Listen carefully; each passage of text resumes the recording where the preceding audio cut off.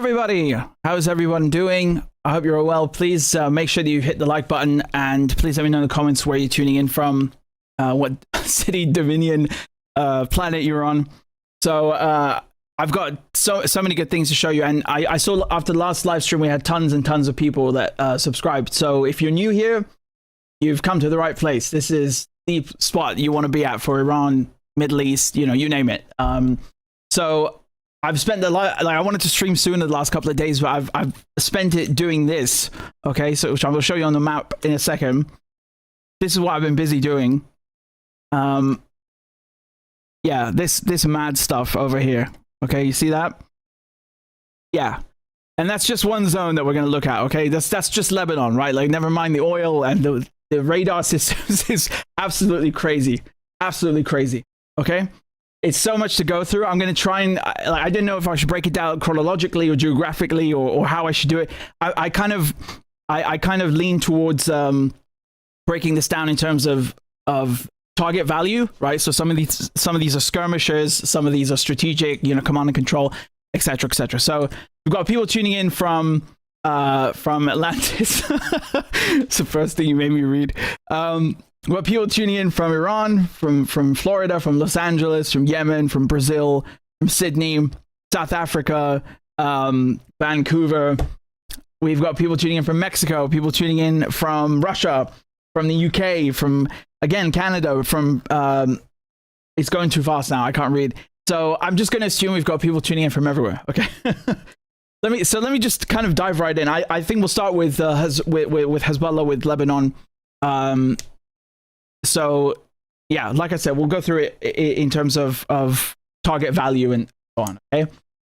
It's going to be a mouthful, it's going to be a bit, but it's all building up towards one big point, okay? So don't be overwhelmed by it, right? Even though the map looks a bit overwhelming. Right, so give me a second. Yeah, you should be able to see that on your screen. Yeah, I just want to try and get this out of the way so you can only see the map. I don't want you to see the annoying thing on the side. Yeah, there we go. You know, half the reason I have to do this is because they, like the police, you know, basically like they don't want me showing you combat footage that is part. Look, let me just explain this very simply. Everyone publishes combat footage. Okay, everyone. Hezbollah published combat footage, the Israelis publish combat footage, the Iranians, the Americans, everyone does that, okay? Not just in this conflict, but in general. And they all put their own logos in it. All of them put their own insignia in the corner, or like it's watermarked inside, okay? Now, the problem that they have with me showing you this footage, because I show you all of the footage, like you can, I don't care, right? Like I'm going to show you what the Americans are publishing. I'm going to show you what the you know, the Lebanese are publishing. I'm going to show you all sides all the time. I've always done that.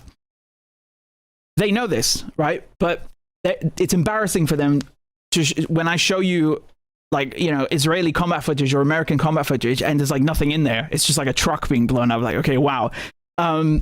And there's no real like strategic value for it. It's not good propaganda, right? Whereas the other side, seem to be, so let's put it this way, a bit more diplomatically, they seem to be scoring battlefield victories, right? Now, they can't come and say, hey, we don't like you showing battlefield victories because it makes our friends look like shit. So what they do is they say, well, there's a logo in that video that is a terrorist logo, like as if I'm responsible for that, you know, like as if I made the video. And you know, like the insinuation is basically like, remove the logo, which is ridiculous. I'm not doing that. It's unethical. Like I'm not going to remove an IDF logo. I'm not going to remove a US logo. I'm not going to remove a Hezbollah logo. I don't even have time for that shit. Okay, not to mention it's unethical to modify source material. It's like ridiculous, you know. So I'm not doing that. And so they're basically the only thing that they have is to like threaten you with jail time, right?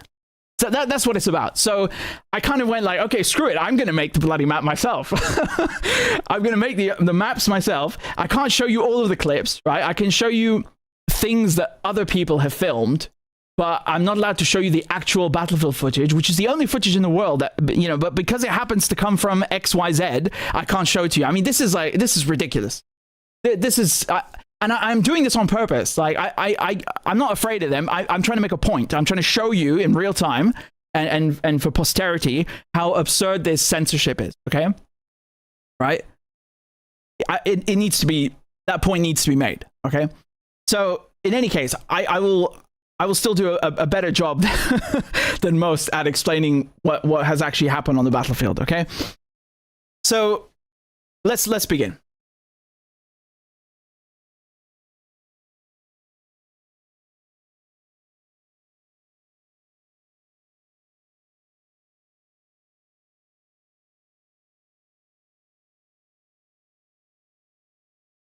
Over the last 72 hours or so, the last couple of days, Hezbollah have entered the war in favor of Iran. They've done it to avenge Khamenei. They've also done it to respond to the over 15,000 ceasefire violations by the Israelis. So there's a multitude of reasons. But what Hezbollah have done during the last couple of days, a lot of people are referring to this.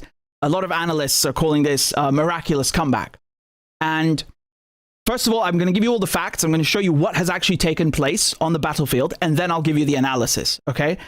But you can see on the map, just I've manually, personally spent the last days mapping all of these flashpoints, skirmishes, bases that have been struck all over South Lebanon, all over the Syrian Golan Heights, all over the north of Israel, all over Tel Aviv and Haifa, every single point.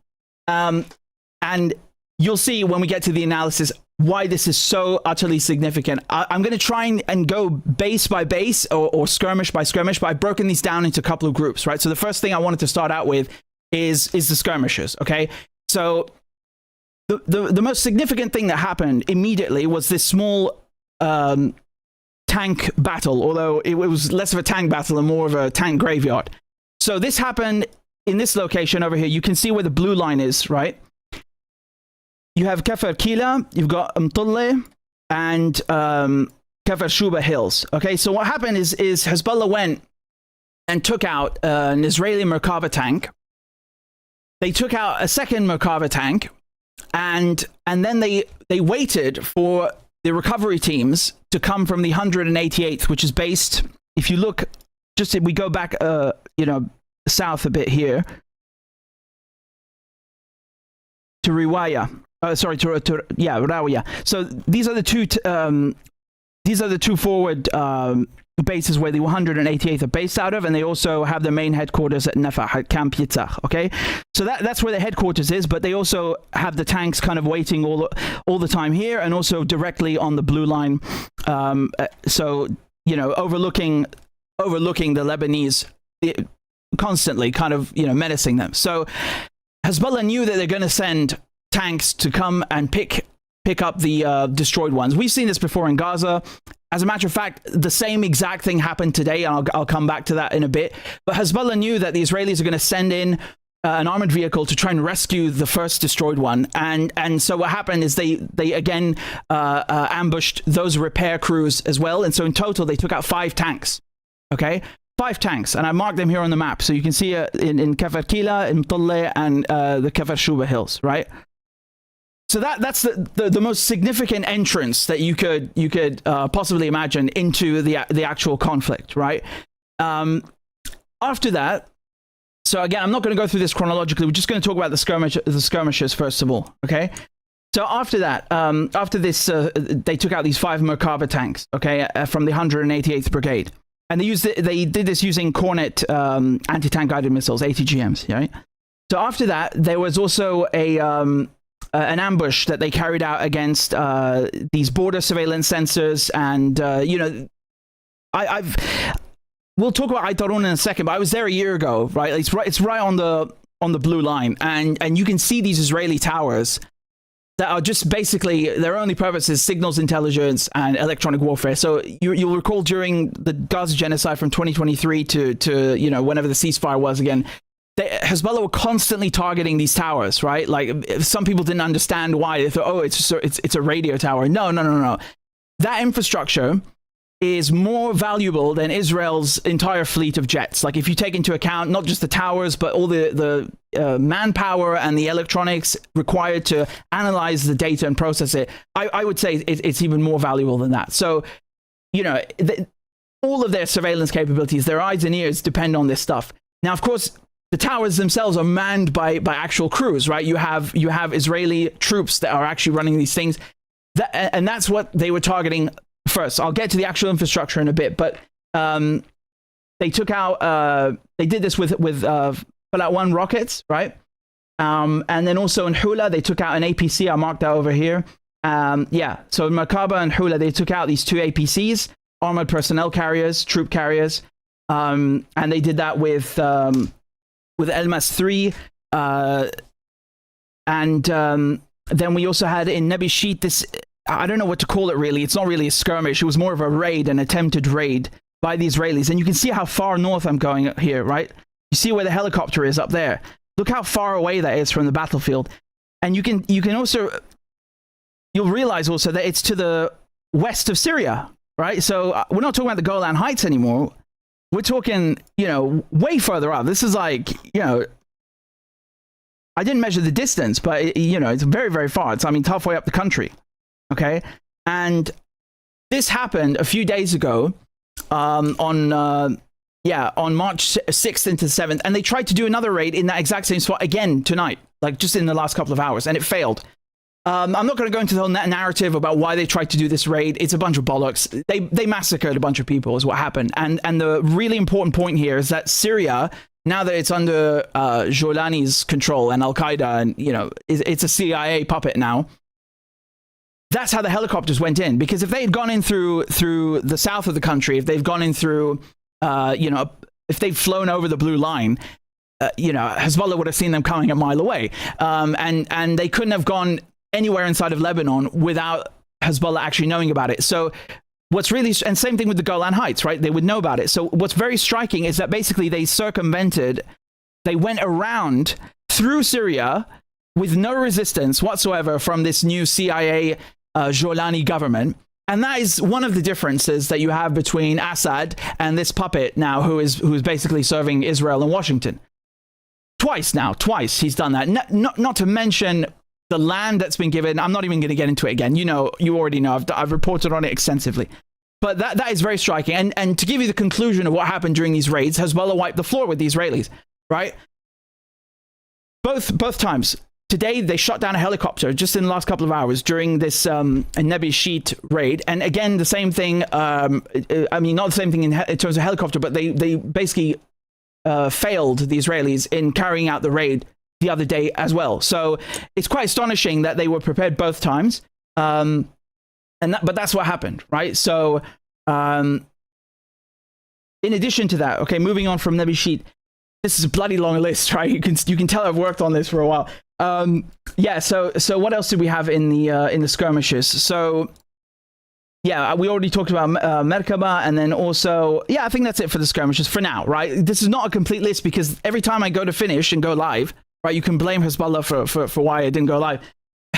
Every time I thought I was finished, they just go and like start attacking again, like 10 new targets, and I'm like, okay, fine, I'll go update the map, and then they just, by the time I'm done, there's another new target. It's never ending. Okay, so I'll talk about them more afterwards. But moving on to Group 2, what is Group 2?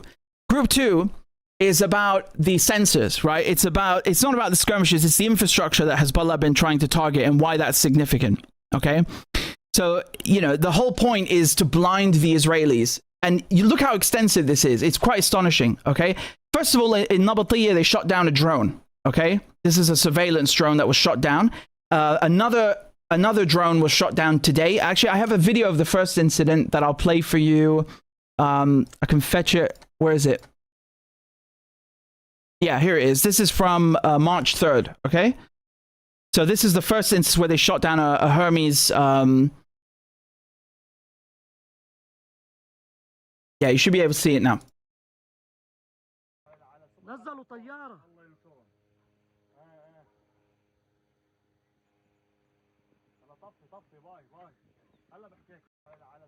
Yeah, you can hear those things when you're in South Lebanon or in Gaza, and the thing is like right above you. You can see it, you can hear it, and I think it's intentional, of course. There's a whole psychological warfare aspect to this, and also there's the aspect that they just don't care because they're terrorists. So anyway, sorry, I'm supposed to be neutral, right? So anyway, going back to the map. So Novelty, they took down their eyes with that drone. They took down another drone today, and then in addition to that, they hit Meron. Okay, so Meron is one of the more important bases that the Israelis have. It's very, very high up. Until they capture Mount Hermon in Syria, this is probably the most important one. It's difficult to explain, but basically all of their northern command and their air force rely on this base, right? It's the crown jewel. And Mount Hermon is more of a newer addition, okay? But this has been a long time piece of their infrastructure because they simply couldn't capture the other one in Syria until recently. And they serve slightly different purposes, right? But this is the one that Hezbollah struck, okay? And in addition to that, they also struck here in all the way in Haifa, okay? They struck this maritime monitoring station, right? It's called Stella Maris. And they also, so this is basically the eyes and ears of the Navy, right? The Israeli Navy. They also struck just nearby the Iron Dome radar over here, okay? And they also struck Haifa Naval Base itself, but I'll come back to that in a bit because it's not, we're talking just about the eyes and ears right now. Over here, there's another piece of Israel's eyes, surveillance and SIGINT that they struck. Sometimes it's difficult to read these names because what the Israelis do is they take an Arabic name, they bastardize it, they turn it into quote unquote modern Hebrew, and then they write it in Latin. And so it's like it's gone through 3 meat grinders. And so even though like I would know how to say it perfectly, I'm just looking at that and like, what the hell is this? Okay, so sometimes I just can't, I'm not even going to bother pronouncing some of these things, right? But I know exactly where the coordinates are, okay? That's one of the towers that they took out, okay? What they did here is, again, they targeted border surveillance sensors, and they used Falak 1 rockets, I think, if I'm not mistaken. Yeah. So, hold on. In addition to that, what else did they get? Yeah. So they hit in Yiftah, right? I think as well. And where is that? Give me a second. It's over here.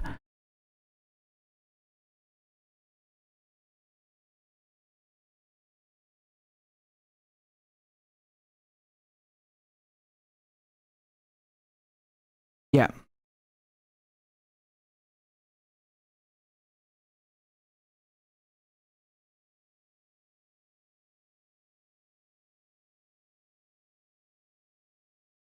Right, you can see here all along the blue line, you've got all of these towers, okay? The ones I was just telling you about earlier. That are omnipresent, and they're perched up on all these hills, so they have kind of a vantage point over everything.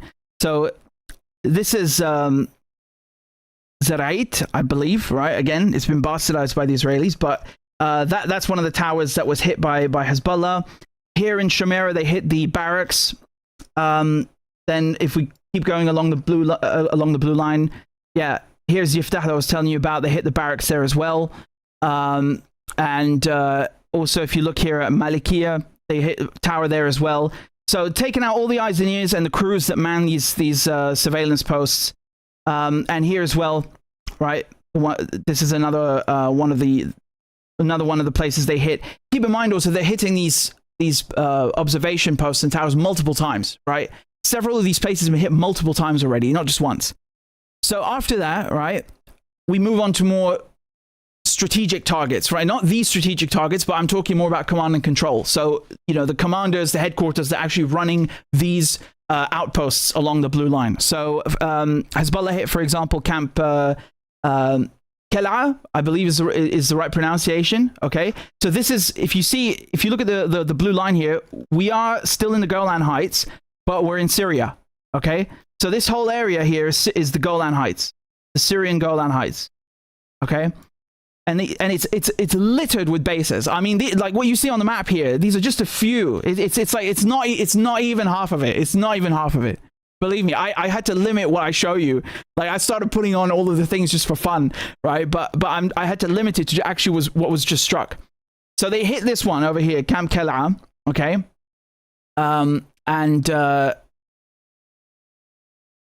Yeah, so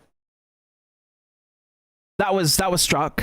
They hit Ramat David Air Force Base. This used to be a Royal Air Force Base.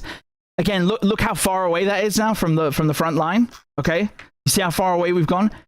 So I believe their target was the aviation fuel depot at Ramat David, right? But look how far away that is from the front line, okay?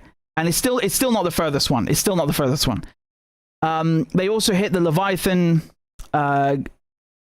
gas platform, although I should have put that in the more strategic one, yeah? Let's keep that for there. But if you look at also Nebi Sheet, and you look at, these skirmishes that happen here, all of those, the Israelis would not even be able to insert themselves or try to insert themselves into Lebanon without these observation towers, without the bases at Meron, in Haifa. They rely on all of these nodes. It's absolutely impossible for them to function without them, right? They're not guerrilla fighters that are able to just kind of blend in the field and, operate by themselves and think on their feet. No. They're completely dependent on a whole chain of command and control and logistical supply. So, the reason that Hezbollah are hitting all of these places, it's not random. It's very, very specific. Okay, and it's all in relation to the Israeli occupation that you have in Lebanon. Here's also, if you look at Camp Yitzhak or Nafah base, right? So this is the headquarters. It's the divisional headquarters for the 210th, right? And it's also the brigade headquarters for the 188th. So 210 division is basically in charge of all the Golan Heights of this section. And then inside of that, you have the 188th Armored Brigade. Sometimes you'll have a command post like this one where they have co-headquarters or joint headquarters for multiple structures. So that's the case here. So Hezbollah hit that. I think, if I'm not mistaken, they were targeting the divisional level comms relay. Okay. So, and also you could also consider it a decapitation strike in a way, right? Get lucky, maybe you hit with the commander. So it's of course both personnel and infrastructure, and they did this with Katyusha rockets, 122 millimeter, if I'm not mistaken. In addition, they hit Ben Gurion, right, or as we should probably call it, David Grün, right? That would be the right name. But Ben Gurion Airport. Now you might be under the impression that this is a purely civilian airport, and you'd be wrong, actually, right? They always say Beirut Airport is full of weapons, right? And you even had journalists coming in and doing a tour, like, to the point that we have to disprove, like obedient slaves to the world, that there are no weapons in Beirut Airport. Please don't strike it. It's dehumanizing in a way. Like, I wouldn't even, that claim should just be utterly ignored.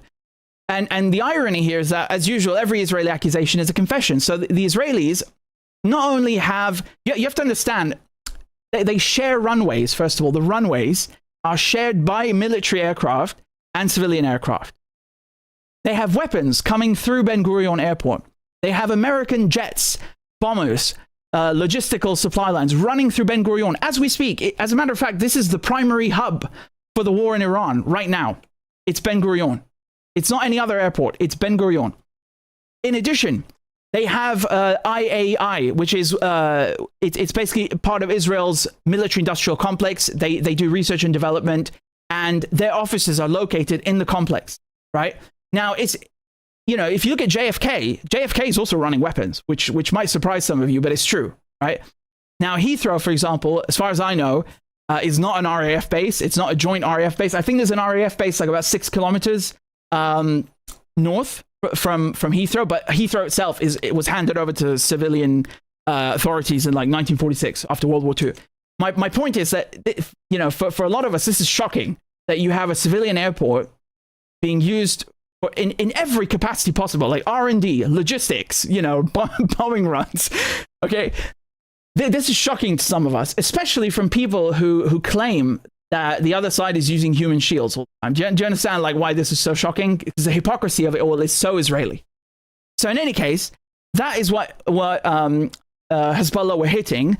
They weren't hitting the civilian part of it. They were trying to hit the so there's a reason I put a factory icon here, if you can see that, right? The reason I put it there is because they manufacture parts for weapons. Yeah, give me a second. I've written all of this down here somewhere. Give me a second. Yeah. So the reason they hit Ben Gurion Airport was to go after these Arrow and Iron Dome production lines. Yeah, Lahav and Elta wings. That's it. Right. Now, you can go and say, well, that's purely defensive. Yeah, but it's military. I mean, if Hezbollah were manufacturing, you know, hypothetically, forget Hezbollah, let's say anyone in Lebanon, anyone, right? If they were manufacturing, plasters or like band-aids for the army in Beirut airport, the Israelis would use that as an excuse to bomb it. So don't come here and start blurring the lines.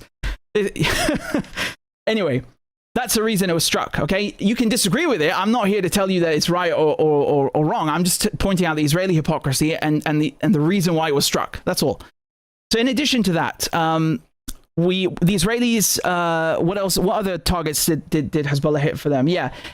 So of course, Rawiyah base itself was struck. Right. I told you the 188th Armored Brigade are based there. Let me pull that up on the map again for you. So some of these targets, as I said, were hit twice, right? And they were hit for different reasons, targeting different things. Yeah, right. Sometimes they're targeting the personnel, sometimes they're targeting the vehicles, sometimes the logistics. So that's the reason. Yeah, here, give me a second. Right next to Kel'a, so yeah. There you go. So there's, by the way, two bases. There's a Rawiyah base north and base south, but they're right next to each other, and they're both in the Syrian Golan Heights. So yeah, in addition to that, right? In addition to that, they hit the Shamera barracks. So the Shamera barracks house the headquarters of the 91st Division. Okay, so that's a forward command. That's why they were hit. And then also the Katsavia base, right? Katsavia is over here. It's honestly astonishing, like when you're trying to map this yourself personally, right? It's not the first time, but there are so many Israeli bases next to each other that it's very, very, very easy to get mixed up. Very easy, right? Like they're loitered absolutely all over the place, right? It's astonishing. This is nothing what you're saying here. Absolutely nothing. So in any case, that was hit because Katsavia, the reason they hit that is because it's basically Golan Heights HQ, right, for artillery and armor coordination. Okay. Now moving on to the strategic ones, right? If this wasn't strategic enough for you, the real strategic ones. Now look where we are. We're in the Syrian Golan Heights. Okay. Zoom out here. So you can see Hezbollah, they've divided their campaign into all these small structures, right? You've got basically southern Lebanon, you've got the Syrian Golan Heights, you've got northern quote unquote Israel, okay, and then you've got Tel Aviv. Okay, so look at all of these targets that have been struck in Tel Aviv. These are strategic ones, right? So we talked about Ben Gurion Airport. There's Ramla base as well, okay, and that's basically where they have the home front command, right? If I'm not mistaken, they do processing as well for conscription. So that's kind of just the idea behind striking that is just to disrupt, cause chaos in the supply line. I mean, of soldiers, not the actual logistical supply line. When we talk about logistics, you look at Trifin. God, what a name. That one was definitely to hit actual logistics, okay? They have national logistics, supply, training there, okay? That's also like on the outskirts. And if this is actually not too far from the Weizmann Institute, by the way, right? It's not too far from it. So in addition to that, Hezbollah hit the Tel Hashomer base over here, right? So that one does national induction, medical, they've got medical core warehouses and so on.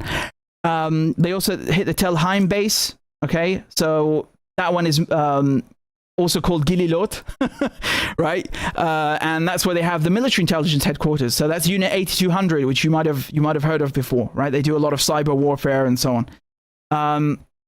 And in addition to that, there's Bilu base. So they hit that one. That one houses the, I think, what was it, 35th? Yeah, 35th Paratroopers Brigade. And in addition to that, Cyprus, right? Now, when I say Cyprus, I mean literal Cyprus, okay? I'm going to zoom out here. And you already know the reason why Cyprus was hit, because there are Americans on the RAF base in Accredited. Okay, give me a second to... There it is, right? So So as soon as Keir Starmer went and said, oh yeah, there's, you know, we're happy to let the Americans use our base, that you can see the airstrip there. Hezbollah went and hit it. And we know it was Hezbollah because the MOD, the Ministry of Defense, came out and said it wasn't Iran. And you had a bunch of morons going, oh, Israel is trying to drag us into a war, like as if Keir Starmer isn't already riding Donald Trump into a battle. I mean, there's, you know, you don't have to rob people of agency, right? Again, I'm not justifying anything. I'm just saying that there is reason enough from a purely objective point of view for Hezbollah or for Iran to strike this base from a strategic viewpoint, because it's actually killing them, right? It's attacking them. So you don't have to go and start reaching and making up conspiracy theory bullshit, okay? And you don't have to rob the people in the region of agency and of their capacity. I mean, absolutely within their range, okay? If you think that's too far for Hezbollah to strike, I've got news for you. It's absolutely not too far.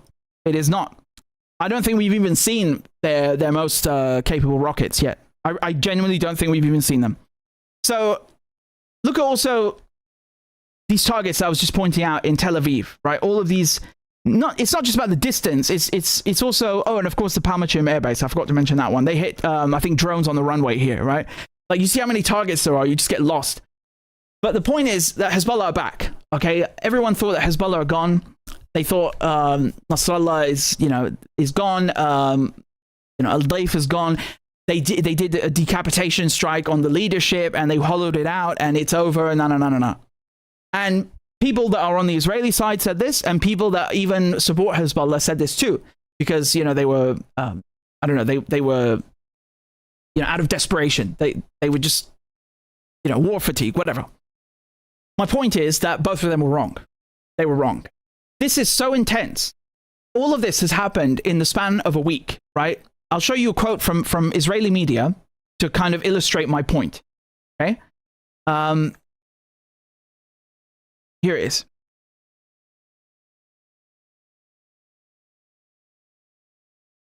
Okay, so on the first day of Hezbollah's entry into the fighting, 10 attack incidents. On the second day, 20 incidents. On the third day, 36 incidents.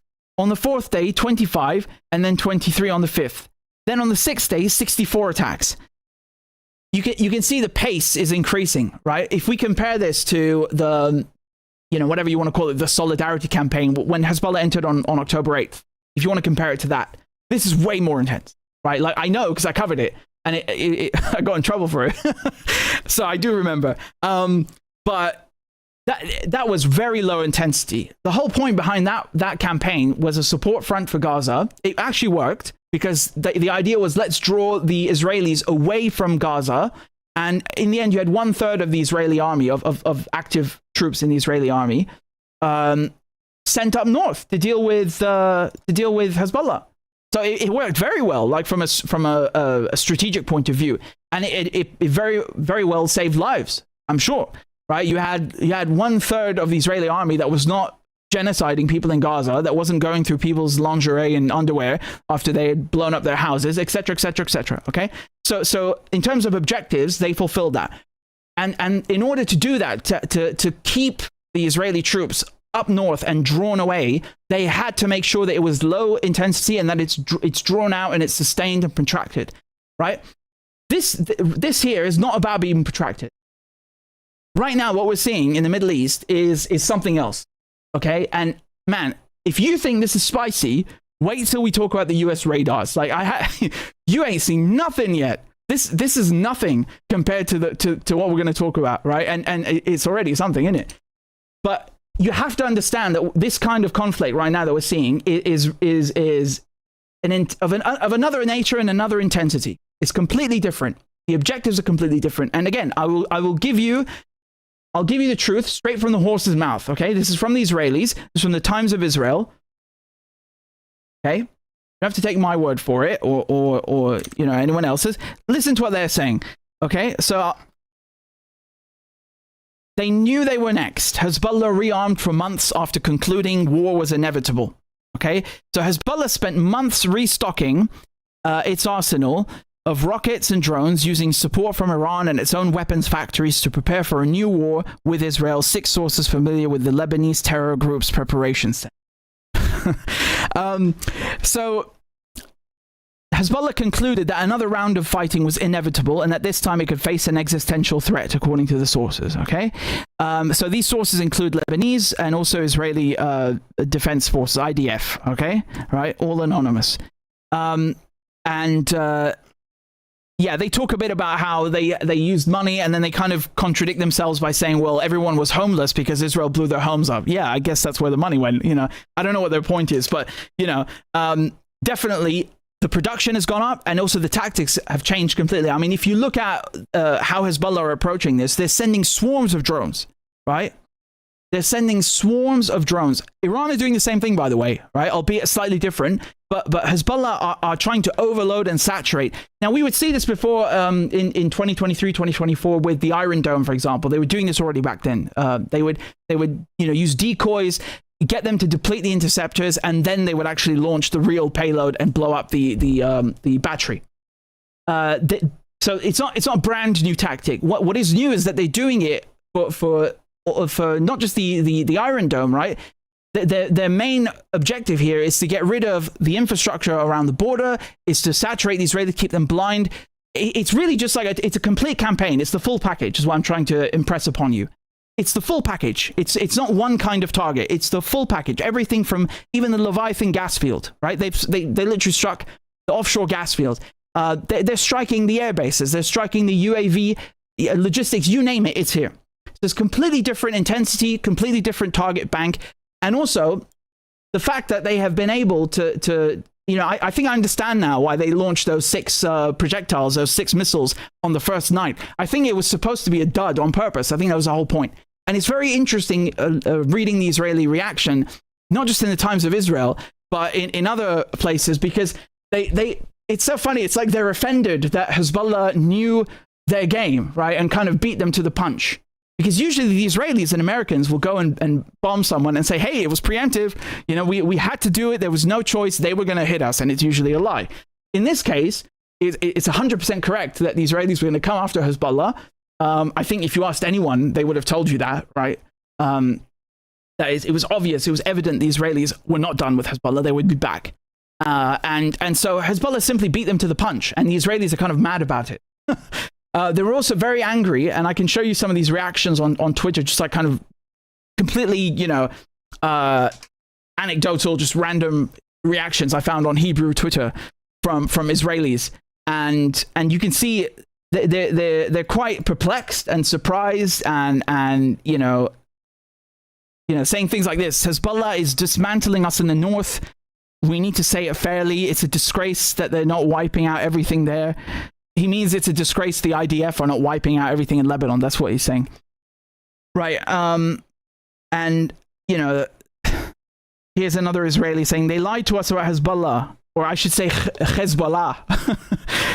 It turns out that taking out Nasrallah and doing a pager attack doesn't faze them at all.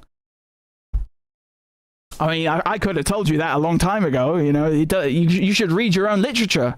I'm serious. They should read their own literature. I'm referring to this CIA manual that WikiLeaks released, where they say in the manual, it's CIA's own assessment, that killing Hezbollah and Hamas leaders doesn't work because they have a basically decentralized, compartmentalized command and control structure. Every cell, although I don't really like the word cell, it's more that has this like war of terror connotation, but basically, the point is you cannot just kill the leadership and expect the group to disintegrate. And this has been the assessment for decades, right? For decades, they've known this. So, I don't know why they're surprised, but okay. No one ever accused the Israelis of being military geniuses. So, these are just purely anecdotal, just like random ones, right?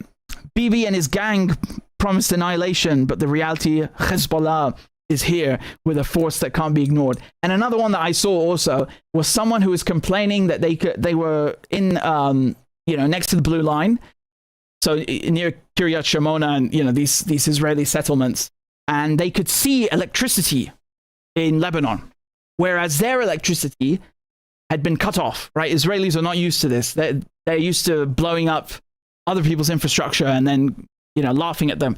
So they were outraged. They were outraged that, how dare the Lebanese have electricity when we don't? This is a foreign concept to them, right? Anyway, they seem to be very, very upset about it. So, there's no denying it. And again, it's not me saying this. The Israelis themselves, the media are saying it. Random Israelis are saying it. Hezbollah are back, and they're back with a vengeance, and they are firing at an extraordinary intensity. Whoever thought that they were down and out, it was completely mistaken. And my, in a purely journalistic capacity, right? Just my professional assessment, their operational security of being able to rearm, even if Iran was giving it to them or if they built it themselves, it makes no difference. The point is that the fact that they were able to do that when they are in one of the most highly surveyed zones in the world and under some of the biggest scrutiny from their own government, which is working with Israel, from the Americans, from the Israelis, from all these, these big-brained, galaxy-sized brained intelligence agencies. And they were still able, under their noses, to rearm is extraordinary. I mean, this is an objective fact, right? I know that what I just said carries a 14-year prison sentence because we have fascist bullshit laws in England, but I'm sorry, I'm not gonna, lie to you, lie to millions of people watching this, and skew the truth. It's not my opinion. It's a fact that if you're able to pull that off from an operational security point of view, it is impressive, right? It's purely objective. And it speaks to the arrogance. It really does. It speaks to the arrogance of Western and Israeli intelligence, and media and politicians, the whole orchestra. Like, oh, we killed them. We got rid of them. Haha! Look, we blew up their fingers with pagers. Look, we took out Nasrallah. They're hollowed out. That was hubris. That was arrogance. That was arrogance. And I think they would all agree with me, maybe privately. Right? Maybe not publicly, but they would agree with me that it was arrogance. It was foolish to say that. This is how it is with guerrilla movements. You can't. There's one side that owns this land, and there's another that does not own this land, and one of them is always going to fight harder than the other. It's just the way it is, right? It's just an objective fact. Whether we're talking about Vietnam or we're talking about and the French, not even the Americans, or we're talking about Algeria. Or we're talking about Lebanon, it makes no difference. It's just the way it is. I don't write. It's not me who wrote history, and I didn't invent these rules of warfare. I just call it how it is. So they're definitely back, and I can guarantee you, by the time this live stream is done, there'll be more targets on that map. I can barely keep up. It's really a lot. And one last thing. The Israelis constantly issue these evacuation orders, right? They'll tell like a million people in Gaza, oh yeah, pack your shit and just go south. Like they're asking them to go on holiday or something. They do the same thing with Lebanon, right? And Hezbollah issued a reverse evacuation order and said, everyone in Kiryat Shimona, everyone who's within a 5-kilometer buffer, you have to leave, right? I suppose the whole point of that was like a bit of tongue-in-cheek, the way that Yemen have also been doing it. But anyway, that's besides the point. I think the real, the Israelis right now are scrambling to figure out what the hell is going on. And their eyes and ears are being taken out.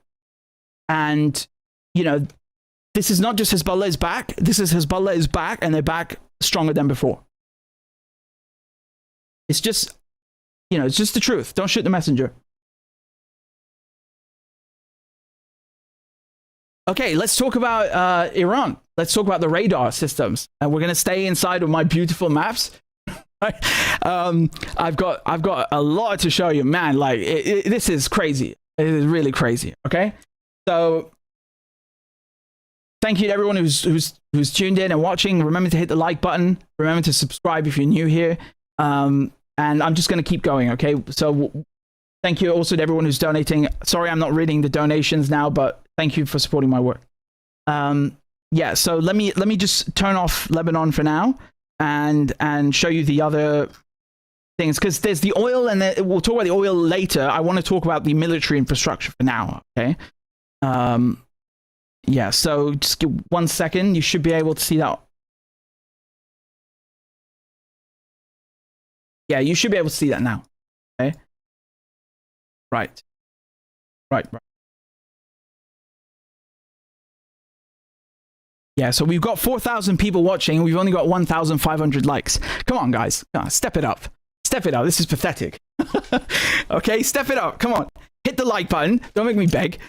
Okay, let's talk about the military infrastructure. So, in the last couple of days, Iran have dealt the United States what I would describe as one of their most humiliating military blows ever.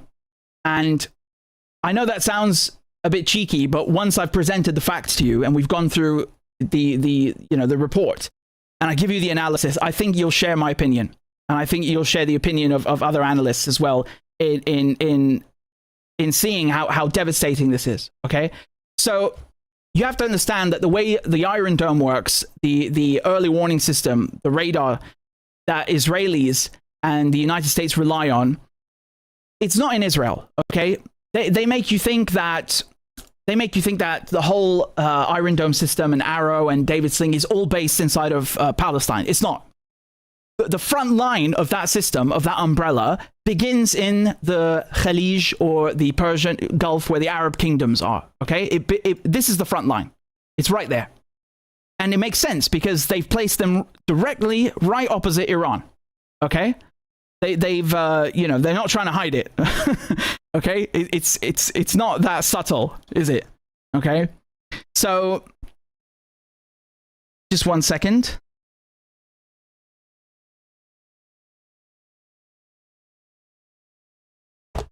Yeah, so it's not very subtle. Okay, so you remember the very first day I showed you that video of this radome, this thing that looks like a massive golf ball in the NSA base in Bahrain, where the 5th Fleet are stationed out of, being blown up. Okay. Now that is very significant because it basically permits the Americans to talk to their ships. Okay, it's a communications hub that allows the ships, the vessels that are in the water, to talk to the 5th Fleet headquarters in Manama in Bahrain, and also to talk to the Pentagon in Washington. Okay, so that's very, very, very significant. And I'll show you on the map here. And again, I've gone and done all of this myself manually. That's why I haven't been broadcasting during the last days. I've been suffering doing this stuff. But these are the GSC 52B SATCOM terminals that were taken out. Okay, so just take a look at that. Right, you see, you can already tell it's an American base because there's a baseball field on there. But anyway, you see the two radomes over there. Okay, so that's what they used to look like, and that's what they look like now. Right, that's what they look like now. So you can see they're just those black giant craters. Okay, they're completely gone, and also the warehouse here on the left is completely decimated. But yeah, believe me, it was not easy getting all these photos, like searching through the base the whole time.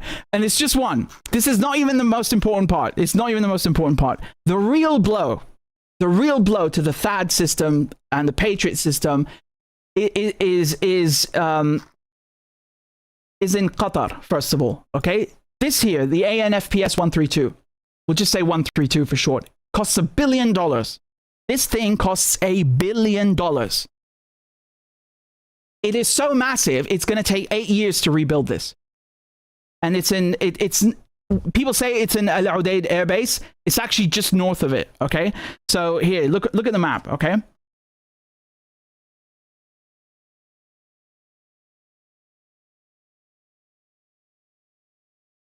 That's where the airbase is, and this is where the site is of this radar that costs $1 billion.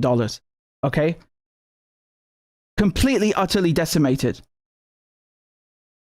Do you see that? Do you see the structure over there? This massive structure? Okay?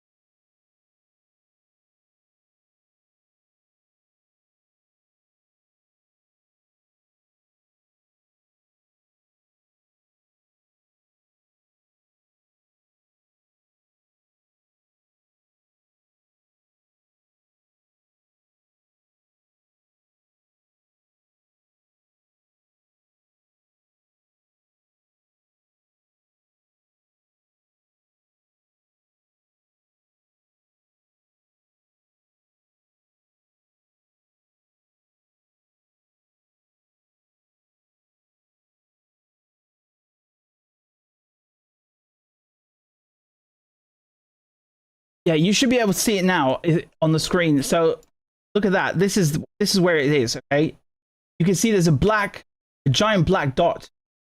Okay, it used to be white. Now it's completely blackened. Here, I'll align it for you manually. Okay, I've gotten quite good at this now on the spot. So yeah, there it is. Okay, so it's got a giant, massive hole in it. It costs $1 billion, and it's going to take another 8 years to build. So you could expect it. I don't know. Let's say around 2032, something like that, right? It's 40 feet tall. It's very, very, very, very big. It's absolutely massive, and there's only 6 of these on the planet. This was the only one in the Middle East. It's the only one, and it had the largest range, right, out of all of the radar systems that the United States has. And you have to think how embarrassing this is, that you have a $50,000 drone, right, like a Shahed 136. Well, let's say a swarm. Like let's imagine you send 100 of them, right? Like till you actually you actually hit this. Even if you send 100 or 200, it's still way more cost effective. Like you compare, $50,000 times 100 to this thing that costs $1 billion and takes 8 years to build. By the way, you're still screwed even if you had the money and a time machine. Why? Because you still need the raw materials, these rare earth minerals from China. China has the overwhelming majority of them. So, Iran could phone up the Chinese and say, put the squeeze on them. You're never building this again. Good luck. I mean, I can't overstate how screwed up this is for the Americans, right? Like if I were them, I would genuinely be crying. So that's the one in Qatar. Now, if you look at Jordan, UAE, and Saudi, okay, they have the other smaller radars that cost about like 300, 500 million each, okay? And those were also the only ones in the Middle East. Although, allow me to preface that by saying there's one more left in the Negev. One more. But those are the main THAAD radars, and they're all destroyed now. All of them. Okay? So I also mapped those out for you as well. Let's go to let's start with UAE, for example, okay? So let's go to Ruwais base, okay? And, yeah, so look, this is how it used to look before, okay? That's how it is on Google Maps. And then if I overlay, you can see the black charred spots. Now, it's true that there's less shadow, right? Don't mistake the two. But that is definitely destroyed. That black mark over there, it's cooked, okay? That's definitely cooked. And there's another one over here, okay? That's definitely gone. That's just gone. Okay, that's the TP2, right? We just the one we looked at in Qatar was the 132. This one is smaller, less expensive, and it's called the TP2. So this is Ruwais base in UAE. Now, not too far away, you've got Al Sadr base, okay, and it has an identical radar system, right? TP2, and that one also got smoked. Okay, so I'll just show you how it used to be and how it is afterwards. You can see down here these black spots on the structure. Again, they're separate from the shadow of the sun, right? You can definitely tell them apart, right? That one is definitely a strike. That one's definitely a strike, and it's just cooked. It's completely cooked. Gone. Right now, if we look at Jordan, for example, right? In Jordan, we've got the Salty Air Base, and that one was also cooked, right? I think the image has gone out of where I placed it earlier, but just leaving the rest aside, you can kind of see it's completely charred and destroyed. Again, I forgot where I placed this image. I think Google Maps is tripping a bit, but this one is 100%, 100% from Jordan, from this specific base, and that is cooked. That is gone, right? Completely smoked. And then if we look at Saudi Arabia, right, there's another TP2 radar there in Prince Sultan Air Base, also completely cooked. It's even on fire in the satellite photo, right? So that's how it used to be, and you can just see the smoke bellowing out of it, okay? Cooked. And these were the only ones in the Middle East. There's just one left in the Negev. One left.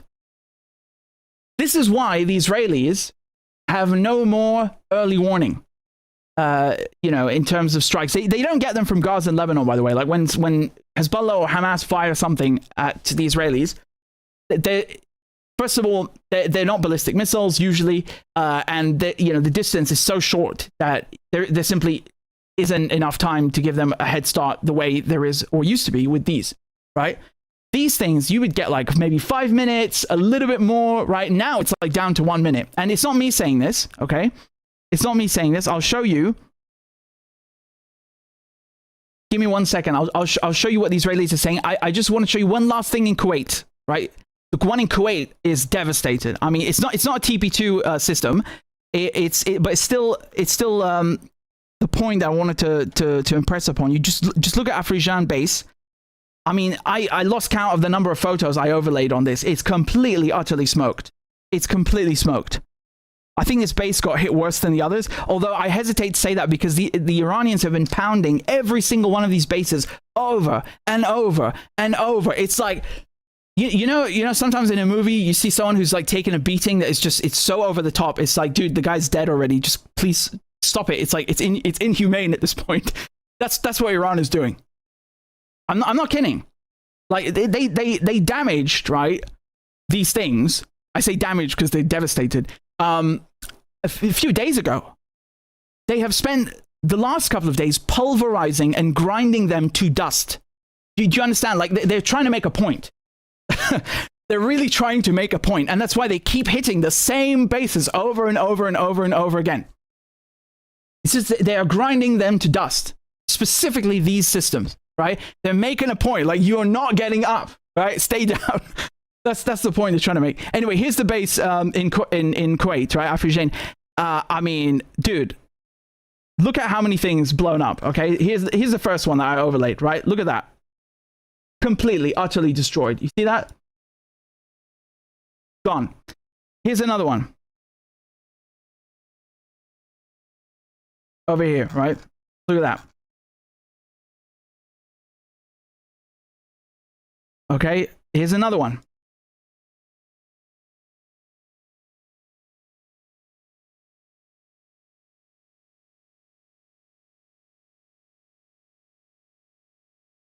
And another one. I think you get the idea. I'll just turn them all on and you can kind of see what I mean, right? So the thing is, you go on CNN or like other sources, they'll show you the before and after of like a small snippet. That's not good enough for me, and I know it's not good enough for you guys. So I wanted to give you the full package where you can see the whole base and just look at how, I mean, it's been smoked. It's been smoked. And this is not even everything, right? This is just what we know, what we have. And, you know, there could be additional strikes that we don't know about or haven't been published by the, you know, the services that publish these satellite photos. As a matter of fact, Planet Labs, for example, have imposed the mandatory limit now of 96 hours on all things relating to this region specifically. What they're basically saying is the damage is so humiliating and so bad, we can't show you the photos. Because honestly, there's no risk to operational security. The operational security risk came years and years and years ago, okay? I mean, and there's nothing you could really do about it anyway, because at one point or another, you know, either Google Maps is going to inadvertently publish the location or a photograph, and someone is going to pick up on it, or the Chinese or the Iranians or the Russians are going to develop a space program because they're smarter than you, and they are simply going to figure out what you have and where it is. And they did. Lo and behold. So, you know, there is no operational security consideration. There just isn't, okay? There isn't. So at this point, it's purely propaganda. It's purely about saving face. That's what it is, okay? It's purely about saving face. And there's also, this other base in, did I already show you Ali Salem in Kuwait? No, I didn't. This is the other one. It's not too far, right? And yeah, this one is just literally on fire. The whole bloody place. Just look at that. That is astonishing. That's the whole base. Look at it. They probably hit the fuel depots, the aviation fuel depots there. In addition, of course, to the tower that you can see right here, which I placed this marker, right? You can see here they hit the satellite. Let me unblur that and zoom right in. Do you see the snow globe again? The radome. That's a radome over there. There's a satellite dish here. Again, I think I saw New York Times publish it, but they didn't show you where it is or what's going on. You wouldn't know reading their stuff how badly this base has been hit. I think now, when I show you this, you get the idea. I mean, that is humiliating. So all in all, this is billions of dollars. Like, the United States have never lost this much infrastructure and that much money in such a short amount of time. So do you understand what is going on? This is why I spent days on this. I was like, oh my God, when they see this, like, you're going to freak out. Has anyone shown you this in the mainstream media or even in independent media? Like, actually put it into perspective. It's mind-boggling. This is decolonization in real time. Literally, they're wiping the goddamn region clean of this American cancer. You can't rebuild this stuff. This takes years. Each one of these radars that I showed you in the UAE, in Saudi, and Qatar, and in Jordan. The 132 that's in Qatar, and that costs $1 billion, and then all of the smaller ones that are part of the THAAD systems as well in the other 4 countries. Dude, so that's $1 billion, and the other ones are like 300, 500 million each. And they take years to rebuild, years. I would cry if I was CENTCOM. I really would. You know, I've spent like the last year and a half like writing a book about counter surveillance. So the cybersecurity thing. So this is not 100% the same thing, but there's definitely an overlap between the two, right? So I can appreciate, right, figuratively, what this equipment does, even though I hate it because it's being used to kill people, including journalists, you know, right? The whole point is counter surveillance. But my point is, I understand the value of that equipment, what it means to them, and how screwed they are. That's what I'm trying to impress upon you, is that this is really serious. This is really, really bad for them. So just to show you what the Israelis, and their, in terms of their sirens and early warning system and so on, okay? Because we have to be clear for a second. I know they want to make it out to seem like, oh, well, these are purely defensive things, right? And the police even try to give me shit about this. Like, specifically, these battle reports that I'm doing, like, they try to, you know, like, hey, yeah, but those are defensive things, and, you know, like, try to make a distinction as if they know their ass from their elbow. No, I'm sorry, like, you know, this is not defensive. And by the way, you know, a military occupation is a military occupation. It doesn't matter, you know, what tools they use. I mean, it's a completely redundant point. And these oil kingdoms that host these US bases were made up by the UK. They didn't even exist 100 years ago. Some of them didn't even exist 50 years ago. They're military bases. That's the whole point that they were created, is for the oil and for these bases that I just showed you. That's their only reason for existing, is to oppress people in the region. That's it. And lo and behold, they were used to attack Iran. They weren't just used defensively. They were used offensively. And they can be, right? Just because you can use some of these systems to detect missiles doesn't mean that you can't use them for offensive purposes, right? And also, if you're the one starting the war, and, you know, you're going to shield yourself from retribution or from retaliation, well, that's not really defensive because you're still the aggressor. Anyway, you know, we're going to start falling into the philosophical debate now, which is completely redundant. I want to show you what the Israelis are saying in their media. Give me a second. Where is this? So, yeah, this is from...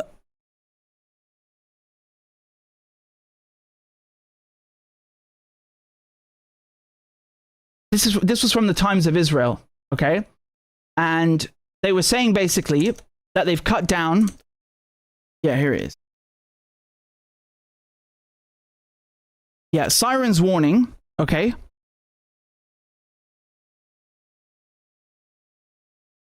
So IDF says it cannot guarantee that it will send an alert for missiles before sirens sound, right? So the Israelis went from, we have the best missile defense system and you know, Arrow and Iron Dome and all of this detection, and oh, we are so smart and so great, to this, okay?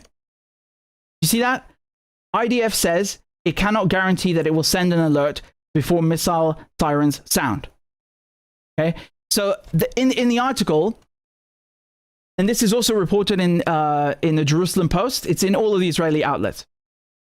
They also say basically that the IDF didn't specify why.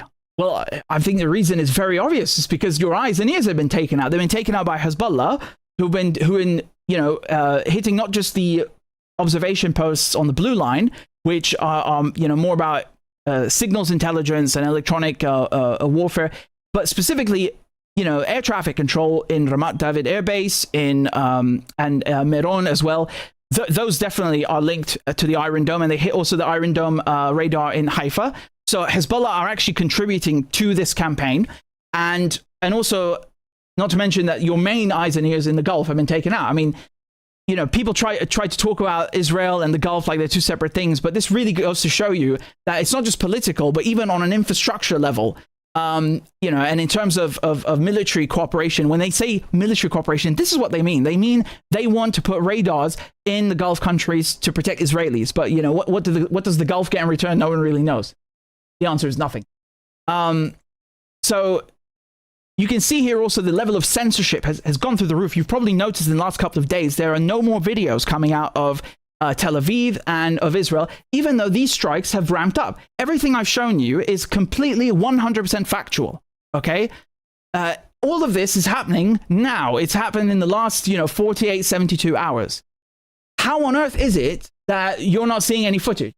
I collect and gather and collate and disseminate news for a living. So when I'm telling you that there's something weird going on here, there's something weird going on here. This is a conflict of this magnitude. It's the largest war in 20 years, right? I think we can all agree on that. It surpasses Ukraine and Russia, for sure. There should be way more footage. The Israelis have enacted now a campaign of censorship that's unbelievable. They're knocking down cameras, CCTV cameras in the street. They've always had a military censor, which is actually a British thing. They took from the British mandate, very democratic. And they've said that anyone who posts or films any of the destruction gets 5 years in prison, Israeli or otherwise. And you can see here on the news, look at CNN. Just, take it from them. We're not showing you that because we're not going to show, the Israeli government does not allow us or want us to show where that may have come up, that interceptor. But I'm not. Did you hear that? I'll turn it up again just so you can hear it. There. We're not showing you that because we're not going to show, the Israeli government does not allow us or want us to show where that may have come up, that interceptor. But I'm not going to go up there.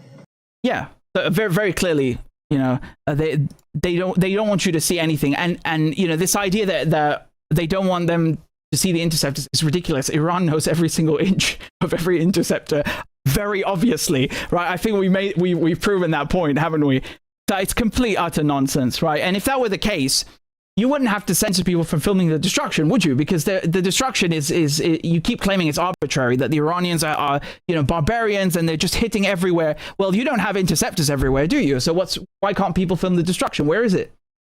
It's bollocks, right? It's again one of these things where they pretend like they're a democracy and everyone else is authoritarian, and it's 180 degrees the other way. So here's some clips that I again, a lot of this is taking time to verify as well. I can't just gather any clip and show it to you because someone said it's from Tel Aviv. It could be from 2025. It could be from another part of Israel or occupied Palestine. It could be debris falling from the missiles, and maybe not even the missiles themselves. So a lot of this takes a lot of time to prepare. These are some of the clips that I was able to more or less verify, right? And some of them are AI as well, by the way. That's another danger now, that some clips are just completely AI. But these are legitimate. So this is a genuine clip. This was filmed east of Tel Aviv, right? And I'm just going to show you a bit of the strikes that have happened, not just tonight, but also in the last couple of days, just so you get an idea of the scale of what is happening there.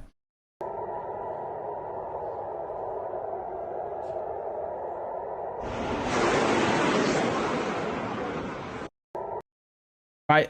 Now, this clip over here is from also Tel Aviv.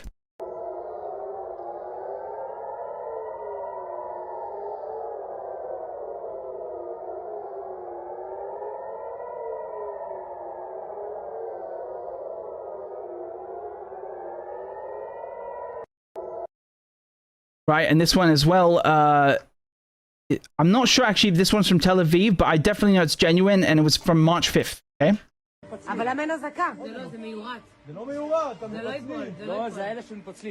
Do you see how they're coming down in groups, right? So people are calling them cluster munitions. They're not cluster munitions. That's one of these things where the Israelis try to, every Israeli accusation is confession. Look, a cluster, right, is not the same thing as a cluster bomb, right? You can have a cluster of stars or a clusterfuck. It doesn't mean it's the same thing. Okay, cluster bombs are usually dumb munitions that are dropped indiscriminately by the Americans especially, and the Israelis especially, in Vietnam, in Laos, in Cambodia, in Lebanon. And they have a notorious dud rate, meaning a lot of them don't even go off, and they stay as mines or booby traps and blow up randomly decades later and maim people. You know, that's what cluster bombs are known for. And by the way, the Americans used them in Iraq as well in 2003. So when the Israelis say these are cluster munitions, they're not. They're MIRVs. So basically, they're all coming out of a missile. They're guided and they are dispersed in a cluster, but they're not being randomly dropped on civilians, you know, in densely populated areas. They are all guided and taken to a specific military target, right? And again, they are a completely different class of munitions and incomparable. It's total propaganda, right? So it's a cluster of munitions, but it's not a cluster munition. Okay, it's a very, very important distinction. So yeah, you can see more of these things coming in, and the reason you're seeing more of these, MIRVs, these multiple reentry munitions, is because the Iranians unveiled the Haybar missile, right, a while back, a few months ago, if I'm not mistaken, right? I think they put it into service a few months ago, yeah, and then they've used it now for the first time in a theater of war. So they were, you know, spamming the older missiles from the 90s and early 2000s, still are, by the way, for the most part, before switching to these. So they haven't even exhausted their older armaments, but this is one of the newer ones, certainly. And it's, again, one of these things that the Americans and Israelis themselves don't have. So my point with this is that these things, you know, they're not even getting alerts for them anymore now, right? They're not even getting alerts, the Israelis. Here, by the way, this is from the Jerusalem Post. Same thing I was telling you. Look at this. All right. So IDF issues shorter warning times for recent Iranian missile attacks. Okay. And they're basically saying that the IDF is issuing shorter than usual warning times. And, you know, that they sent in one example, they sent an alert at 7:16. At 7:19, and it was only, you know, they basically had a 3-minute buffer between the two, right? And then only 1 minute buffer between the other one. So, and here 2 minutes. Usually that you don't have just 1 or 2 minutes. You have a bit longer than that to get to the shelter, right? And they say at the very bottom of the article, again, this line, which is such, I mean, ridiculous propaganda. The IDF did not explain the reason for Friday's short warning times. And then the article just ends. I mean, well, okay, the IDF doesn't want to explain it. How about you explain it? I don't know, like you're an Israeli journalist or outlet, you know, isn't... Who is going to explain it if you don't? You know why there's no warning, and you're embarrassed to say it. It's because your radar systems have been barbecued extra crispy by the Iranians, and you fucking know it, and it drives you crazy that they have bested you. That is the truth. That is the truth, and you know this, and you won't say it. Either you won't say because you don't want to. By the way, the other possibility is the military censor. Again, very democratic Israel, right? Totally democratic. Here, you know, this one was the article in the Times of Israel, right? The IDF said the change in alert timing was not due to technical issues. It wasn't. What was it due? You know, Netanyahu had a change of heart. What does that mean? It was not due to technical issues. Like, again, just utter gibberish, right? Operational consideration. What operational considerations? Just like killing everyone in your populace? I mean, this is garbage, really. It's so thinly, veiled. It's not even like, you know, a good job done. And the Americans doing the same thing, by the way, with their dead, with their KIA, which we'll talk about in a bit. But this is really just, you know, they're actually the only ones I've seen in Israeli media that actually tried to touch on the fact that it's because of the radars, right? So they say here that satellite images of bases in the UAE, Saudi Arabia, Jordan suggest that Iran is attempting to blind the United States by targeting critical radar systems. Yeah, they're not attempting. They've already blinded you, evidenced by the photos I just showed you and the fact that you're saying you've got no warning. So I think they've succeeded. you know, it's very, very clear what's going on, right? And I don't think that the Israelis or the Americans expected any of this. And I think that they've been, you know, it's a classic, typical example of two arrogant military powers picking on someone who they think is smaller and then getting punched in the face, right? Again, you might not like the analogy, you might think it's a bit colorful, but it's an accurate analogy. It's a factual, objective analogy. It's true, right? You can't realistically think that America and Israel knew that this would happen and let it happen. I really think that they honestly believed Iran is not capable of doing it. And the irony is that Iran did it with less money, right? It's not like they had to struggle to do it. Some of these drones are made of carbon fiber, like the ones Hezbollah are using as well. They don't even make noise, right? No noise. You can't see them on the radar because they're not packed with metal. It's incredible, honestly, from an engineering, from an objective point of view. What these people have been able to do under sanctions with no resources or limited resources compared to two of the greatest, or so-called greatest military and intelligence apparatus, you know, or entities in the world. It is remarkable. I mean, sorry, that's just, it's objectively true. And you can see here, American soldiers themselves filming 117 radar unit being blown up in their own base in Kuwait. I mean,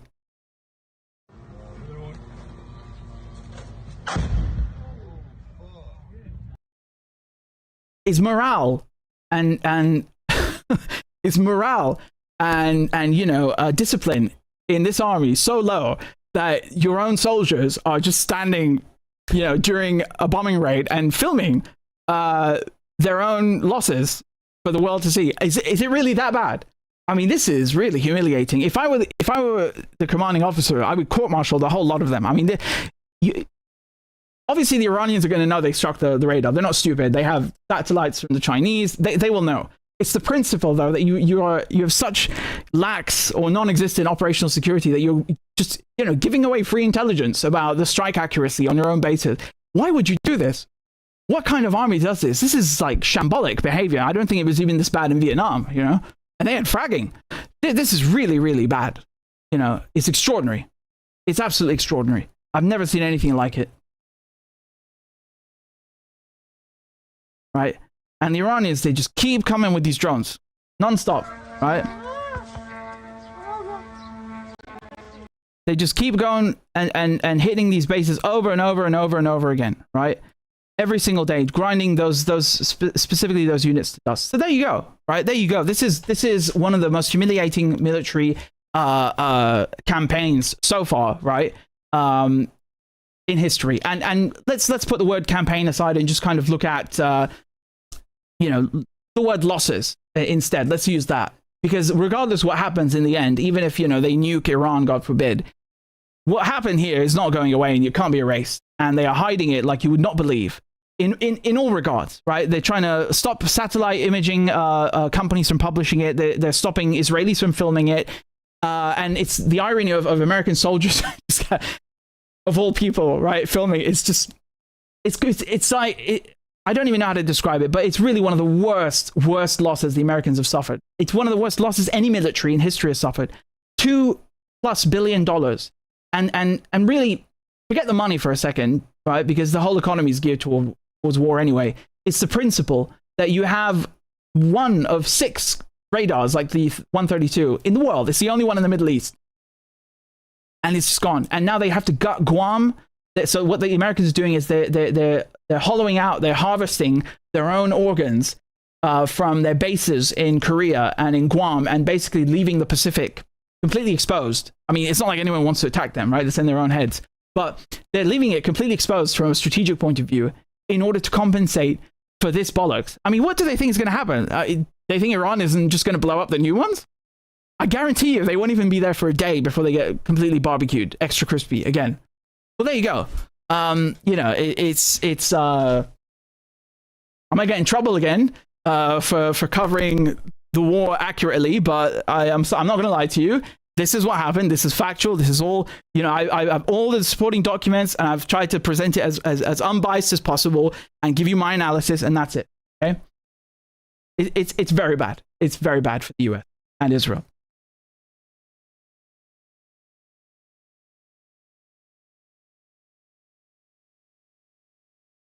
Okay, so we're not done.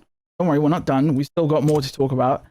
But I'm just trying to clear out what I've already shown you here. So yeah, we've got 5,000 people watching, but only 3,000 likes. Please make sure you've hit the like button. And if you're new here, I see someone saying extra crispy.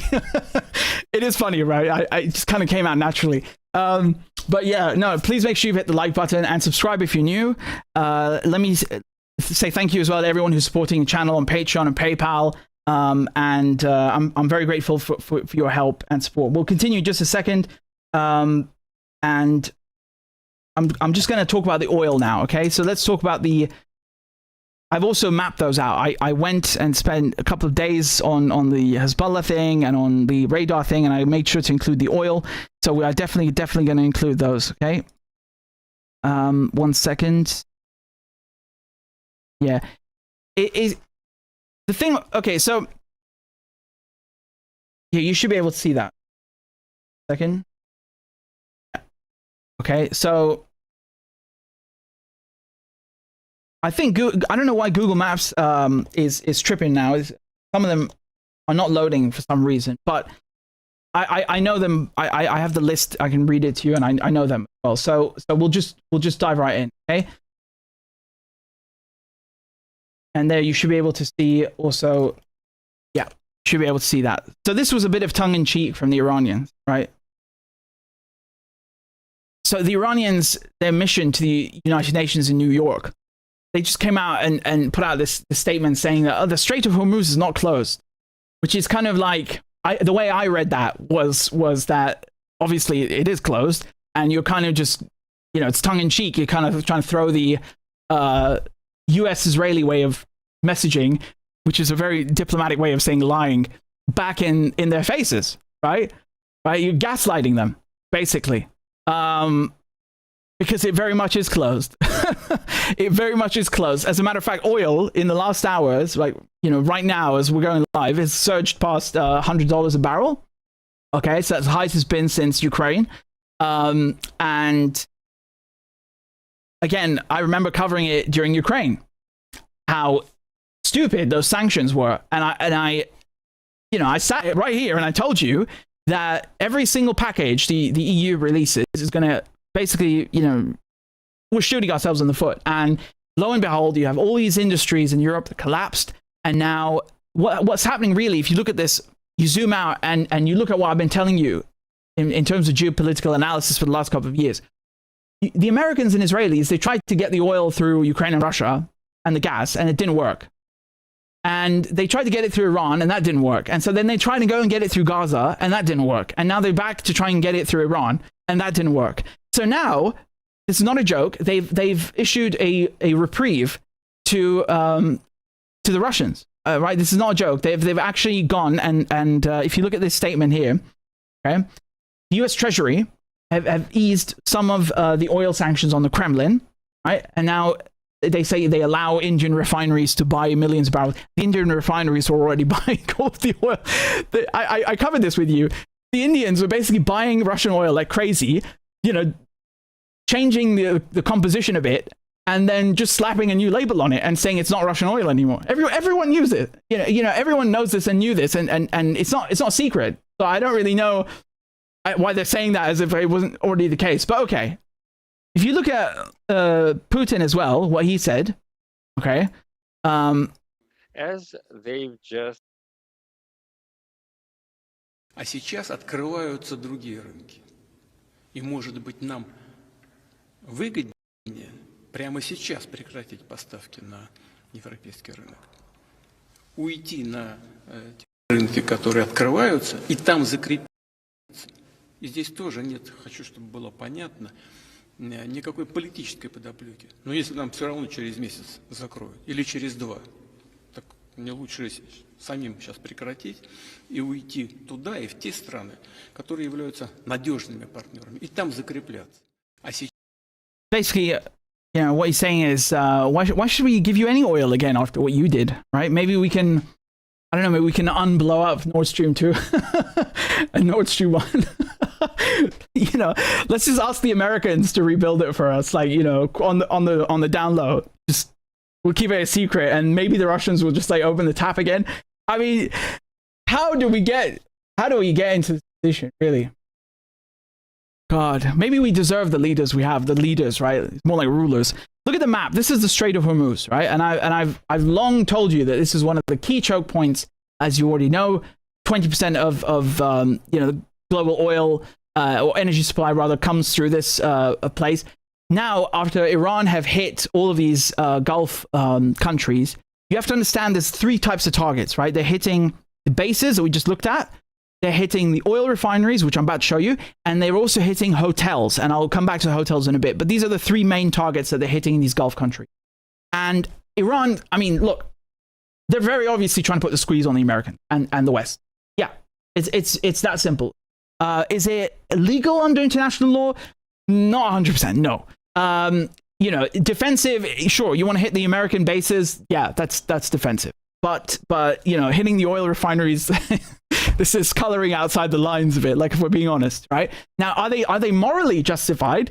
You can make up your own mind. I'm not going to say it, right? But yeah, it's not 100% legal. Now, look, today, just today, the Americans blew up a bunch of Iranian refineries, and it's raining oil right now in Iran. Literally raining oil. They've released that stuff into the atmosphere. So, you know, it's not like we have some kind of moral high ground to lecture the Iranians about bombing refineries, because what they've done is actually quite surgical. Whereas what we've just done in Iran now is turning the literal sky black in Tehran. Okay, so we have no moral high ground. That's for sure.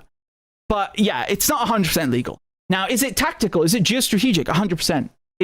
Is this the smart move to do, like to block the Strait of Hormuz and you know, hit those refineries, Aramco, and you know, all of these the bloody pillars of the empire? Of course it's strategic. I mean, who could argue with that? Come on. This is an objective fact, right? It makes 100% sense, right? And again, these things are quite isolated. If you look at the industrial cities, if you look at them, I've looked at them because I've had my face buried in a map for 4 days. Yeah, they are isolated. Unfortunately, there are actually a few workers that have been killed, and you know, they have nothing to do with this. They've just come from other countries to work there.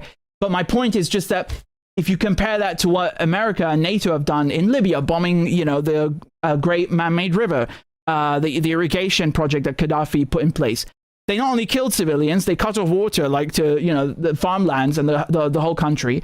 You go and look at what they've done in Syria, blowing up dams.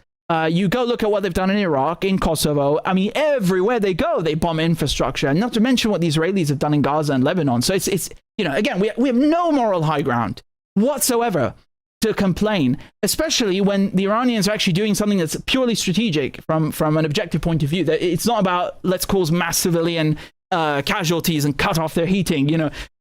Not that you need heating in the Gulf, but you know what I mean, right? It's a completely different nature of warfare, right? And that is an objective fact. So you can look at just the shipping lane itself, right? Or the lack of, or the lack thereof, rather. Like, it's just closed. You see the cluster of ships here. So the legend.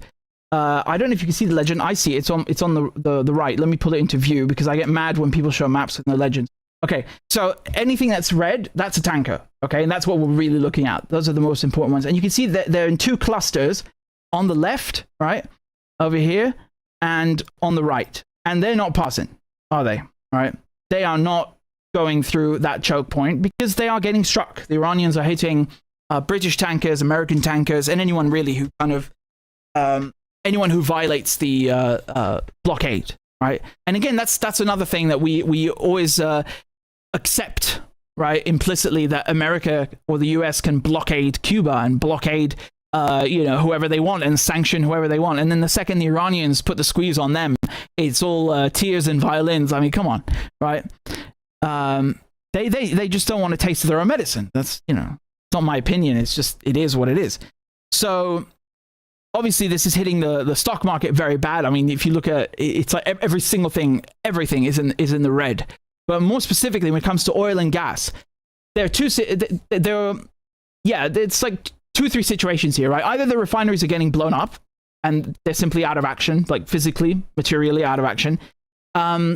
Or they're simply at full capacity, meaning the tankers are full. They literally can't, because the ships can't offload their cargo. They can't get to their destination.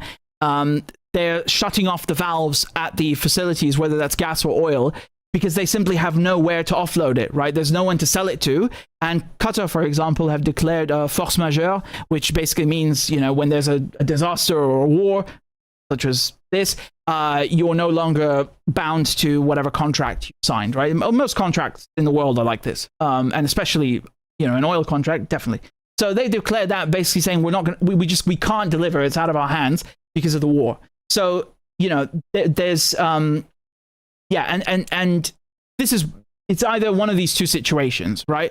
So Qatar have completely shut off a gas liquefaction. Remember, they do about 20% of the world's LNG, liquefied natural gas. I was thinking to myself, they should have hurried up and built that pipeline that they wanted to build through Syria with Turkey, which everyone thought was a conspiracy theory. And then 3 days after Assad is gone, the Turkish energy minister is like, let's build a pipeline with Qatar through Syria. Anyway, like, you can't even be bothered to wait. But yeah, obviously that would have helped them a tiny bit. You can't really offload the same amounts and get it as fast as possible, through a pipeline as you can via ship in general. But anyway, it's just a bit of tongue in cheek. And yeah, so Qatar have completely shut it down, right? And they're the second largest LNG exporter in the world and do about 20%. Now, if you look at, give me a second, I'll get to desalination in a bit. Yeah, Kuwait have cut oil production. Okay, they have no storage room anymore, although some of their facilities have been hit too. And what else was there? Yeah, Saudis also have cut oil production, if I'm not mistaken. Right? Yeah. So I just want to double check the Saudi one. Give me a second, because everything is so volatile with this war, and you can tell, like, I'm following up on every single aspect. So I just want to double check if it's changed. Yeah. So Saudi and Iraq, both of them are cutting oil production, and I don't think that they've. I'm not sure if they've turned it off completely, but they've definitely started, scaling down. And the funny thing with Iraq is that Halliburton got hit. Now, if you remember the invasion in 2003, Dick Cheney was vice president, and he had come from Halliburton. He used to be the CEO. And Halliburton are one of the companies that profited the most off of that war. They are the military-industrial complex. And I couldn't help but feel it was a bit of karma seeing that Halliburton, specifically in Iraq, got hit now. So, yeah, anyway. Just...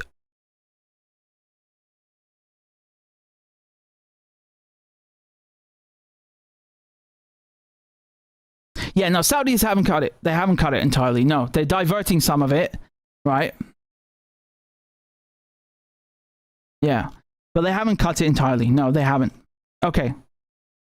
My guess, though, they're moving a lot of it to the Red Sea, though. But my guess is they will.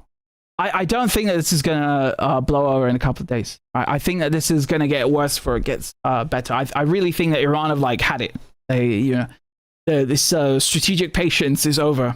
And again, they got attacked, so it's not like they wanted this. I think they did everything to avoid it. I know that they did everything to avoid it, because I've been that nuclear deal issue has for years and years, and even when they hit the US base in Qatar, they tried to tell them in advance, and they did everything to avoid this. So my point is that now it's actually that bad that I think we're gonna end up seeing the prices get way worse, and that's gonna affect all of us, right? Like, my energy bill went up by 3 or 4-fold after Ukraine, right? So I was paying 60 euros a month, and then now it's over 200, and it's been that way for a couple of years now. Ridiculous. Yeah. Right? So I think it's going to get worse for all of us. In the UK already, I can tell you that, for example, natural gas is up 72%, right? And that's probably outdated. By the time the stream is over, it'll probably be up even higher. And you know, I know already at the pump in every every country I've looked at, UK, US, Germany, all of them, when you go into the pump, you're paying more. And you can tell me in the comments right now if that's the case where you are. If you're in Iran, it doesn't count because you have an abundance of it. But if you're in the West, tell me in the comments right now if you've actually noticed prices going up, right? I'm not trying to like send anyone to a panic, but I need to know. Like, it's part of my job to report this. So last time I did the same thing with Ukraine. I just asked all of you to send me supermarket prices and gas prices, and kind of just so I could gauge like what was going on in Russia and what was going on outside of Russia. So and yeah, got a good picture of that. Now the arrogance also that's coming from the Americans is quite something. I mean, if I show you this, Trump doesn't seem to be fazed at all about everybody else having to fork over more money and pay through the nose. I'll tell you what, I have never had more compliments on something I did. People felt it's something that had to be done. So if we have a little high oil prices for a little while, but as soon as this ends, those prices are going to drop, I believe, lower than even before. I'll tell you what, I have never had more. Yeah, right. Everything will be great. It will be over soon. I've heard that before. And here's an even better one. Okay? This is a long-term gain, because what we want to do is get such massive oil reserves in Iran out of the hands of terrorists. Mm-hmm. And so what we're going to experience here in the short term is highly outweighed of the long-term benefit, because ultimately we're not going to have to worry about these issues in the Strait of Hormuz, because we're going to get all of the oil out of the hands of terrorists. This is a long-term gain, because what we want to do is... Wow, right? I mean, the arrogance of it all, right? I don't know if you guys remember 2003. I remember it quite well. And there was a lot of this kind of hubris and talk, right? Like, oh yeah, it will be over soon. And once it's over, it's going to be great. And everyone's going to be free. And we're going to have all of this gas and oil. I mean, it's just insane, right? It's insane. When we say that, oh, they learned nothing from Iraq. I mean, when you say someone learned or didn't learn something, usually there's a lesson involved, and the only lesson that these people learned is that they can get away with it. That's what they learned. They did learn that, actually. Some of you are telling me that. Yeah. So hold on. You would give me some of the prices, right? Okay. 1.5. I'm guessing that's a gallon, right? In Toronto. Someone else is telling me in Maine it's $4.2 a gallon. Vancouver Island, $1.8 a gallon. Alberta, Canada, 1.4 per liter. Australian diesel, $2.2 per liter. Don't worry, guys. Everything's going to be fine. We're going to steal the oil from Venezuela and from Iran. And, imperialism is great, isn't it? The thing about imperialism that a lot of people don't understand is that it rarely benefits people inside of the imperial core, right? It's quite rare throughout history for that to be the case. But not that it justifies it, but it accentuates, it sort of underscores the greed of the bourgeoisie, right? Of the capitalist class, or the Epstein class, the Baal class, whatever you want to call them. It's the same people in the end that are running these wars, right? Like, of course, it's all about them. You think they give a shit about you or me? I mean, come on. We're headed for a very bad time. And here, Professor Merendi, who was saying some Arab countries in the region have sent. Hold on, let me move that so you can see it in the middle. Sorry about that. Yeah, so some Arab countries in the region have sent messages to Iran stating that they will shut down their oil and gas facilities for 2 months, but they request that Iran not target them. The Islamic Republic has not responded to their messages. This means energy prices will continue to rise higher and higher. And I saw Professor Merendi earlier. He just posted like the price of oil without anything else, like not even a caption. I mean, look, the guy, he did post a million times on Twitter, right? Like, he did warn that if this keeps up, the Americans keep this up, the Israelis keep this up, this is going to happen. And everything he said came to pass, right? Right. So anyway, speaking of oil, this is what Tehran looks like right now. Look at this. I mean, that the sky's black, right? And I was just thinking to myself, if you plan on stealing all of that, I mean, it's not going to do you much good if you've you know, if you burnt it up into the atmosphere.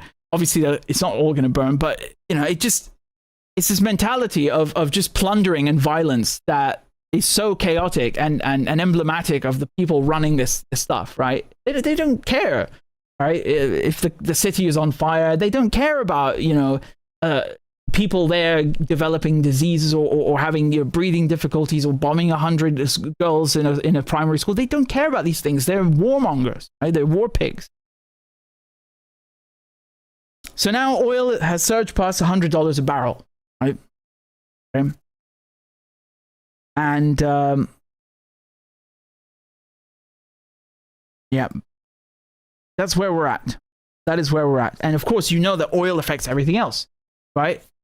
You want to make medicine, like the pharmaceutical industry, they need fuel. You know, you want to take care of the logistics for an army, for a country, you need fuel. You want to run a power plant, you want to run, you know, any sector of the economy, from agriculture to industry to services, you need oil, you need fuel.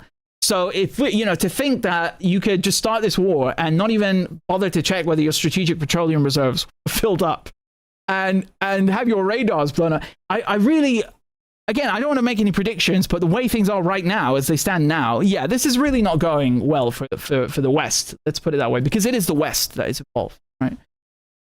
It is the West. And seeing Tehran on fire like that, or rather enveloped in smoke, I don't know if you guys know ancient history, but if you do know your ancient history, you know that Alexander the Great, right? Let's just say Alexander. He invaded Persia, right? And he went for Persepolis and burnt it to the ground, okay? And, you know, you have to understand Persepolis, this is in Iran, right? It's not a city anymore because he burnt it down. But when it used to be a city, it was one of the largest cities in the world. It was, for the Persian Empire, it's like the ceremonial heart, you know, full of riches, culture, not really defended, right? Like, yeah, it had some barracks, but it's not a military stronghold. It's not a US base, is it? Right? It has no military value per se. And he goes and burns it down anyway because they had captured it, and they were, you know, there was a banquet and they were getting drunk, and a whore suggested that he burn it down. So he did it for the gram, you know, like he just burnt down one of the biggest cities in the world, the cultural heart, for no reason. And I think seeing what's happening right now in Iran, there are so many parallels with that behavior, and you can only imagine the perspective of Iranians when they look at us, like these hordes of Westerners that just come and plunder and burn and steal and destroy and rape and then fuck off. I mean, did I miss anything? I think it's accurate. Right? It's depressing.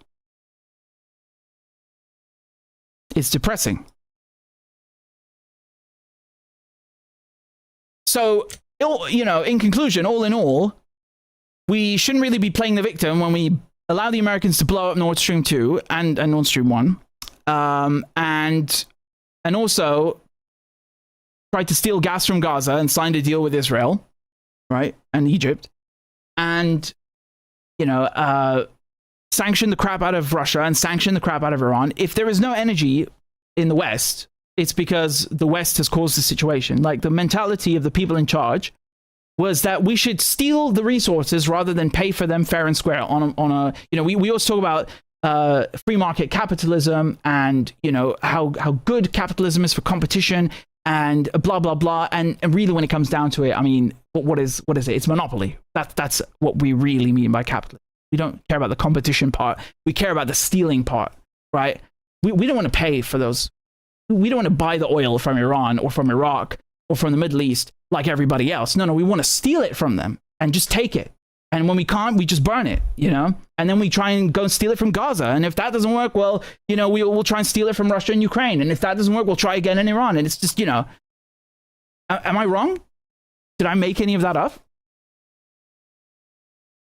So blaming Iran for shutting the Strait of Hormuz after they've been attacked 50,000 ways to Sunday, I mean, and not to mention that we used to steal their oil when the Shah was in charge, and we put him in charge precisely to steal the oil for no other reason. That was the main reason. The UK especially used to cook the books. Like, you know, Abadan refinery was built in 1908, 1909? Yeah, and that's when, just a few years before Winston Churchill switched the Royal Navy from coal to petroleum. So, you know, where's the oil coming from? Iran. Abadan used to be the biggest oil refinery on the planet for a long time. And then when the Iranians kicked us out and nationalized their oil, MI6 were planning to blow up the refinery, like as an act of terrorism. And all the workers, they pulled all the workers, British workers from there to sabotage the, you know, the plant, like just leave it unmanned. So yeah, we are like that. That's what we do. That's British and Western history in Iran. That's a fact. These are all facts, 100%. So, you know, don't cry when they put the squeeze on us. And this is mild in comparison. Very mild.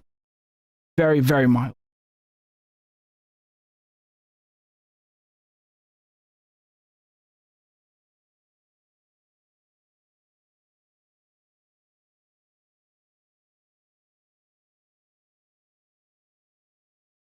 Let's talk about the new supreme leader in Iran. Okay? The son of Sayyid Ali Khamenei has been declared elected, I should say, his successor, right? So Iran has a new supreme leader now. Supreme leader is, again, the religious authority, and not just for Iranians, but across the Muslim world for Shias. Very, very, very important role. And here is his photograph. Okay, so actually, I'll show you the moment that he was elected, but this is a photograph.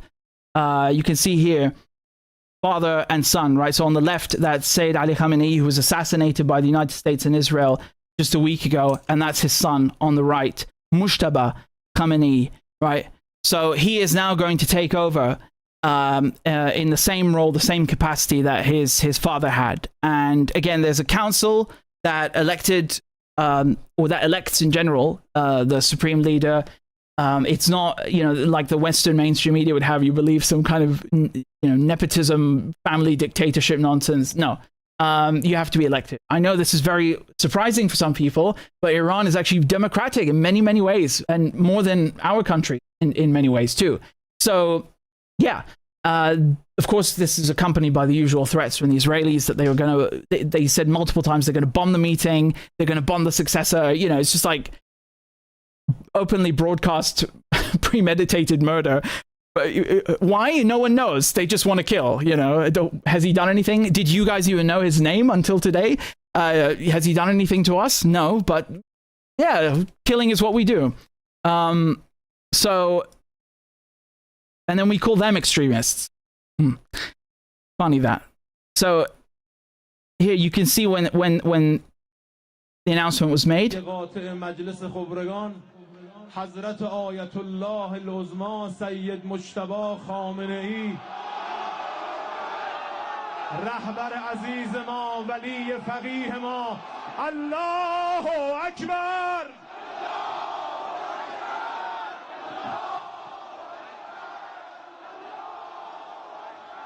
الله اکبر.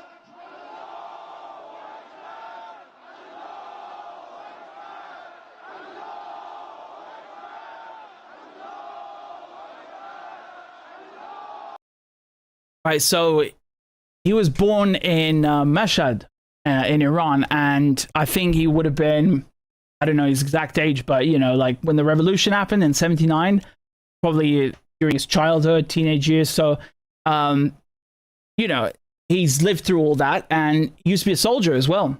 So he served, and Professor Merendi actually posted, so when I say he served, I mean in the 80 to 88 war, right? So Iran, Iraq, that's when the West was backing Saddam, giving him WMDs, right? Here's the video Professor Merendi posted. So he said when his father was the country's president, Ayatollah Mojtaba Khamenei went to war against Saddam's aggression as a 17-year-old volunteer.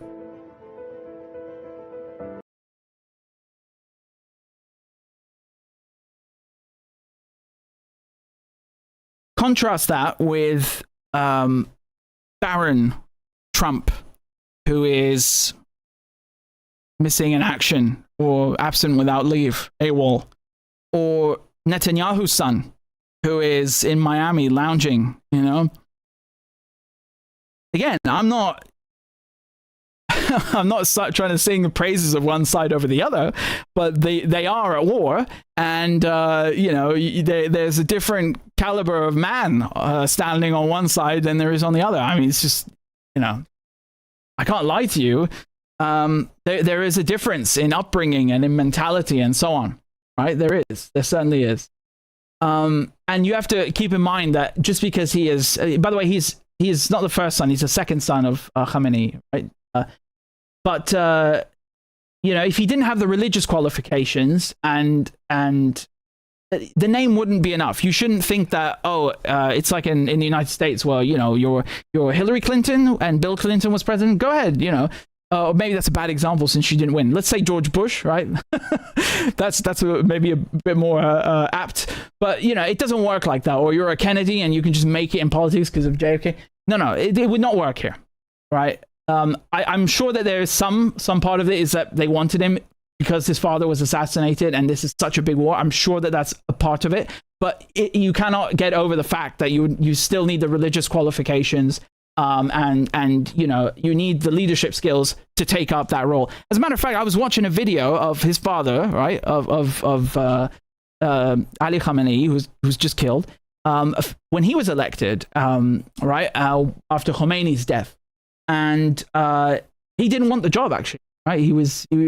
It's very rare to see that in politics, or in a high stakes leadership role, right? Because it's not strictly politics. It's religious as well, but it's rare to see that where you know, someone just doesn't want the job and they think they're unqualified for it, right? Yeah, anyway, but he certainly was, as time would tell. You can see here a reaction from Tehran on the streets and around the country, really, jubilation as you know, his son's been named, declared, elected, his successor.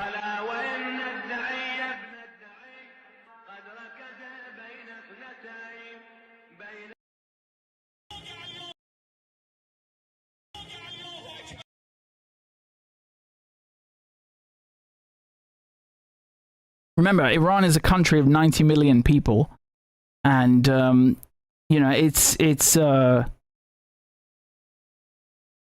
absolutely astonishing the level of brainwashing that we have in the West about everything.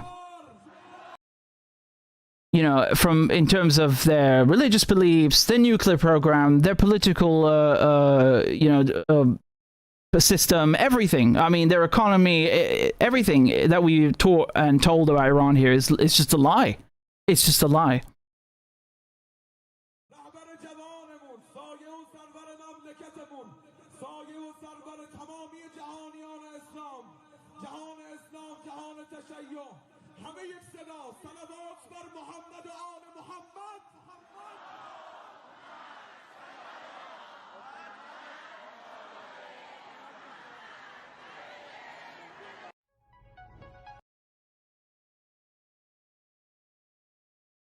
This also speaks to the more broader point about political assassination, okay? Because you know, you have to ask the question, why was Israel preemptively, I hate that bloody word now, but, you know, it's saying in advance that they're going to kill whoever's his successor. You know, one minute it's we care about the women in Iran, right? And then, we care about the nuclear program. It's a threat to us. And then, it's the ballistic missile program. And then, we want the oil, right? Let's take a bit of honesty. And then, well, you know, the whole regime is evil. And then, we're going to kill whoever's... Which one is it? Which one is it? You want to make up your mind, right? You get your story straight. It's the same thing with Iraq, right? It was, there's a biological weapons program. Saddam is sending anthrax letters. He's actually supporting Al-Qaeda, even though they're enemies.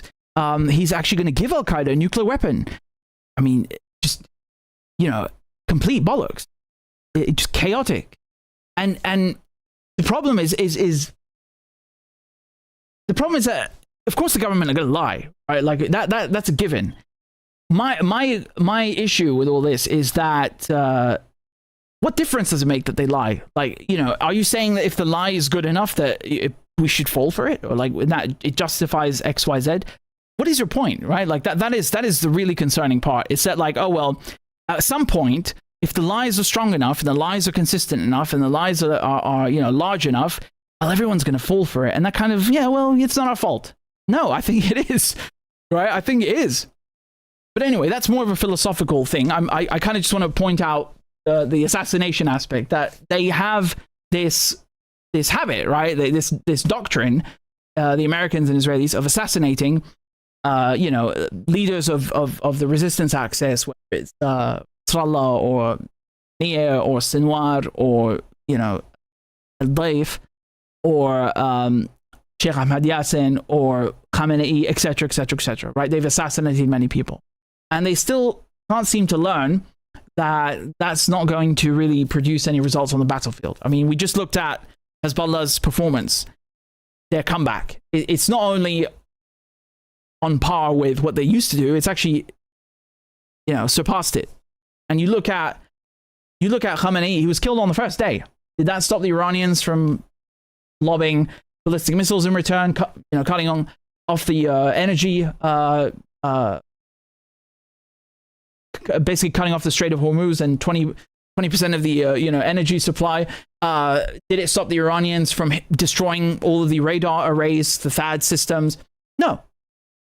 As a matter of fact, ironically, the performance we've seen from Iran and Hezbollah in the last week, with Nasrallah gone and Khamenei gone, has been better than when they were alive. You can make the argument that they were holding them back, right? Although, again, that's not the point here. The point is that killing them didn't achieve anything. That is the point. And even if you read the CIA manual from WikiLeaks published this, right? And I've highlighted this before, but I'll put it on the screen again. This is not a new manual. It's old. It's like 20 years old or something. I'll give you the exact date. Hold on. 2009. Okay, almost 20 years old. So this is a manual called Making High-Value Targeting Operations, basically assassinations, an effective counterinsurgency tool. Okay, and there's a specific section on Hamas and Hezbollah and Israel, and it covers the mid-1990s to the present. And they say in the mid-1990s, Israel's targeting efforts shifted from secular rejectionist groups to Islamist militant enemies, culminating in a targeted killings campaign during the Second Intifada. In contrast to the Palestine Liberation Organization, so PLO, and secular rejectionist groups, Hamas and Hezbollah presented Israel with decentralized command structures, compartmented leadership, strong succession planning, and deep ties to their communities, making the groups highly resilient to leadership losses. So that's according to the ICG. The absence of other counterinsurgency measures, such as amnesty programs, limited the high-value targeting programs' contributions to Israel's overall security efforts, according to an academic expert on counterinsurgency. That's a very long way to say that Israel didn't even try to bribe them. So the fact that they didn't bribe them means that there wasn't really any other option except assassinations. Whatever, that's besides the point. The main point is the first half, where they're saying that killing the leadership doesn't accomplish anything. Yeah, and that's not because Hamas and Hezbollah and Iran invented compartmentalization, no, but they are targets of Israel and the United States right now, the main targets, and they are using that and have used it for a long time, and it does work. So the question, you know, begs the question, why do the Israelis and Americans keep killing the leadership if they know from their own literature, this is a CIA manual after all, it was not made, it wasn't, you know, willingly published, it was WikiLeaks that published it. Why don't they read their own literature and apply it? Why don't they learn from that? It does beg the question, right? And you would be forgiven for thinking for a while that actually the assassinations had worked, right? Like after Nasrallah was gone, you know, Hezbollah didn't respond to the pager attacks and the 15,000 ceasefire violations for a while, or it looked that way. Now they're responding, actually. They just delayed it. But you would be forgiven for thinking that it had actually functioned or worked to some extent. And as a matter of fact, you were wrong. And the constant is that, indeed, they are highly resilient to leadership losses. And again, this applies to the Iranians, who happen to also be allies of Hezbollah and so on. So why do they keep doing this? I don't have an answer to it. I think it's a mix of like, we need to be in constant war because we want to make money. We meaning the people that, Trump and Wall Street and the city and all this, and the Israelis. And I think it's a mix of that and also a mix of bloodlust. And, you can add in whatever ingredients you want. But, empires don't always need to be running on logic. They are, after all, like, insatiated beasts that like to kill. I mean, do any of you doubt that? Do you doubt that after what you've seen in Gaza, after what you've seen now in Iran? I don't doubt that. Right? Like, I've walked through floors of destroyed, media offices, journalism offices in Tehran that had no military value. Otherwise, I wouldn't be allowed to walk through them, would I? And every single inch was burnt to a crisp. No military value whatsoever. I've walked through destroyed homes in South Lebanon. No military value, just destroyed homes. Yeah, that's who these people are. That's what they do. There doesn't need to be any logic to it, right? But it is this element specifically that needs to be pointed out during this succession, because it means that you're not going to be able to just erase the people's will to defend themselves, whether they're in Iran, or to liberate their land, whether they're in Palestine or Lebanon, etc. Right? Again, especially in this kind of context where you have an imperial occupation on the other side of the planet. Like I said, there's one side that owns this land and there's another side that doesn't. And the one that owns it is always going to have a stronger drive to fight, not because they want to, but because they have no other choice. They have no place else to go. They shouldn't have to go anywhere else. And, they have conviction. And there's also a religious aspect to all this that people don't often mention, especially Western analysts. They don't really understand the, they just see things in military terms, but they don't understand the cultural and the Shia religious mindset as well, right? After all, they call themselves the Islamic resistance for a reason, because their resistance is rooted in the religious belief that this is a just fight, and that this is it's not the way. Don't think of it like Trump, having these weirdos in the office, like trying to call it a divine war, or Netanyahu saying it's Amalek. On the contrary, it's rooted in the belief that actually it's because it's unjust oppression to the Palestinians, it's unjust to the Lebanese, it's unjust to themselves, they need to fight, right? And of course you can trace this back to Karbala, and you can trace this back to throughout Islamic history. It has its roots in that. But this is something many Western analysts, they never even heard of, but it's important, it's there, and it's a factor, right? Specifically among Iran and Hezbollah, but not limited to that. In any case, that just goes, circling back to the assassination itself and the succession now. It just goes to show that, they're failing militarily. They're failing to destroy the political leadership, the political system itself. They are failing to destroy Iran's defenses. And as a matter of fact, they're taking a beating in every single way possible. And the people themselves are united, right? Even if you want to say it's just 51% that actually support the government, well, it's not falling apart the way they said it would, is it? Right? They claim that, Iran would be in tatters as soon as American and Israeli forces are there, and, they will liberate them, and, go take back your government, all this crap Trump was saying. Where is it? I don't see it. It doesn't seem to be working the way it worked in Syria or in Iraq or in other countries, where they succeeded in dividing the populace, especially in Syria. It doesn't seem to be working here, right? So make of that what you will. But I think that's all factual. And, what happens ultimately remains to be seen. But so far, it's not going their way.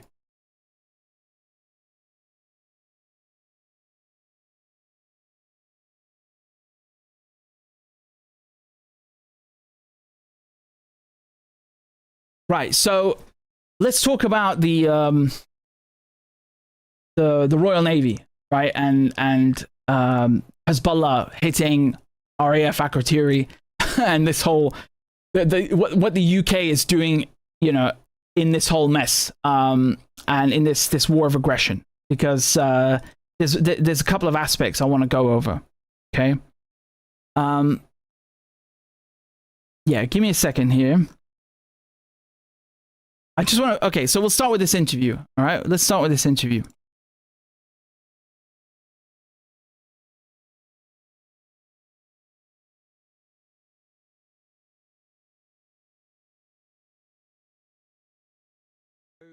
Keir Starmer kept talking about the special relationship in action, and I was wondering if you thought whether the UK is doing enough.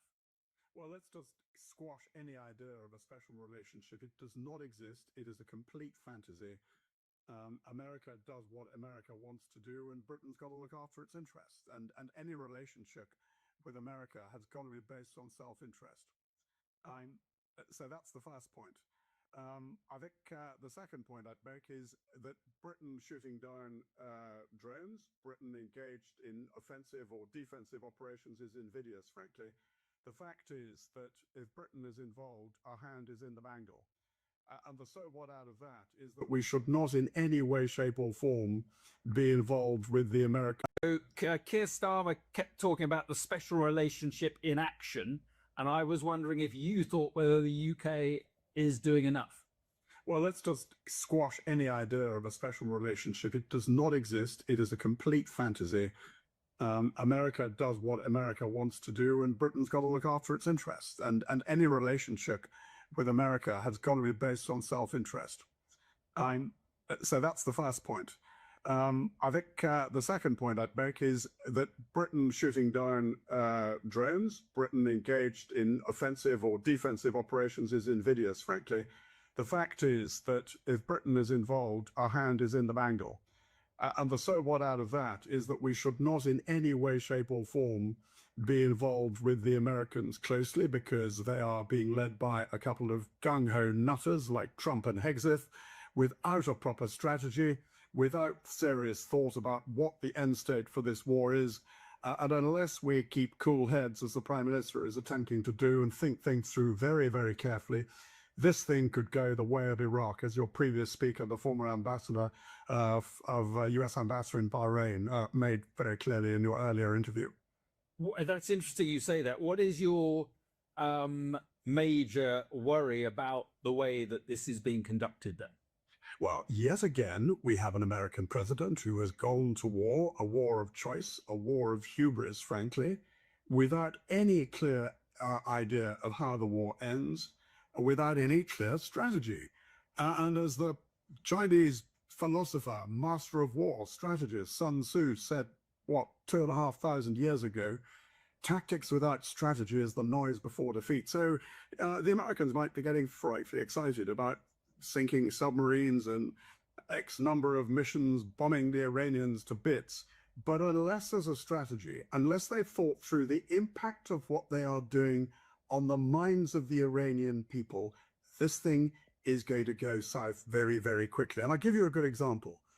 The idea of so-called of assassinating the Ayatollah Khamenei, who was not just Iran's head of state, but he was the religious symbol for Shiites worldwide. Assassinating him during the month of Ramadan, frankly, is about as subtle as murdering a pope on the steps of St. Peter's in Holy Week. It will inflame the Shiite world. And what you're doing by doing that is probably pushing large numbers of Iranians who might have been reconcilable, who might have thought about rising up, back into the folds of the irreconcilable. And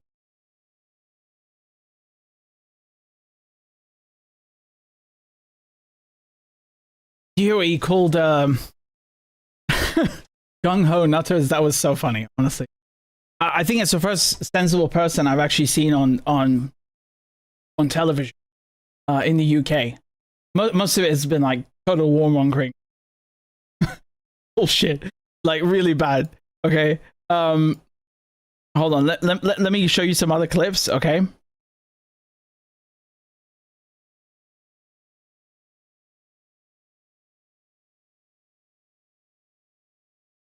Yeah. This is David Lammy, okay? Right? So I mean, the clip speaks for itself, right? I want to talk specifically about one strike on the first day of the war, strike on a school. It's reported today that Reuters think the Americans may have been responsible for that. Earlier in the week, the US Press Secretary Caroline Leavitt suggested it was Iranian propaganda. Have the UK assessed what happened on that school in Minab on Saturday? I'm not aware of any assessment, and that must be right for the US to comment if it's their military personnel that have been involved, but I will leave that for the US. You recognise, though, that if it was targeted, a school was targeted, that would constitute a breach of international law? This is a febrile war zone. And that doesn't excuse hitting schools, does it, Deputy Prime Minister? Well, I don't know the veracity of that statement, and I haven't seen the intelligence, but it is absolutely for the Americans to comment on what has happened there. I want to talk specifically about one strike. Wow. So this is the same guy who, you know, was more than happy to comment on Russian war crimes in Ukraine, right? Every second. Then as soon as you ask him about Israel or the United States, you know, they're using our bases. So you can't just say, well, oh, it's for them to comment on, right? Like, I mean, I just provided the tools to bomb the schools. And make no mistake, the UK is allowing the bombers, the physical, literal, actual, specific United States Air Force bombers to land in Britain, refuel, rearm, and take off from Britain and participate in bombing Iran.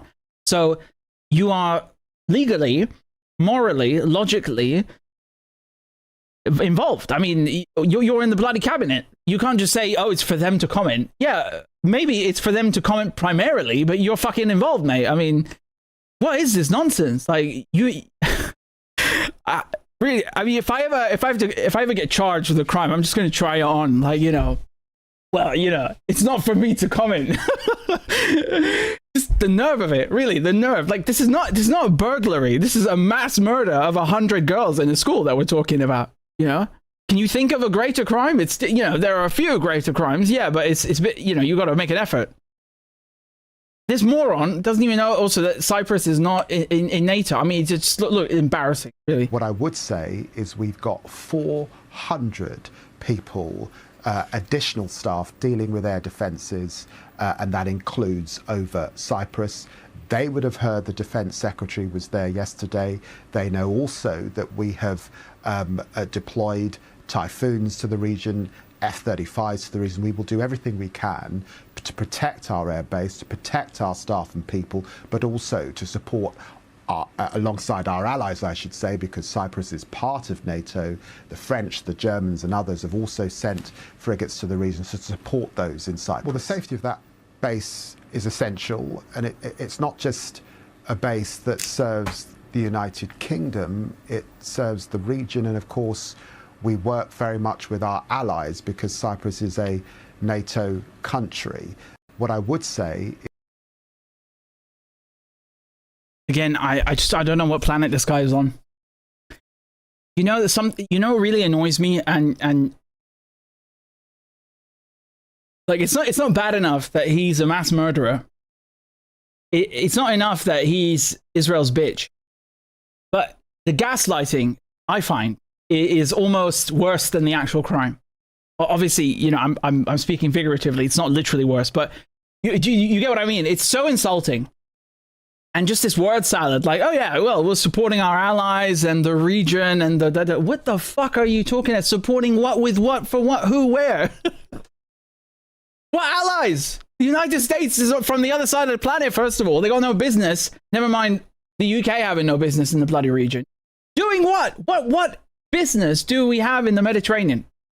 What business? How can you defend yourself in, you know, thousands of kilometers away in a foreign, on foreign soil? You're not really defending yourself, are you? Right? And then that's the part where they'll say, "Oh yeah, but our interests in the region." Like they speak like a fucking board member of the East India Company, right? Like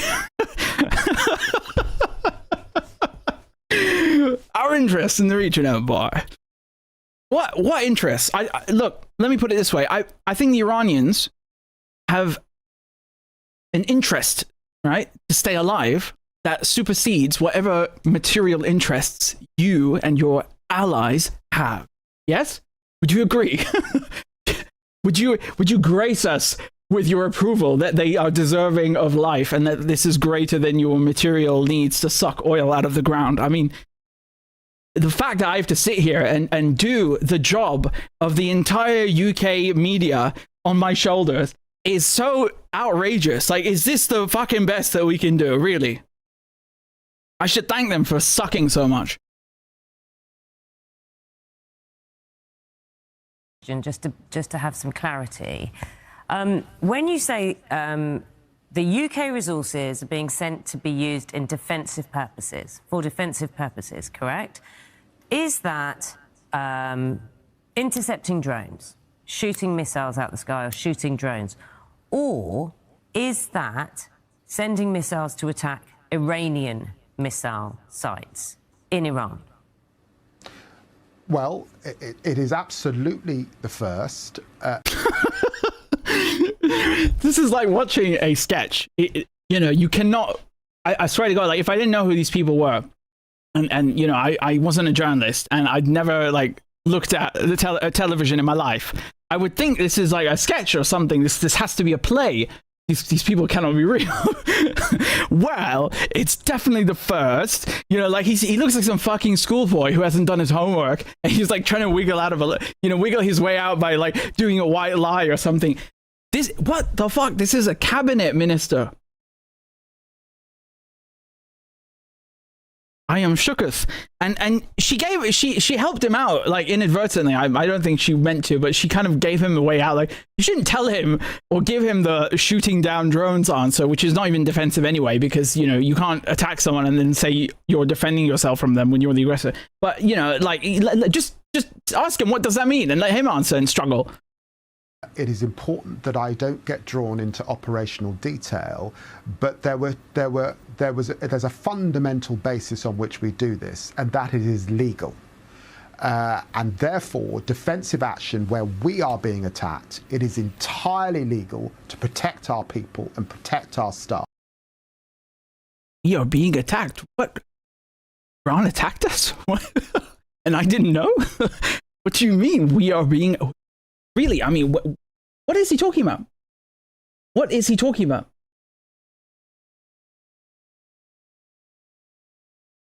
You know, when I think of 1953 and the coup we did in Iran, you know, CIA and MI6, destroying an Iranian government to steal oil and then installing a dictator, you know, the Shah, and then training the secret police to torture, and all of this crap that we did to Iran. I think to myself, like, we are lucky that they are not vindictive people. A more vindictive country would have taken revenge on us like tenfold already. People do not appreciate the patience and the virtue that that country has in not being vindictive pieces of shit like our government. They don't. They really don't. Right? Now, MI6 can deny all they want that we did that, but if you go on the CIA website, they actually admit... It's one of those weird things, right, where the CIA says, yes, it was us and the British, and then the MI6 is like, it just did no comment, right? Anyway, my point is, it's true. It's 100% true. I know it's true, right? And my point is that that's just like before the Islamic Republic and everything we did to them afterwards and are doing to them now. That's just before, right? Really, a more vindictive country would actually be attacking us, and he just makes up an attack and uses this term. I mean, like, you know, if he was talking about an individual, like just anyone in the UK, you could sue him for that, right? You could genuinely sue him. Probably the Iranians probably could for libel. Right? What attack?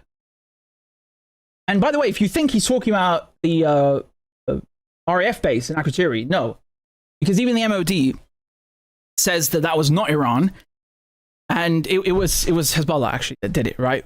And again, that's after Keir Starmer said that he's letting the US use the bases. I mean, point is, it wasn't Iran. Iran is not attacking us. We attacked them.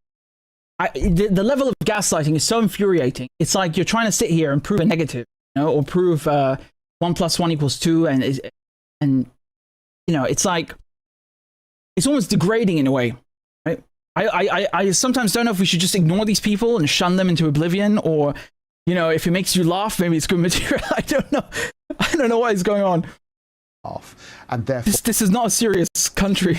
All operational capabilities available to us in those circumstances. So the UK could attack Iranian missile sites from our bases. I'm not here to act as a lawyer, but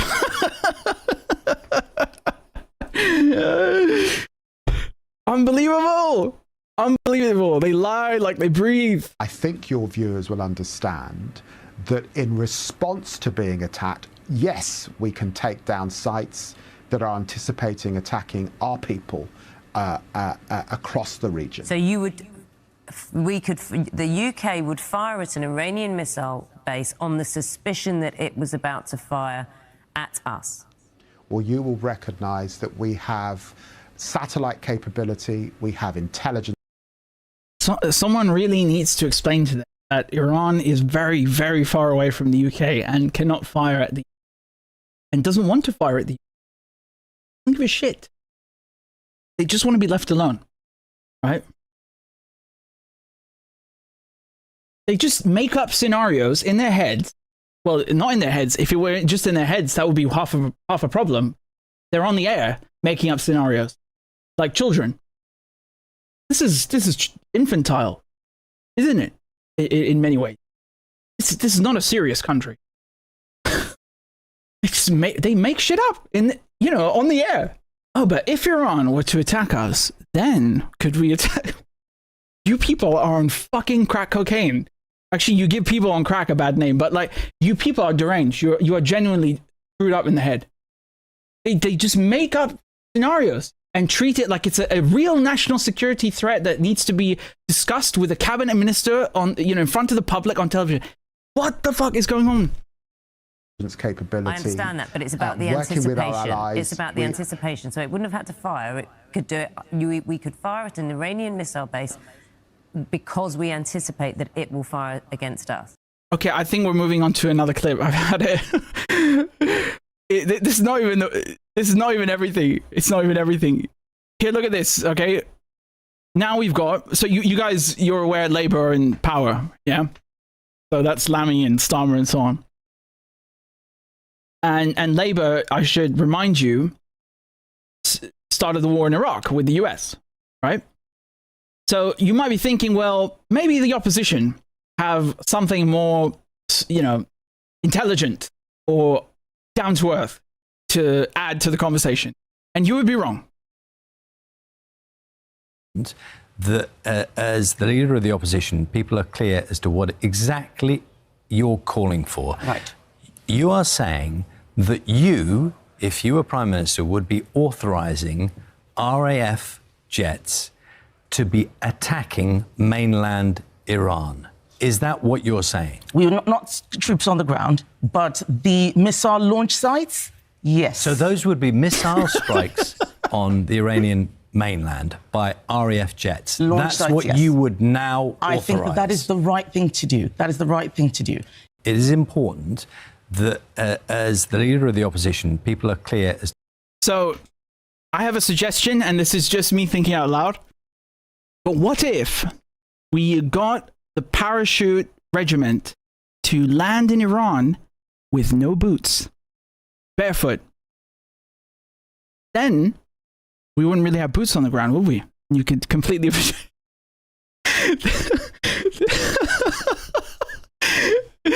This is how deranged these people sound. I'm so done, man. I'm so done.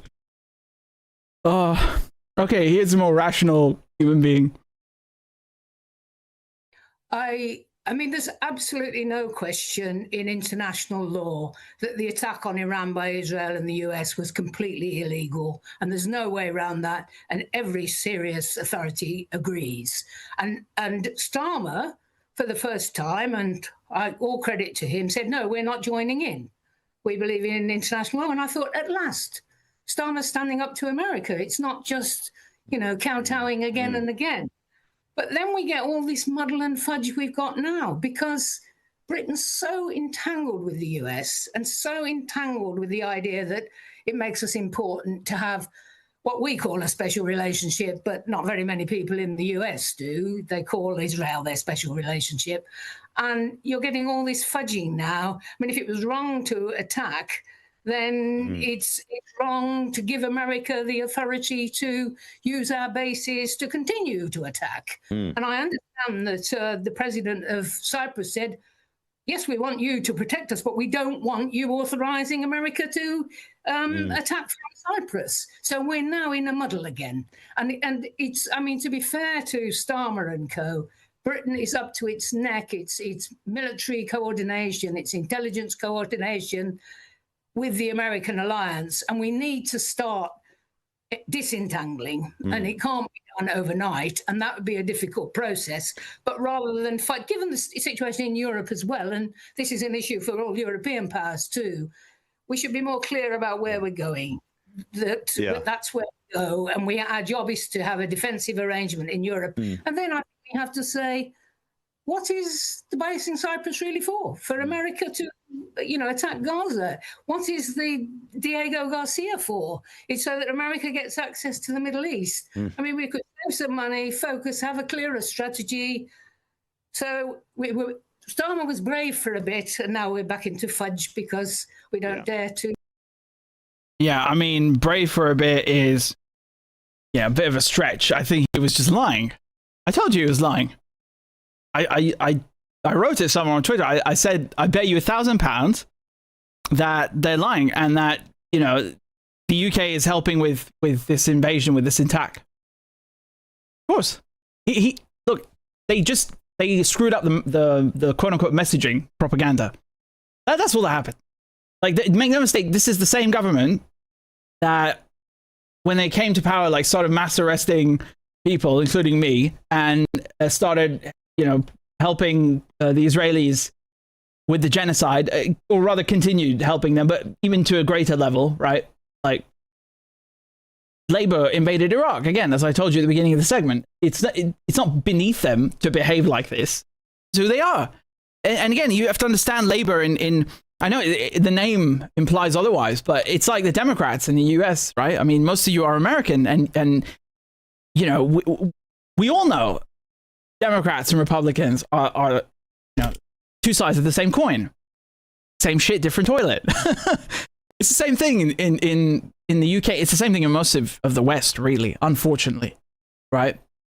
How we have a supposedly democratic system, but really it's just occupied by people with like slightly differing opinions about how to kill and how to steal, but they all want to kill and they all want to steal, right? So that, I think it's really, really important to underscore is that we're not dealing with like great human beings. And they kicked out Jeremy Corbyn, and they started this witch hunt against Chris Williamson and George Galloway and Tony Greenstein and anyone Jewish or otherwise who supported Palestine. They hunted them and persecuted them, and Jackie Walker as well, etc., etc. It's a long list, and that's who they are, right? They're Blairites. I mean,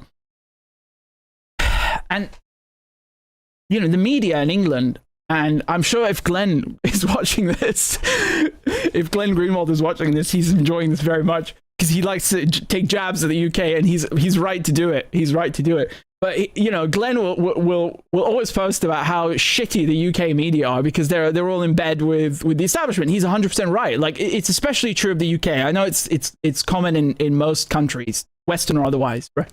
You want access. You want to maintain access to officials. I mean, I'm not into that, but the norm supposedly is you gotta cozy up to them. I'm not into that, but that's how they do it. So in England, it's especially true of that, right? It's especially the case, and seeing them participate in the propaganda campaign with Iraq, right?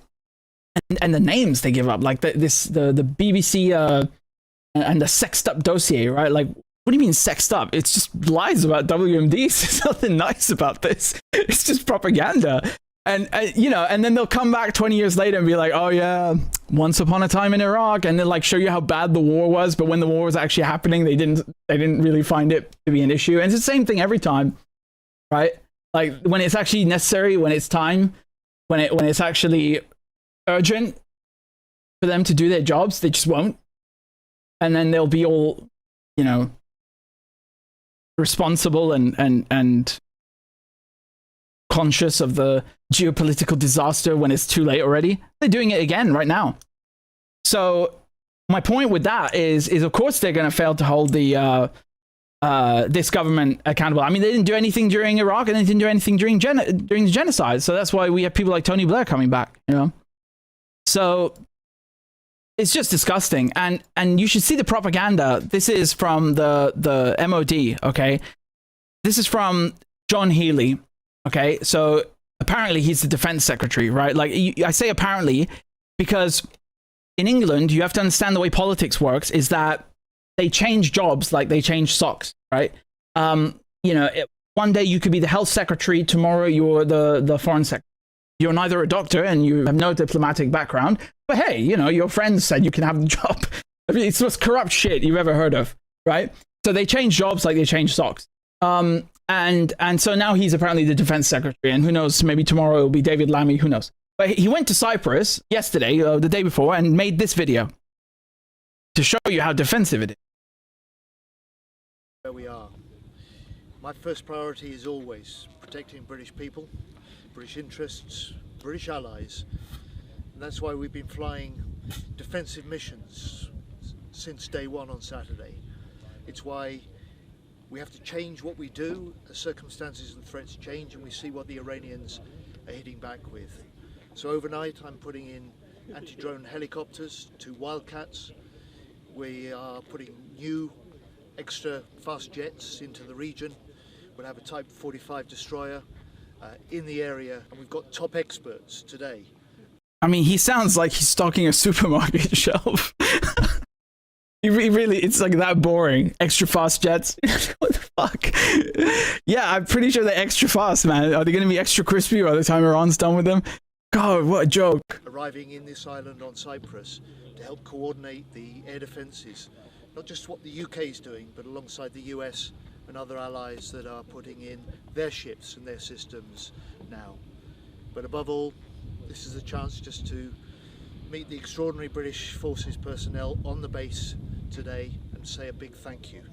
A thank you on behalf of the proud British people and the British government for what they're doing, and for the islanders of Cyprus. The islanders. Why don't you just call them the others, you know, like on Lost? The islanders.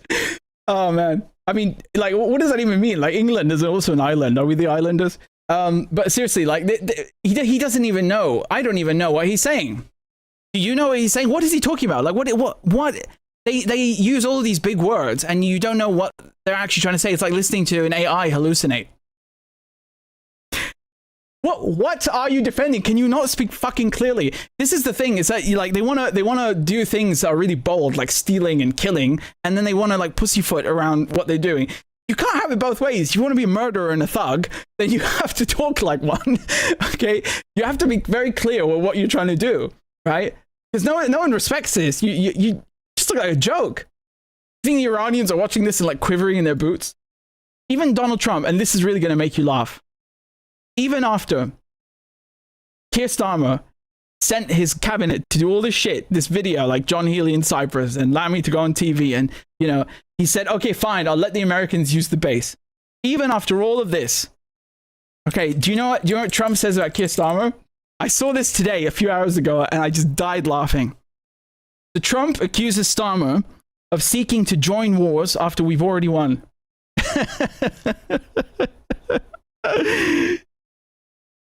Look, man, if you act like a gimp, you will get treated like a gimp. Right? This is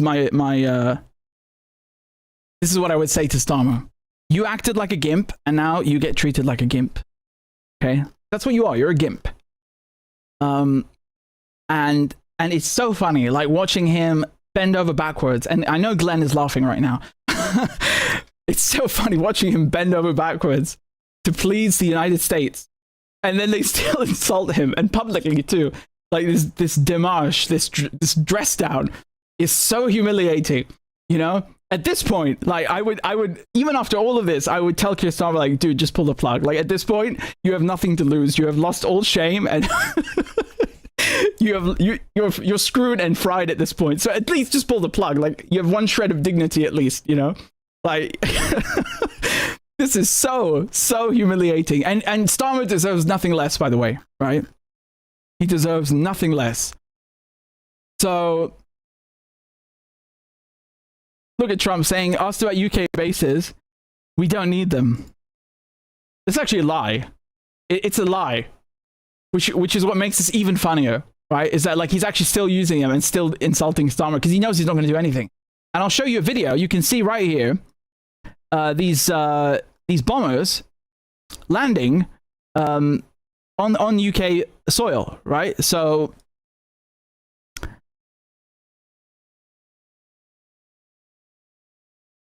as it conducts its. Yeah, look, here's a photograph, okay, of the bombers landing, and I have the video somewhere for you ready. I've got so many bloody tabs open. That's it right there, okay? So just give me 1 second. There's videos of it too. I mean, they're doing it in broad daylight is my point, right? They're doing it in broad daylight. And here, yeah, here's the video.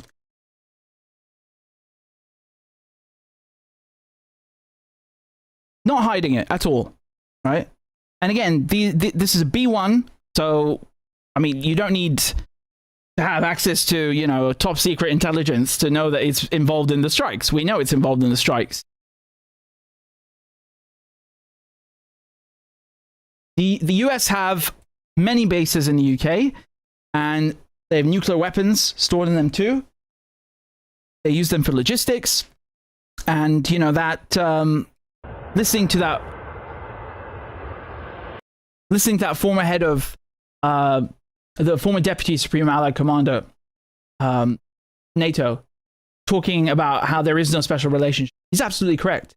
And this is something that I've impressed upon you many times when I talked about the extradition treaty as one example, right? Like how the United States always wants the UK to extradite people to the US to face XYZ charges, but the US will never extradite someone to the UK, right? Or anywhere else for that matter, but even to the UK. Like even that that CIA agent that ran over what was his name? Harry Dunn? Yeah, what was her name? The Ann Coulis or something like that, right?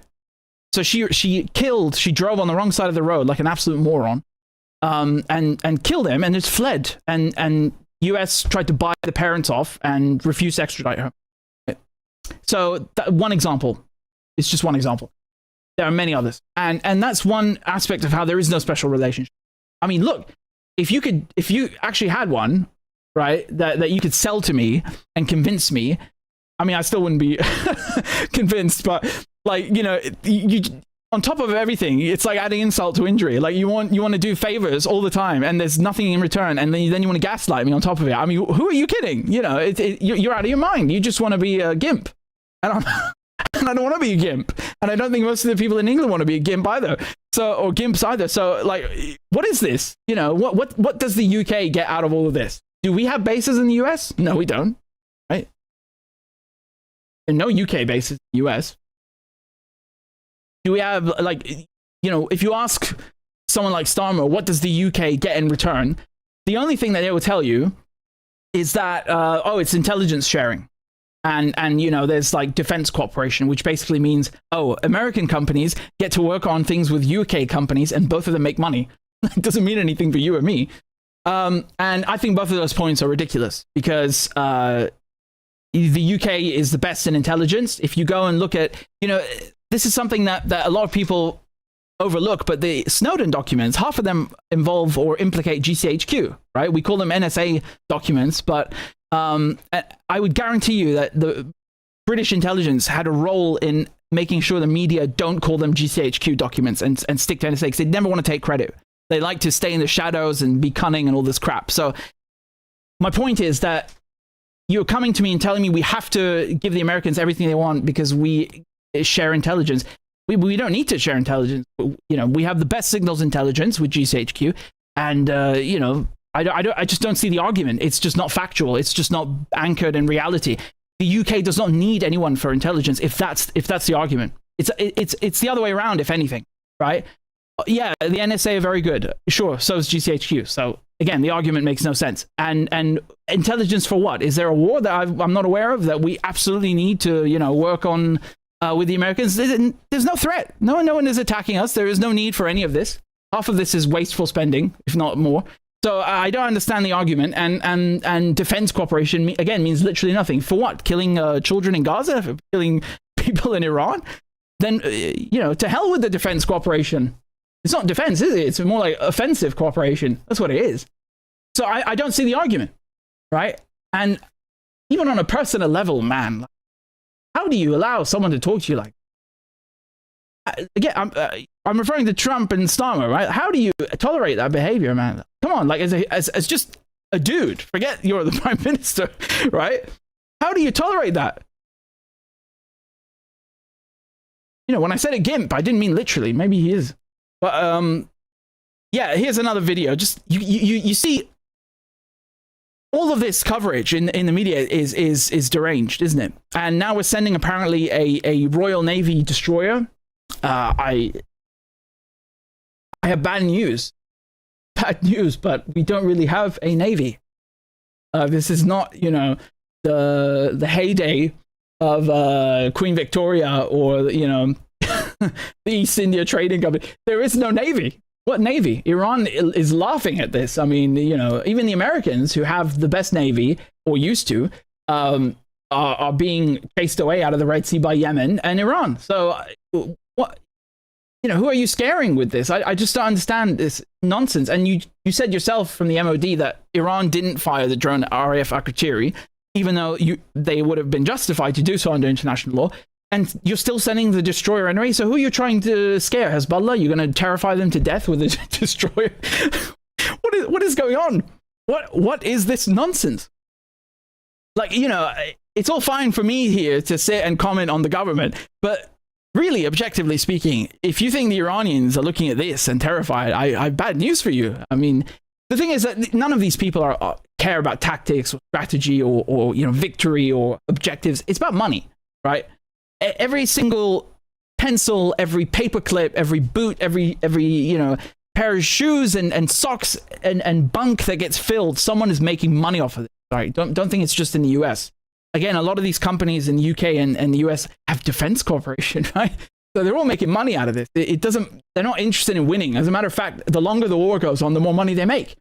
So, you know, this is the difference between a country that's defending itself and has a, you know, national defense program that is homegrown, homemade, and low cost and effective and efficient and objective driven and goal oriented, versus capitalist, you know, psychotic imperialist monopoly companies that just have no other interest except maximum profits, right? They do not think as countries or nations or states because they are not state actors. They control states, but they don't have national objectives except, you know, plundering. So, you know, it's all pathetic, really. When the war started on Saturday, it became clear over the next 48 hours that Iran's response was going to be very much broader, wild and indiscriminate and rather reckless compared to what we saw in the 12-day war last summer. And so we also saw Iran, probably what we assess to be a drone launched from Lebanon by an Iranian aligned Shia militia group at Cyprus. And so on Sunday and Monday we assessed our options and looked at what those risks were in response to that much broader action and reckless action by Iran. Wasn't that a bit late? No, I completely disagree. I say the war started on the Saturday. We saw the responses over the weekend. We were well set with our posture that had been built up over several weeks. And then on Monday we looked at, Sunday and Monday we looked at different options, and then proposals were made to me on Tuesday and ministers signed them off that day, and that's what we've seen this week flowing into the region to increase the strength and presence and our ability to defend our allies and our partners and our interests in the region. You talk of being well set, but you'll be aware that HMS Dragon, the warship that's going to be sent to the region, it's still in Portsmouth, a week off. Yeah, HMS Dragon was in maintenance until the start of this week. And I'm enormously proud of the work of the Royal Navy, who've been working night and day to get that ship ready, get the ammunition on board, get the stores on board, get it out of its state of maintenance so it's ready to go in the next few days. When will it leave? It'll leave in the next few days. Can you be more precise? It'll leave in the next few days as soon as it's got the ammunition on board and it's ready to go. And when will it arrive? How long will it take? Well, as you know, it takes a number of days to transit through the Atlantic and then through the Straits of Gibraltar. Again, I mean, like listening to someone stocking a supermarket shelf and listing the items. I mean, God, is this supposed to be inspiring to someone? Like, you know, if you think this is going to drive recruitment, I have bad news for you. Anyway, you get the idea. It's just a pathetic state of affairs. And as a matter of fact, the Cypriots are rightfully getting angry because by allowing the United States to use our infrastructure in the UK and in Cyprus, we've put them at risk, right? They're not stupid. They understand very well that they're, you know, action, reaction, that we attack Iran and its allies will respond. I mean, again, this logic that we can help the United States, but Hezbollah cannot help Iran, Russia cannot help Iran. What? I thought you just, half your argument is that we are in an alliance helping our partners. Guess what? Other people are partners too. The enemy, so-called enemy, quote unquote, has partners. Did you not calculate or you know, contend with that fact? What is this nonsense, right? It's unbelievable. And just to drive this point home, I'll show you exactly what the Americans are doing at RAF Accredited in Cyprus. It's not just, oh, they land planes there. No. This has been a facility that's been run since the Cold War, right? You see it from our friends at Declassified. We have a national security agency presence, that's the NSA. So again, they do signals intelligence the same way that, I mean, you guys know this, but basically, just to be very clear, their whole point is spying, right? Collecting all sorts of, signals intelligence, phone calls, microwaves, everything from AM to 40, 50 gigahertz and beyond, even to 300. So, these are spy stations, okay?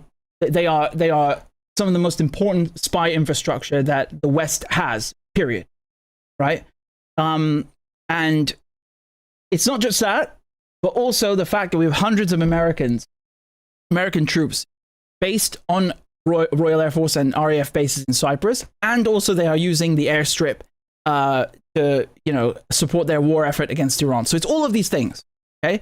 It's both military intelligence, civilian intelligence. When I say civilian intelligence, I mean the NSA, because they're not under the military umbrella, but they're still, part of the so-called war effort, right? Or offensive effort. And so you just to be very clear, right? It's not some kind of ambiguous thing that we're talking about. These are really important nodes in the US empire. It's not just something to be taken lightly.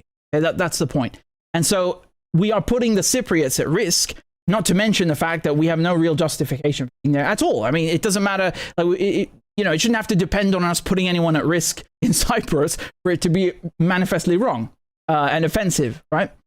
So just to drive that point home and be very, very, very clear with you guys. And of course, in the UK itself, we have a multitude of US intelligence sites all across the country, right? And remember that at Newquay, for example, they used to store nuclear weapons there, if I'm not mistaken. Now they just moved them somewhere else, but they still have them there. And in a war with Russia, for example, a nuclear war with Russia, what's the estimate? I think it's 12 minutes. It will take 12 minutes for the UK is wiped out. That includes London, Birmingham, Manchester, gone. And one of the main reasons is because of these US sites. It's not because we have nuclear weapons and we are adversarial alone, but it doesn't help that the US are there. It does not put the Russians at ease, let's put it that way. It's definitely adding risk with no benefit whatsoever, okay?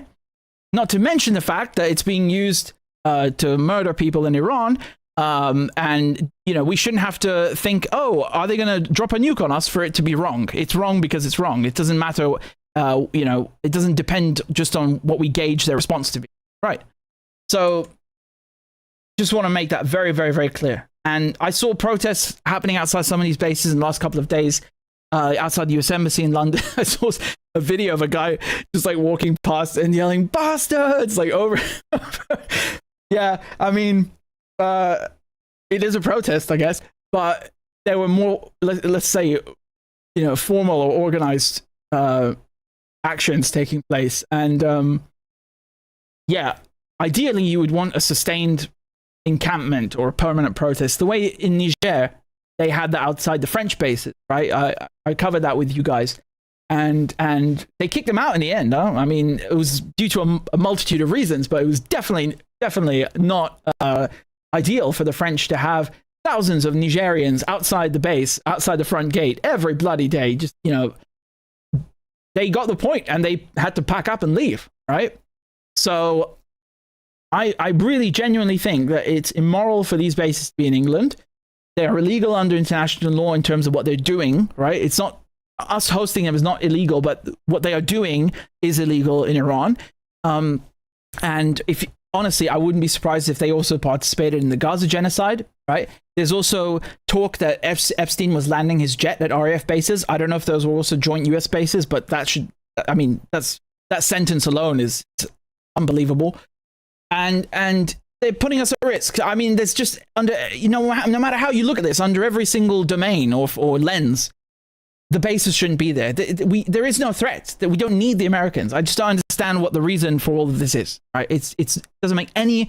There is no convincing argument. Even if you're a warmonger, even if you are like these nut jobs that go like, oh, we have to increase defense spending, like as if the whole West isn't driven on blood and war.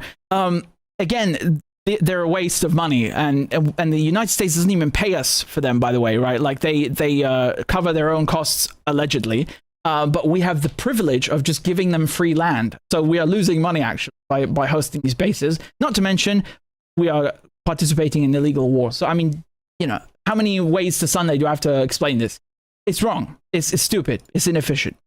And I'll just play you this clip from the Cypriot foreign minister talking about the UK RAF base in Cyprus. I believe that especially someone in my position has a responsibility to operate on the basis of how things are in reality. Right now, we have the British bases on the island. There are questions, there are issues, there are concerns. Our displeasure was shared leading up to the incident and immediately afterwards. We are now focusing on the current situation and how we can manage the crisis. And there will be, of course, a reflection as to lessons learned and issues that are of serious concern after the crisis, both as regards what happened before, what's happening now, and as regards also the future dimension. But in the longer term then, as a matter of principle almost, would you rather not have that base on Cyprus? I don't think anyone anywhere in the world would be in any position of accepting the presence of bases on the island without having given a clear concern, given the current or the way things have moved forward. It's all about making sure that at the moment there is the necessary coordination and cooperation that is effective and efficient. As to the future of the bases in Cyprus, this is something that has been on the agenda for a long time from both sides, but I believe this is a conversation that one needs to have after we have a careful reflection as to what has transpired, especially in recent days and hours.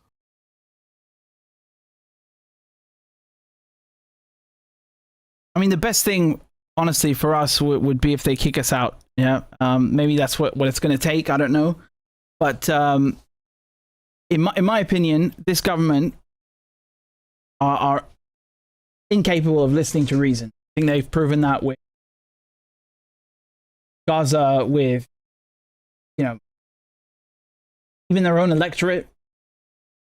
And they've shown as well that they're backstabbers. I mean, Keir Starmer specifically, you know, flip-flops. Like, I mean, all politicians flip-flop, but he's like an Olympic level flip-flopper at this point, right? So I think they're incapable of listening to reason.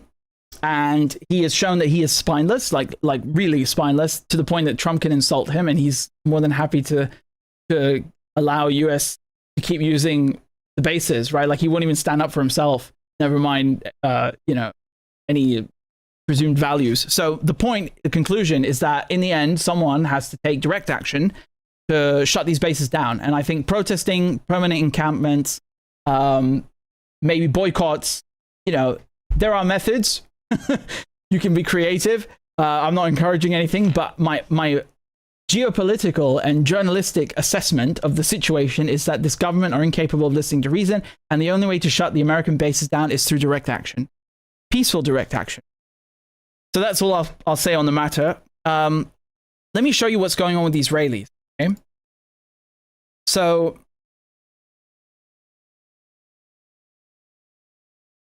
you should be able to see that on your screen, yeah? Okay, good. So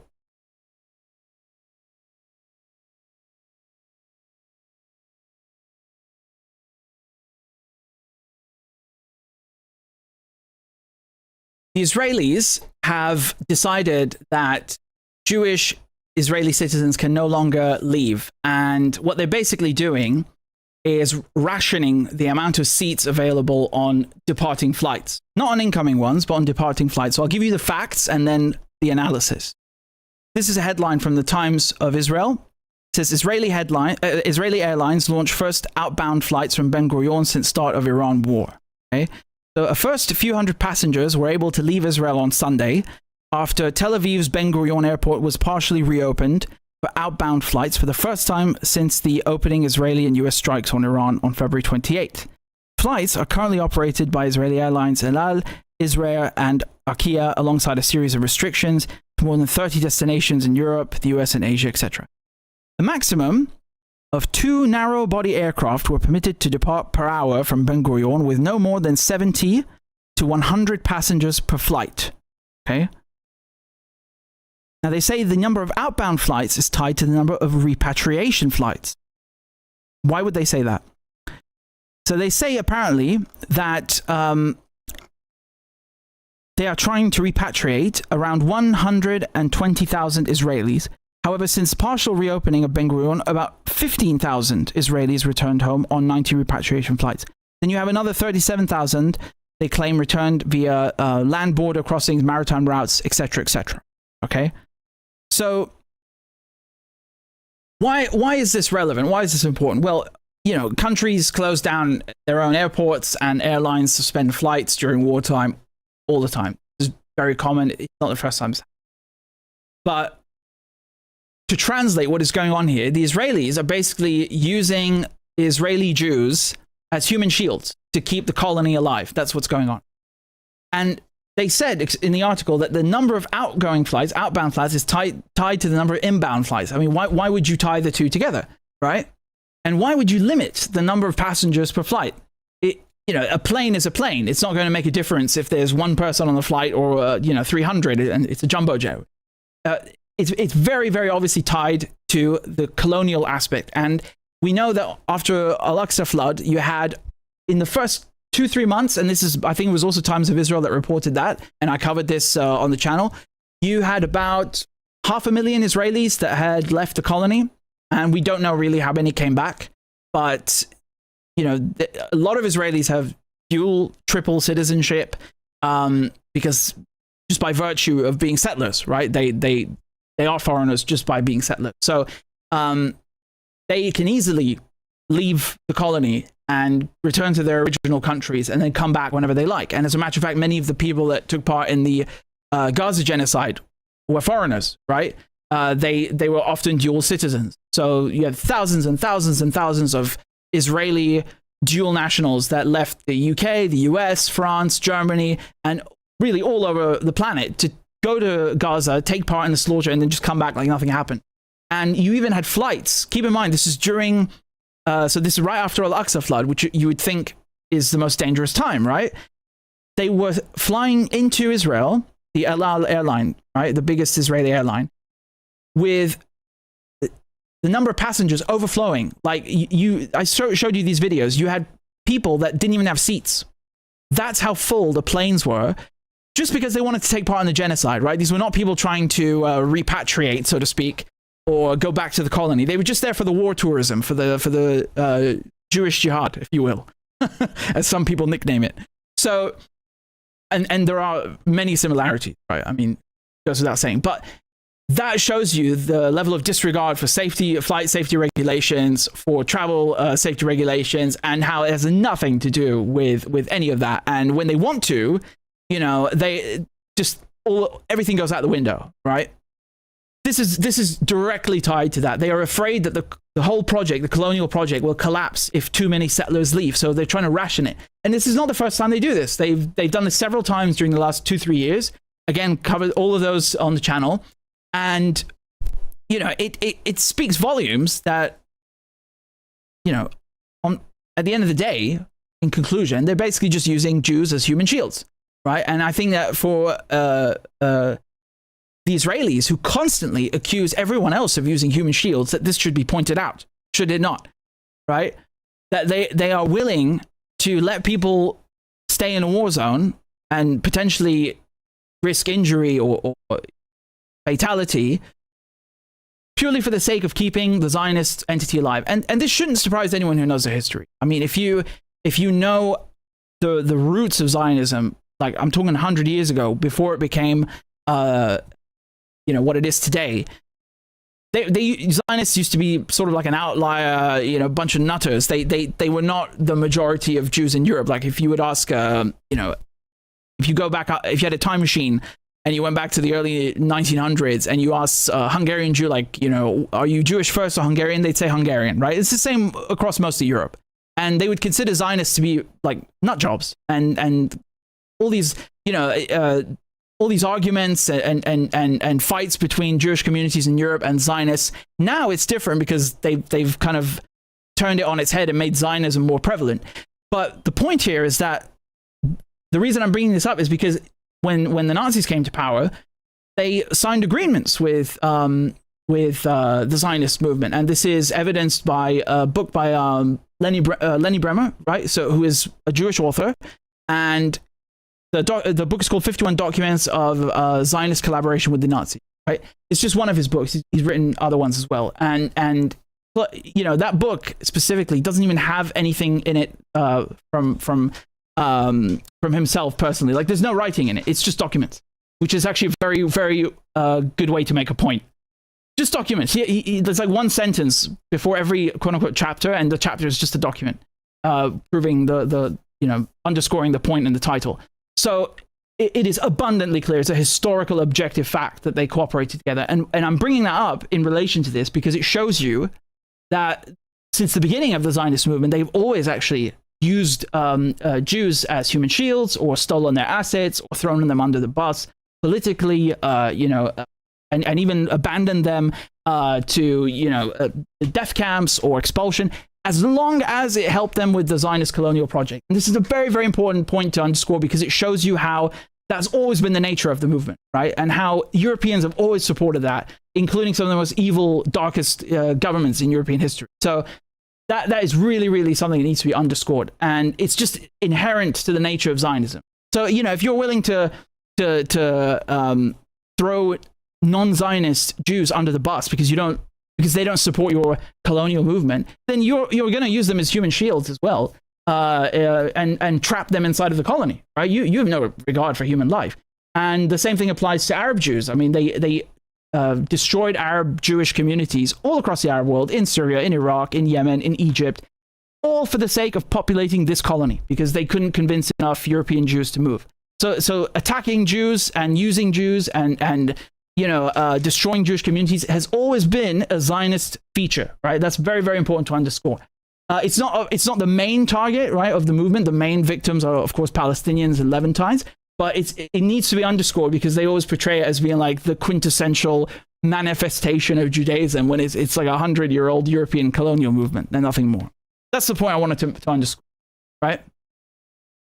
It debunks everything that they have to say about, how lovely it is and how inherent it is to Judaism and yeah. So that is a very, very important point.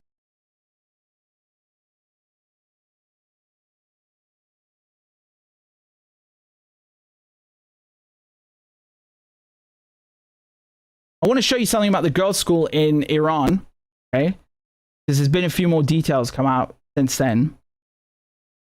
So Trump and Hegseth and the White House have been asked multiple times now about the girls' school, primary girls' school in Iran that was bombed. And you should see some of the rhetoric that has been coming out. It's quite astonishing, to be quite frank. Okay, so first of all, they were denying it and saying that, well, it was the Iranians. And then we actually have footage come out showing that it was absolutely a Tomahawk cruise missile. Okay, so I'll show you the video of that. There's a frame where you can specifically see that munition. The Israelis don't have that munition. Iran doesn't have that munition. It's a specific United States armament. And in a way, also, I'll just point out that it's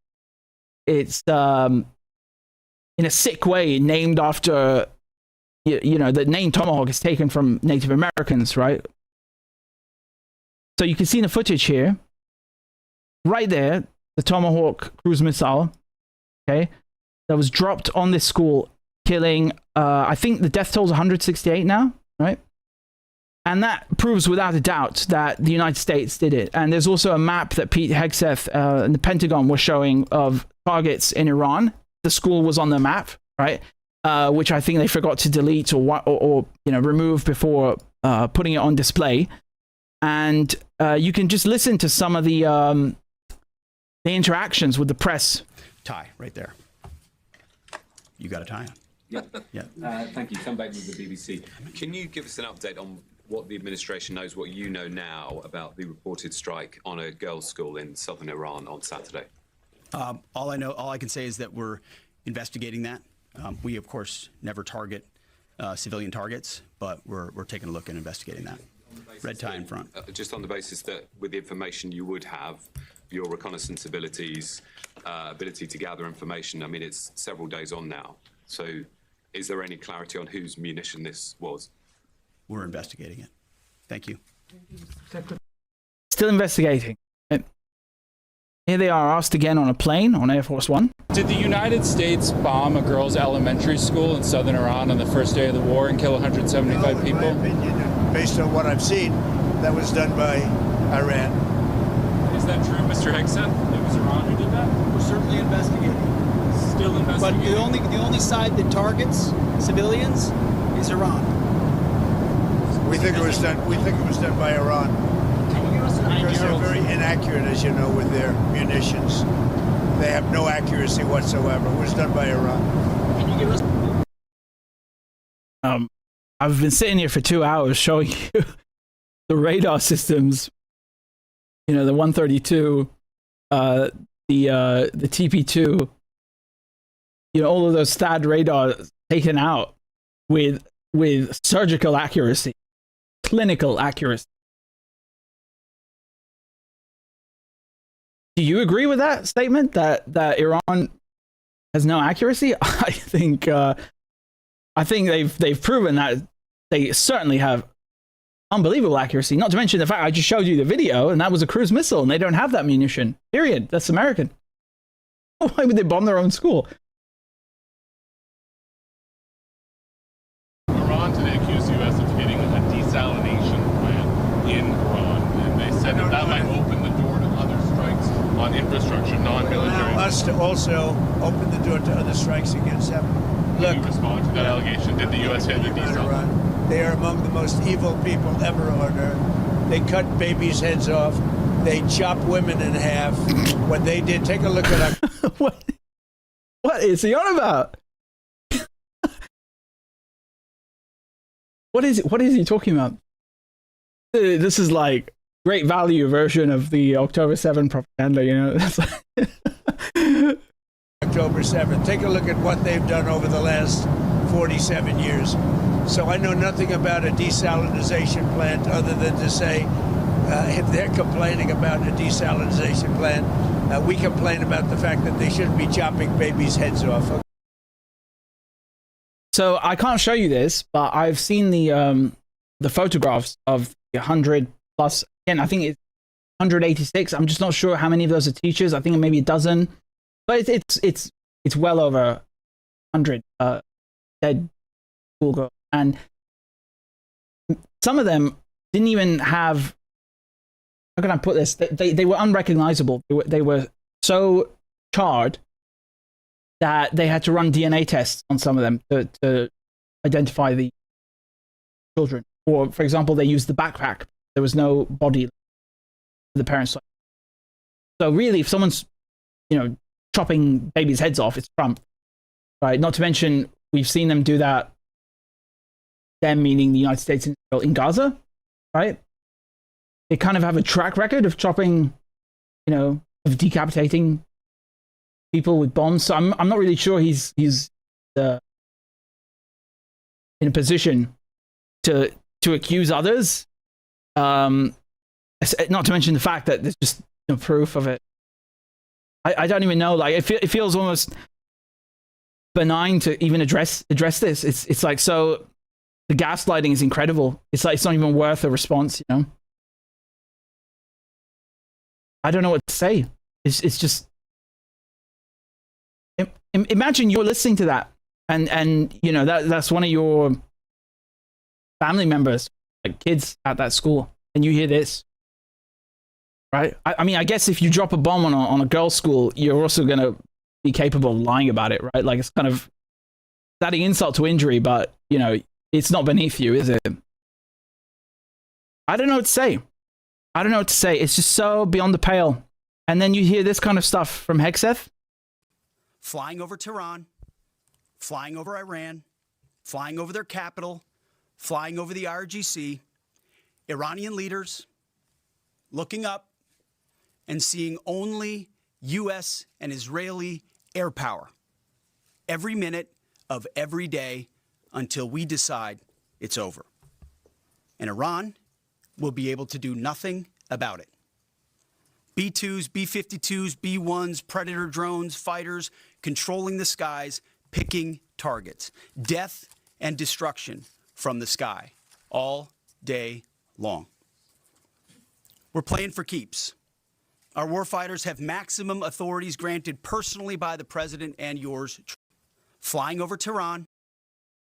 Dude, I remember Donald Rumsfeld when he had that job, and even he didn't speak like that. And Donald Rumsfeld is a mass murderer, right? He's Skeletor, right? He's like that demon in Doom with the rocket launchers, right? Like he's a hell demon, and he didn't speak like that. What is it? What is this? I understand, like, from a media aspect why he's trying to play tough, right? Like he's getting up in front of a podium. I think he even used to work in media, but this is criminal behavior. Right, like this is ridiculous. This is even Bush officials didn't speak like this. Even Bush officials, right, didn't speak like this. They certainly acted like it, but even they had like an iota of shame, or shall we say, not shame, but awareness that they couldn't get away with speaking like that. They couldn't give it away, right? They still had to do the whole neoconservative nonsense, and I guess they actually believed in that, even though it's nonsense. That, oh well, we're genuinely good and they're genuinely bad. Whatever, I don't care what they believed in, but they didn't speak like this, which it's really, I can't believe that this is the standard now, and that I'm inadvertently like almost singing the praises of mass murderers like Donald Rumsfeld. What is going on here? Like, has it really sunken that low? My goodness. Surely you understand what I'm trying to get at, right? I mean, it's not like the rhetoric being nice would make any of this better, but I guess it's the shamelessness of it that is just adding insult to injury, right? I don't know. I think that this is criminal. I'm not saying that like emotionally or personally. No, it's like legally criminal what he's doing. This is Nuremberg trial material. I'm not joking. Like, absolutely, the war itself is the supreme crime. But like, you know, he would be tried for this and found guilty, and they would quote this exact speech. It's legally, it's one of the worst crimes in the world. That was the point and the precedent that Nuremberg set. So, you know, it's not my opinion. I'm telling you this as a matter of fact. Utterly deranged. Utterly deranged.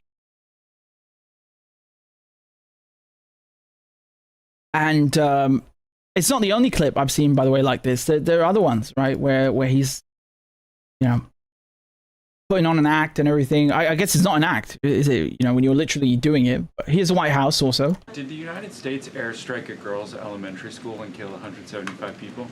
Not that we know of, Sean, and the Department of War is investigating this matter, and I would just tell you very strongly, the United States of America does not target civilians, unlike the rogue Iranian regime that targets civilians, that kills children, that has killed thousands of their own people in the past several weeks, and uses propaganda quite effectively, and unfortunately many people in this room have fallen for that propaganda. So I would caution you from pointing the finger at the United States of America when it comes to targeting civilians, because that's not something that these armed forces do.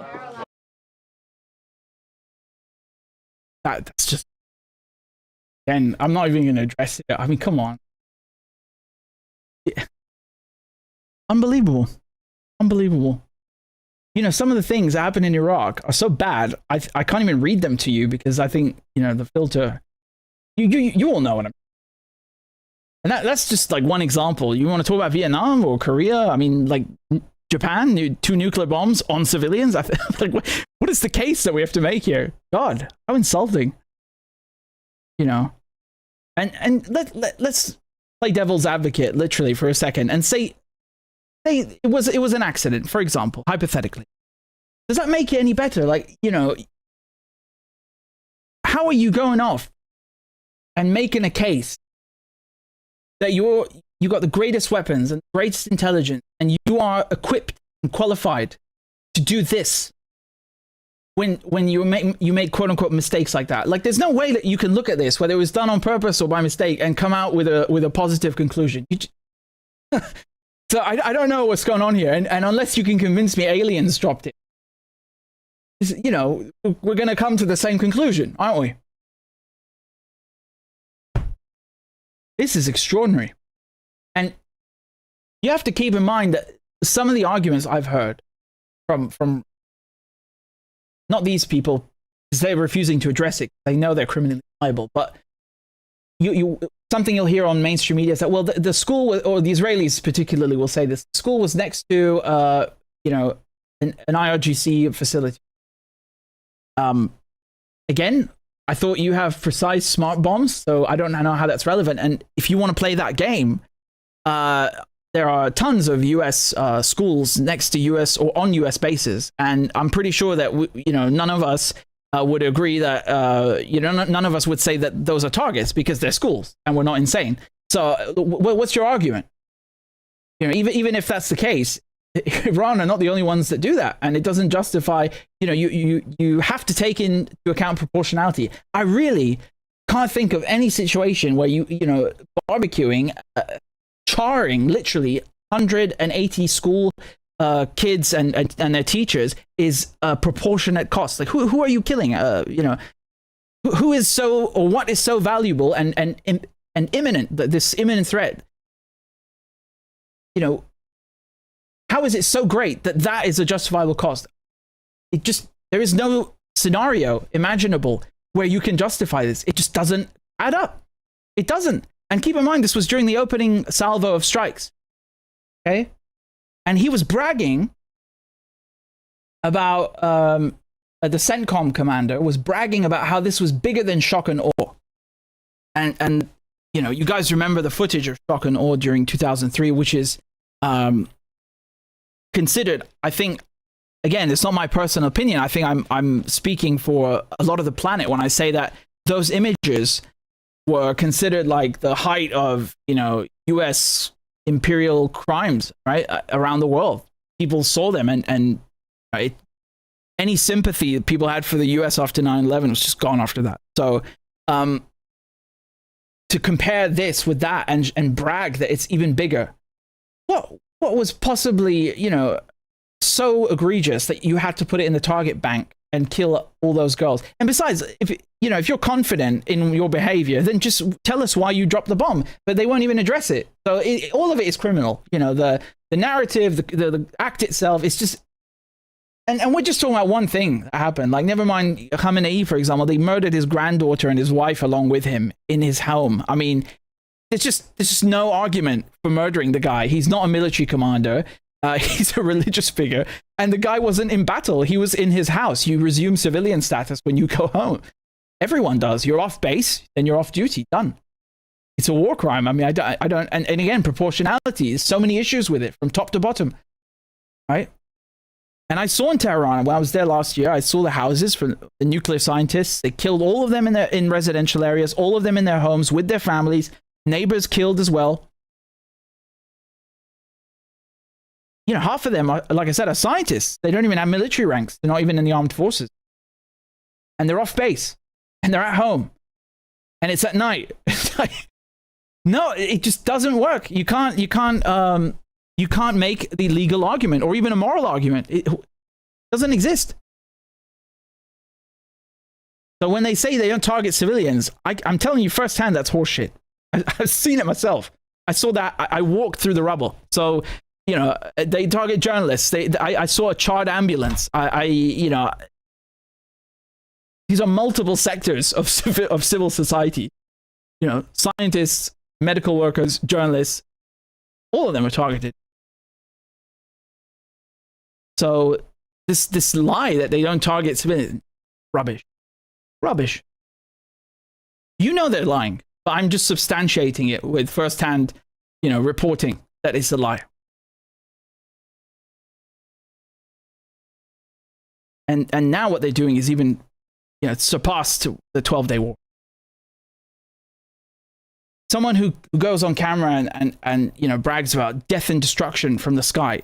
Okay, that sounds really cool in a movie or in a song, but you know, you're supposedly the defense secretary or now war secretary, and you're trying to tell us you're civilized and the other side is barbaric and, you know, they're extremists and you're sane, and it's just not looking good for you, man. I mean, you know, I said this on Twitter the other day that if I were in CENTCOM or, you know, if I were Trump or whatever, I would genuinely get him away from a camera. I really genuinely think that every time Pete Hegseth opens his mouth, he makes the United States more hated around the world.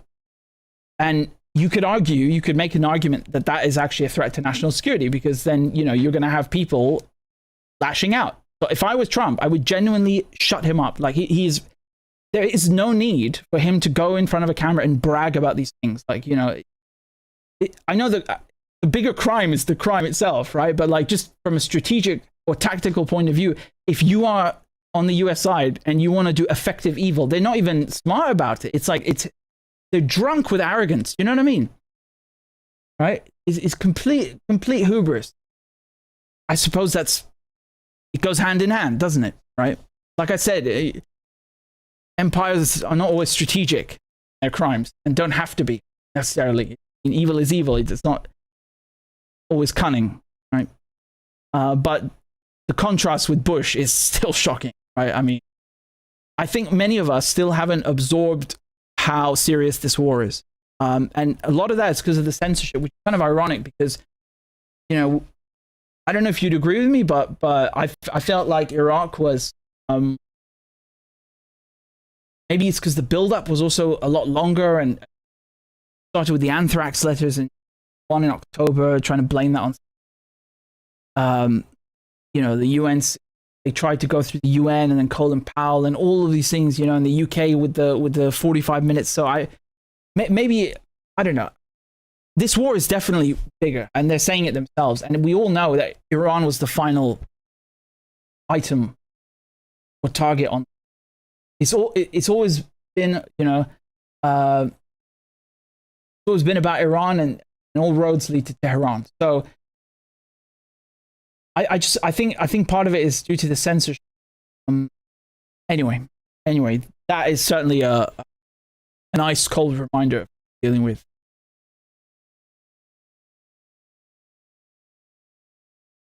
Speaking of which,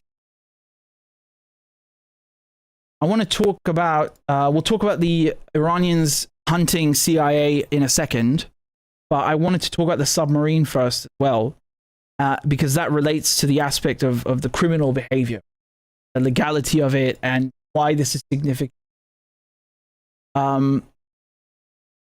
Yeah, just hold on a second. Thing from CENTCOM over here. I just really need to get water first. I need a bloody break. Yeah, hold on. Here's this. I have the submarine thing. I thought there was an interview with Araghchi. Yeah. The world. Yeah, here it is. Okay, so let's start with this this clip from the. This is the Iranian foreign minister Araghchi being interviewed about the submarine that was sunk. Saw your battleship sunk in the Indian Ocean. Dozens of Iranian sailors died. Your response was, quote, "Mark my words, the U.S. will come to bitterly regret the precedent it has set." So what is Iran going to do? And at this point, given the state of your military right now, what can you do?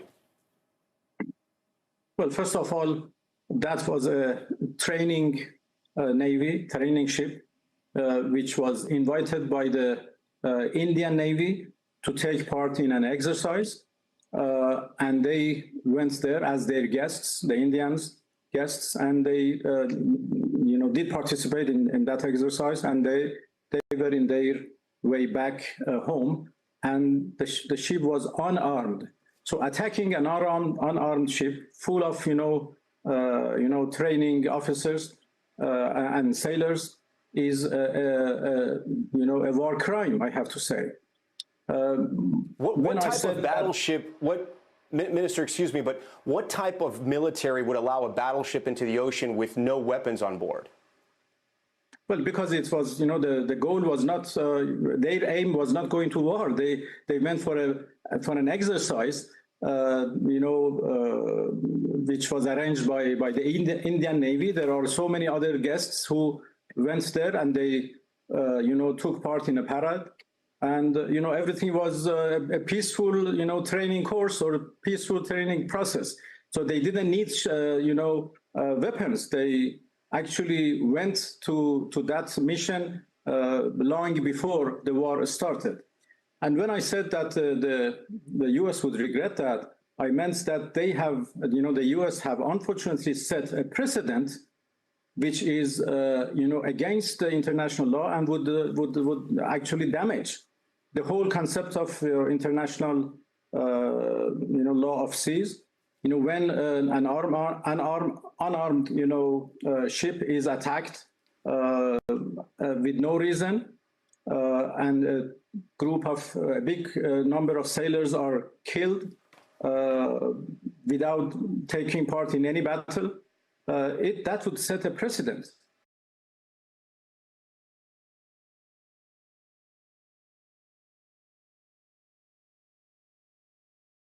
There's no doubt that the whole thing is criminal. I mean,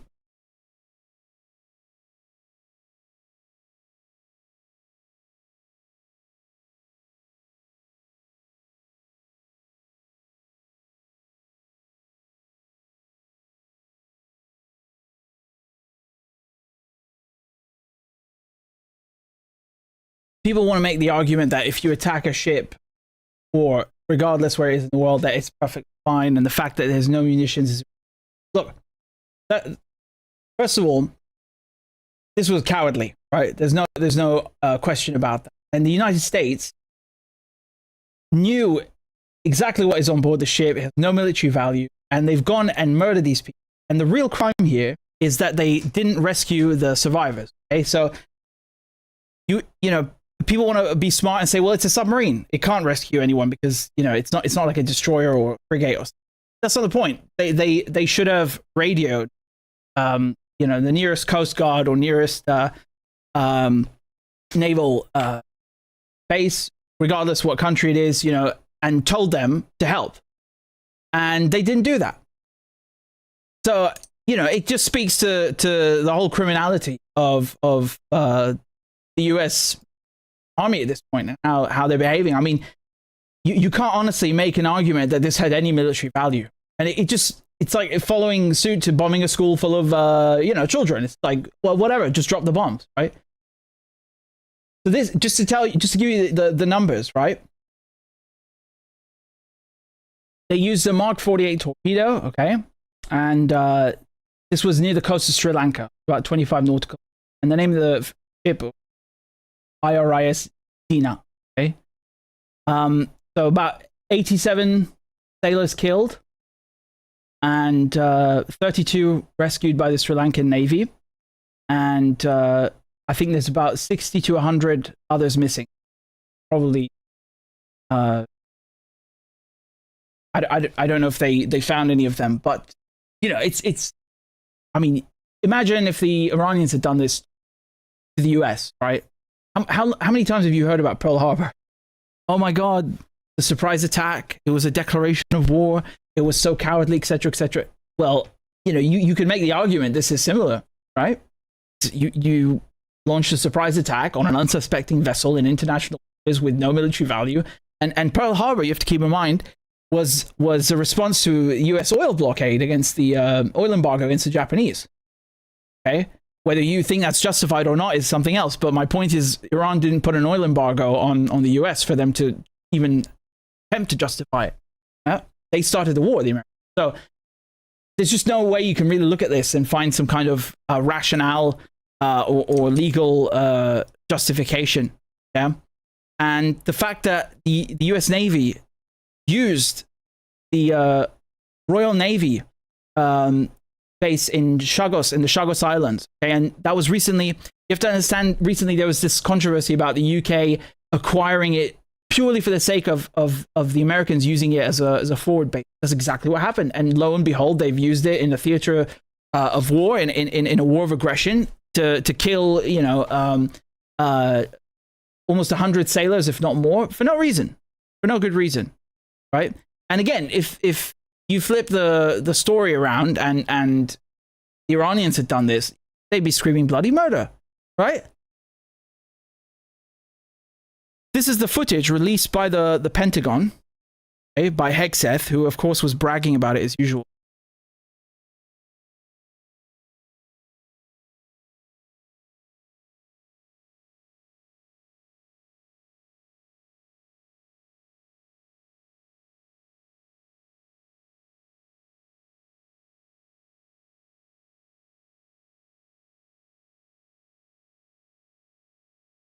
Right?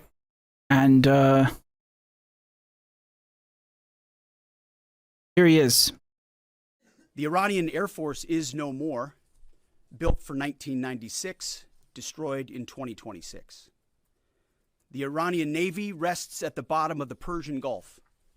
Combat ineffective, decimated, destroyed, defeated, pick your adjective.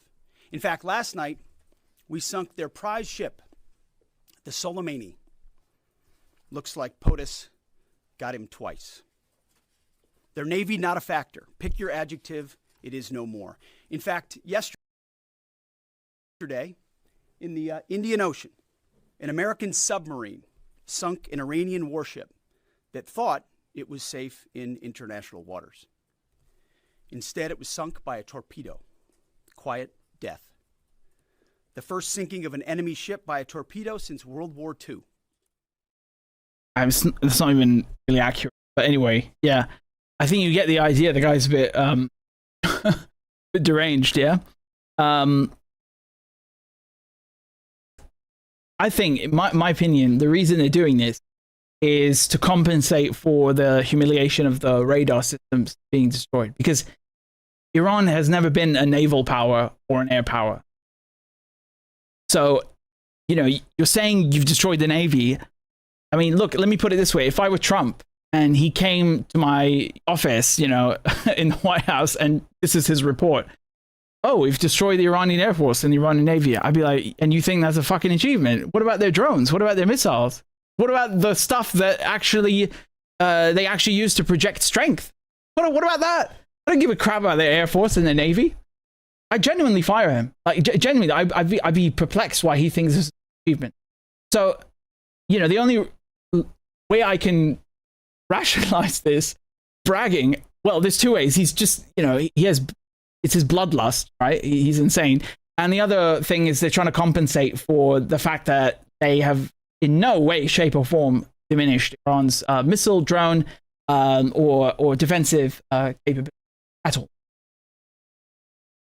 So I don't know what this, and you know, it's just utterly deranged. And there's also the aspect, not only that in this attack, UK infrastructure was used, but apparently there were Australian troops on board the ship, right? I know they always use the term personnel, like, you know, they're just people who work in a bakery. Like, no, they're troops, they're officers, they're soldiers, you know. We wouldn't normally confirm such an issue, but given our NSC meetings and the public interest, I can confirm that there were 3 Australian personnel on board that vessel. I can confirm also, though, that no Australian personnel have participated in any offensive action against Iran. These are long-standing third country arrangements that have been in place for a long period of time. And what they do is ensure that Australian Defence Force personnel, where they're embedded in third countries' defence assets, they act in accordance with Australian law, with Australian policy, and that, of course, is taking place across the board. And in this context, with the 3 submariners, is that, to give context for our viewers, is that part of the AUKUS training regime, that we have submariners involved with the US so that when we get our Virginia-class subs, they're ready to go? That's right. Look, one of the big pluses behind the AUKUS arrangements are Australian personnel getting experience across a range of assets, including being on board nuclear-powered submarines, but also the exchange that's occurring across the board. So it's not just personnel, it's engineers, it's technicians, it's people learning those. Yeah, you know, you just gain work experience, mass murdering an unarmed frigate. I mean, yeah, you know, join the Navy, join the Royal Australian Navy, see the world. What the fuck is this? Honestly, look, the way international law sees this, notice how he didn't say international law. He knows legally, under international law, it doesn't matter what they were doing on the ship. Like, unless they were kidnapped and taken like by you know, like as pirate hostages or something on board the submarine, they're considered accessories. They're considered participants. That, you know, there is no distinction. It's also, just forget international law for a second and think how the US and Israel would react if, for example, there were, I don't know, I mean, you don't have to imagine it. Just anywhere they say, oh, there were Iranian advisors, right? Military attaches in Syria, and they bomb it. Oh, look, they're in Yemen, and they bomb it, and in Lebanon, and they bomb it. They even threatened diplomats and said the Iranian diplomats have to leave. What? So by their own standards, this is bollocks. And under international law, it's especially bollocks because military attaches aren't walking around, you know, necessarily in a battlefield in the examples the Israelis are citing. They're killing them in hotels, like in their homes, you know, at night with the civilians. This is in battle, like, and completely unprovoked. Again, it's so obvious. It doesn't even, you know, warrant explaining, but shocking, honestly shocking. So you see how many countries are supporting this aggression against Iran. You got French bases being used by the US, UK bases being used by the US. I'm 120% sure that the UK is also working, giving the Americans intelligence through MI6 and GCHQ. Guarantee you, one day, just mark my words, one day it'll come out. And so all of that is offensive. And I showed you the bombers landing in the bases, so there's no question about it. You know, and now Australian as well. Just really disgusting, honestly. I don't even understand what any of this is supposed to prove, right? So if we look at the tally, we look at the conclusion in terms of strategic objectives, and we look at you know, civilians being hit. Really, the truth is that you got one side that's going after strategic objectives, not always military, right? You can't argue that an oil refinery is a de facto, you know, a legal military target. Maybe it's a de facto one, but you know, you're coloring outside the lines. But it's strategic. It's not a girls' school, right? It's not an unarmed frigate. And the other side is targeting girls' school and unarmed frigates, and you know, making it rain oil above the city. I really find it astonishing that anyone with a functioning brain can look at this and not see the moral contrast between the two, and the legal one too. It's not even a moral question. Like, you don't have to even like or agree with any of it. It's just very black and white. It really is. Okay.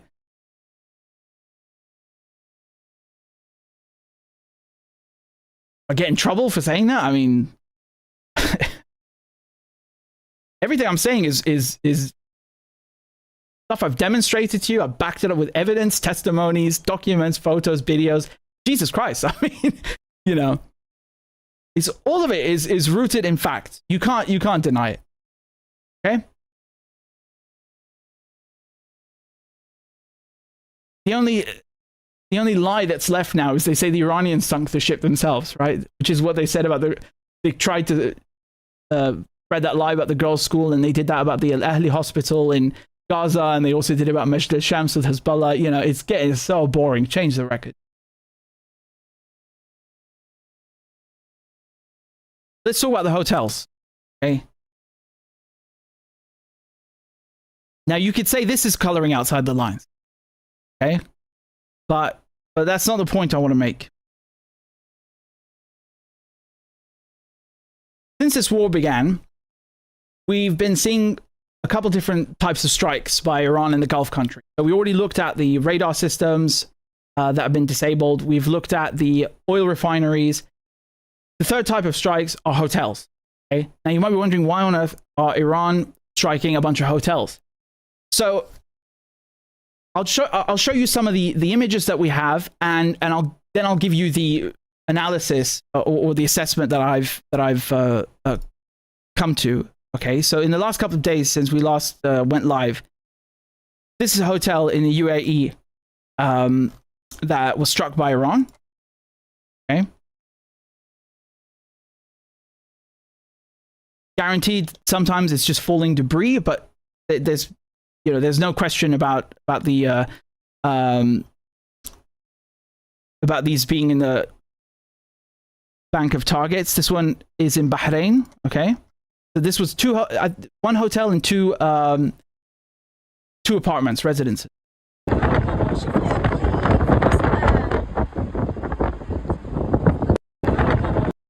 Right, and then also we saw in so that's the same one actually the next day. Right, you can see how it's been burnt up there.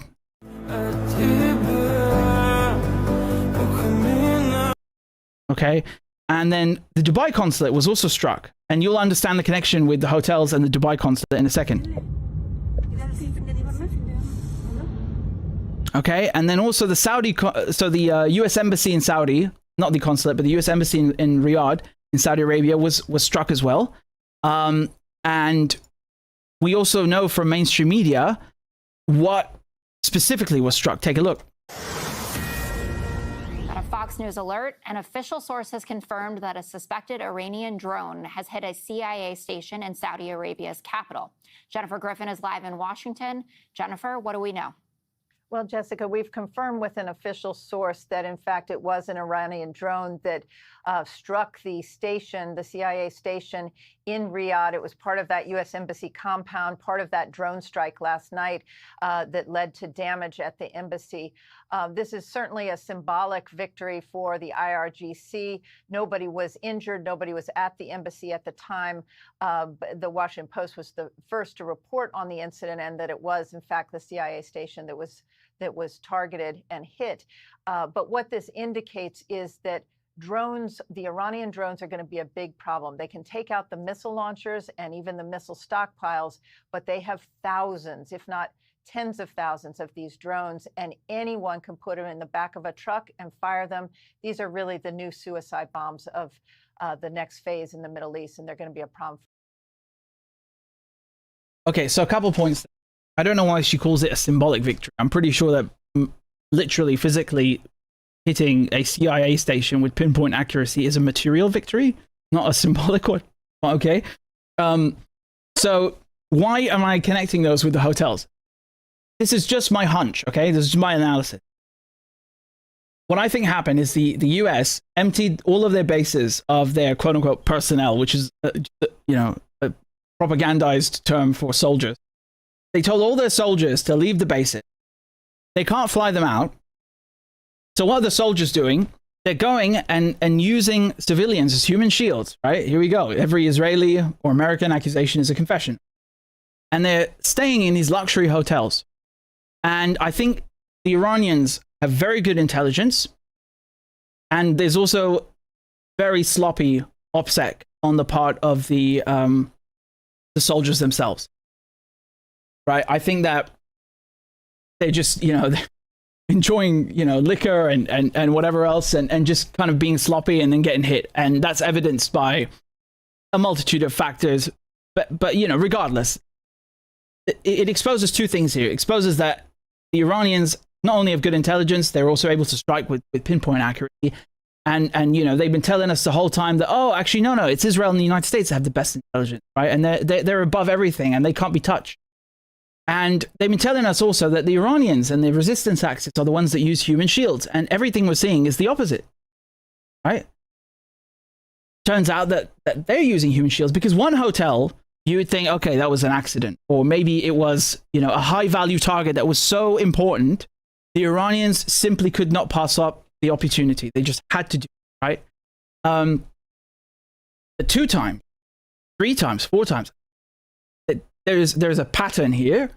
And again, you can debate the legality of it. You know, it's certainly coloring outside the lines. And again, we have no moral high ground to be, you know, talking about striking hotels. Like, you know, after what the US and the UK and Israel have done, I mean, please go away. We have no moral high ground. But from the aspect of international law, again, you have to take into account proportionality. You have to take into account the military activity that was being conducted out of that hotel. Like, what was going on? Was it, you know, did they turn it into a full-blown CIA station that was, you know, or NSA station that was handing off targets to a bomber? Yeah, you can make an argument then. And was it proportionate? You know, there's all these things, right? Because the Iranians don't usually hit hotels. That's why this stands out, right? And they don't usually target civilians. And I know that's contrary to what mainstream media want you to believe, but it's just an objective fact, right? They don't target civilians or have disregard for civilians the same way that the West does. It's just, you know, that might upset some people, and it might sound like it's biased. It's not. It's an objective fact. I mean, how many wars do I have to point to? Like, you know, I'm not going to go through that whole thing. This is correct. And so when they do this, you have to ask what's going on. And like I said, I think they are sending troops or officers. It could be a mix of soldiers are on base usually, and or CIA officers, NSA officers, and they're going into these hotels thinking that they're safe, that, you know, they can use them to conduct military activity. And, you know, these people have no guerrilla tactics. I doubt they even speak Arabic. And they have no way of blending in, so they stick out like a sore thumb. Some of them are probably getting sloppy. And like I said, the Iranians have surprised everyone with their missile capabilities, their targeting capabilities, their intelligence about where these radar systems are and everything. So, you know, it makes sense that they would be able to track them. So that's number one. And the fact that they've hit also the CIA station in Riyadh. Now, again, this is, you know, and the consulate, it's illegal. Okay? Like, under international law, it's illegal. Because, you know, I'm not going to sugarcoat it. You can't hit an embassy, even if there's a CIA station inside. No matter how much you want to, it's illegal. But look, we created this precedent. We set this precedent when when the Israelis bombed the Iranian consulate in Damascus, and I watched the UN Security Council emergency session. I covered it here with you live, and no one said a word. The Americans didn't give a crap. The UK didn't give a crap. France didn't give a crap. You know, all of the Western countries treated this like it was some kind of, you know, like a joke, really.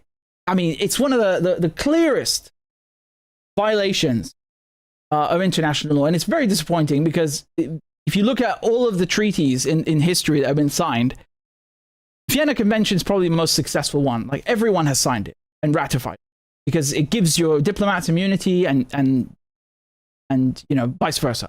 So everyone has an incentive to sign it, and it's been respected, you know, more or less. There haven't been any airstrikes, at least, right? Intentional ones until that. Now, there's the Chinese embassy in you know, the US bombed in Serbia. They at least apologized for it. So ostensibly, we can say that they at least apologized and it was a quote unquote accident, right? But this one was this was done like on purpose, in all, you know, in all cunningness by the Israelis and completely open, actually, right? Like, they're not even trying to hide it. So that is the precedent that we set when we looked at that and allowed it to happen, and then just like shrugged our shoulders. Okay. Now, that doesn't allow the Iranians to do the same to others, but I'm making this point because some smartass is going to go like, oh, well, you know, they're violating international law and blah, blah, blah, like as if we have, you know, some kind of moral high ground to stand on. We really don't. Actually, we're already in the ground. We're sinking, right? We have nothing to stand on. Nothing. And again, every embassy, basically, not every embassy, but most of them are spy stations. Okay, that's just so you know that. Especially American, right? Like, especially NATO countries, you can safely assume that almost every single embassy or consulate has a spy station inside of it, right? As a matter of fact, if you look at the UK, it's so intertwined that the head of MI6 is the foreign secretary. Or rather, let me rephrase that. The head of MI6 reports to the foreign secretary. Like, it's not even, you know, they don't even try to separate them into two different things. It's that intertwined. Okay. So yeah. And I mean, State Department, like half the people at State Department. But yeah, it's coloring outside the lines. It's illegal, even in wartime, etc. We know that. My point here is just to contrast that this is not behavior that Iran ever engaged in. And it's only because they pushed Iran to this point that we can rationalize the targeting decision, okay? But it doesn't justify under international law. I have to be consistent, and again, we don't have any moral high ground though to stand on. And if the Americans were sending their troops into hotels and conducting military operations out of those hotels, they're not only hypocrites then, but they're actually genuinely putting civilians in danger. And to be honest, you know, I don't know what the intelligence was, what they were doing there, if it was proportionate, etc. But from what we've seen from the photographs, from the videos, the few ones that we have, I mean, the Iranians seem to be like doing this with pinpoint accuracy, right?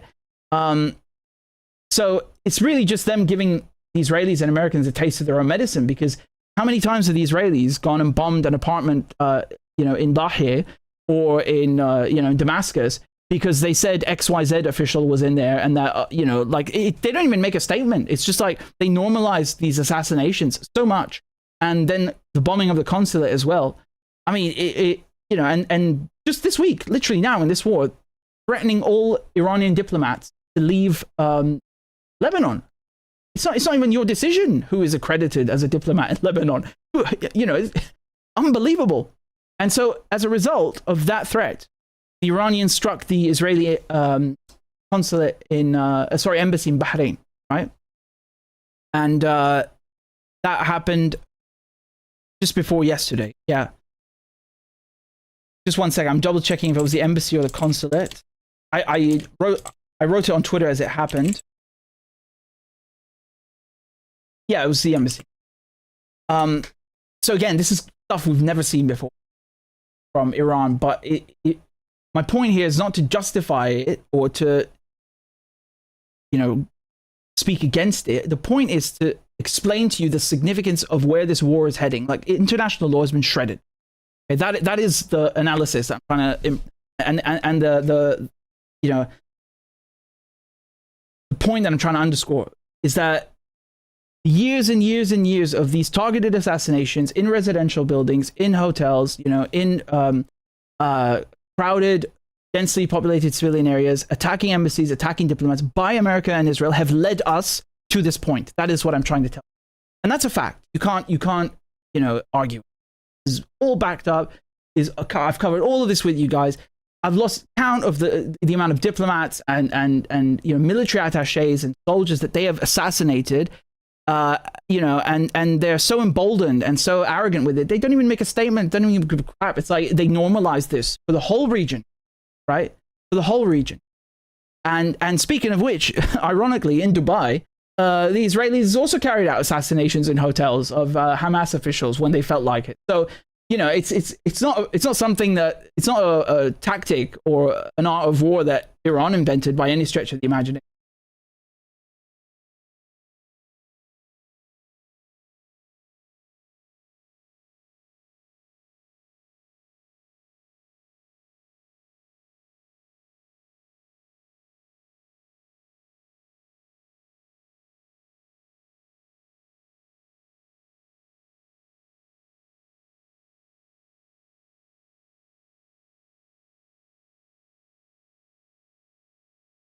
Right. So in terms of the wounded and the official you know, list of KIA and so on, it's a bit suspect. It's a bit suspect. I'll just show you what I've collated, and then you can kind of draw your own conclusion. Okay? But just, you know, if we look at this rationally, okay. You can't look at all of these strikes, whether it's US personnel hiding in these hotels, bases themselves, or radar systems, the tankers, whatever. You can't look at this magnitude of warfare and then expect me to believe that only the US only sustained 7 casualties in terms of KIA, killed in action. You've been telling us the whole time that Iran is so dangerous, their ballistic missile program, their drones, everything, even when they breathe, it's so dangerous that, you know, they have to be dealt with. And then you want us to believe that their missiles are so ineffective that they've only killed 7. And they have this bloodlust to kill Americans and Israelis, according to you. So there's a big contradiction going on here, especially since they've destroyed the radar and early warning system. You know, theoretically, they should be hitting even more targets, and with more ease and with less warning for you. So you really expect us to believe it's just 7 KIA? I don't buy it. And if you look at also what's going on in Germany, why do I mention Germany? Because yes, the Americans have bases everywhere, but when they medevac means medical evacuation. When they need to transport someone in an emergency, a medical emergency, to a hospital to receive proper care, they usually take them to Germany, right? And that's been the case for a long time, and they take them specifically. Okay, here you can see that this is from Stars and Stripes. Okay, so Stars and Stripes is basically the magazine for the U.S. Armed Forces. Okay, and it's, how long has it been around? Definitely since Vietnam, maybe since Korea, World War II. I'm not sure 100%. I should know this because I know World War II history well, but anyway, it's the official one. Okay, and this is according to the Americans themselves, okay? They're saying on here now, military moms to be can't be, so to be can't give birth. Sorry, I'm just trying to move that on the screen so you can see it, yeah? Okay. So military moms to be can't give birth at largest DoD hospital abroad amid care needs of Iran war, okay? So what are they saying? They're saying that on social media forums, you know, people are flooding them with questions and requests because of a screenshot of a memo saying that, quote, Landstuhl Regional Medical Center services for labor and delivery were suspended until further notice. Okay? So Landstuhl is exactly where they, as it says in the article, it serves as a critical hub and evacuation point for US soldiers wounded in training or combat. Right? So you have to understand that when they're pulling OBGYN nurses and medical staff from duties like, childbirth, that signals there's a medical shortage in terms of staff, and it also means that they don't have enough beds for them to waste, quote unquote, or to use on things like childbirth. It means they need all of the resources in that medical facility for heavy casualties, serious casualties that are coming from a combat zone. So this is an indicator, an indirect indicator, that the US are sustaining so many losses that, and again, at this specific hospital, having that, announced, that they're basically not able to keep up at current capacity. Okay? Now, it doesn't necessarily mean that, they have thousands of KIA. No, I think we would have way more indicators. But I would safely gauge it's in the hundreds at this, because the Iranians themselves, they claim it's in the, I think, what was it, over 600 killed? I think even more now, right? If you add up all of the statements. And they really have no reason to lie, to be honest. You look at the announcements of the locations they've struck, every one of those has turned out to be true. So I don't understand why they would inflate the figures, right? It just, I don't know, it's not something they need to do. Now, the Americans, on the other hand, it's not just this indicator that is, a tell. Here are some other ones. So I saw this from CENTCOM. They're saying a U.S. National Guard soldier, this is from a few hours ago, yeah? A U.S. National Guard soldier died in a health-related incident in Kuwait on March 6th during a medical emergency. The exact cause of death is under review. I mean, could you be any more vague? What happened? Did a tin of beans fall on his head and he had a heart attack? Like, what does this gibberish mean? I'm sure he died in a health-related incident. Otherwise, what the fuck would it have to do with his health? Like, what? This is a combat death. At that point, I just shut my mouth, honestly. Why would you even? This guy died in combat. Okay. He was killed by Iran. I don't know how. It could have been a drone. It could have been, a missile. It doesn't matter. The point is, they're lying. Okay? This is another indicator. Here's more. Okay, so this guy, okay,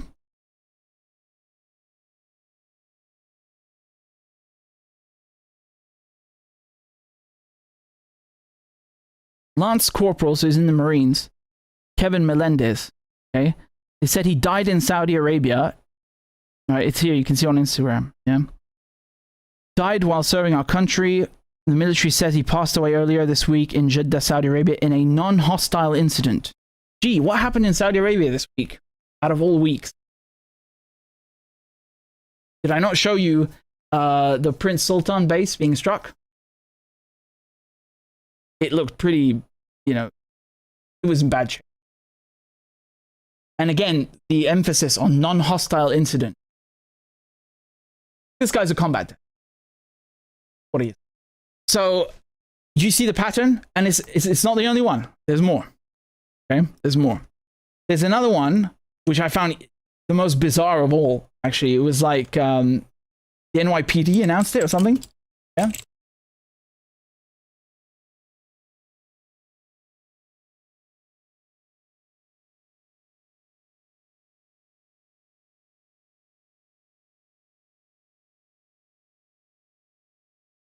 Yeah, here it is. NYPD News. Okay? Look at this. The NYPD, the New York Police Department, mourns the loss of police officer Sorfli Davies, who passed away yesterday as a result of a medical episode while deployed to Kuwait in support of Operation Epic Fury. Okay, so he used to be in the NYPD, and then apparently he joined the National Guard, right? So they're calling this a medical episode. I mean, what is a medical episode? He overdosed on Big Macs? Again, do you see the pattern here? This is, come on. These are like official announcements, right? They're not things on the internet. No, these are from official channels. So there's a very clear pattern here of hiding the casualties and trying to pass them off as non-combat, right? And I also noticed, and you may have noticed as well, none of them are white. The only ones that they did announce as official combat deaths were white, right? Did you guys see the photograph of all 4 of them? Right, it's more than 4, but the ones that they did announce as supposed combat deaths, right? As KIA.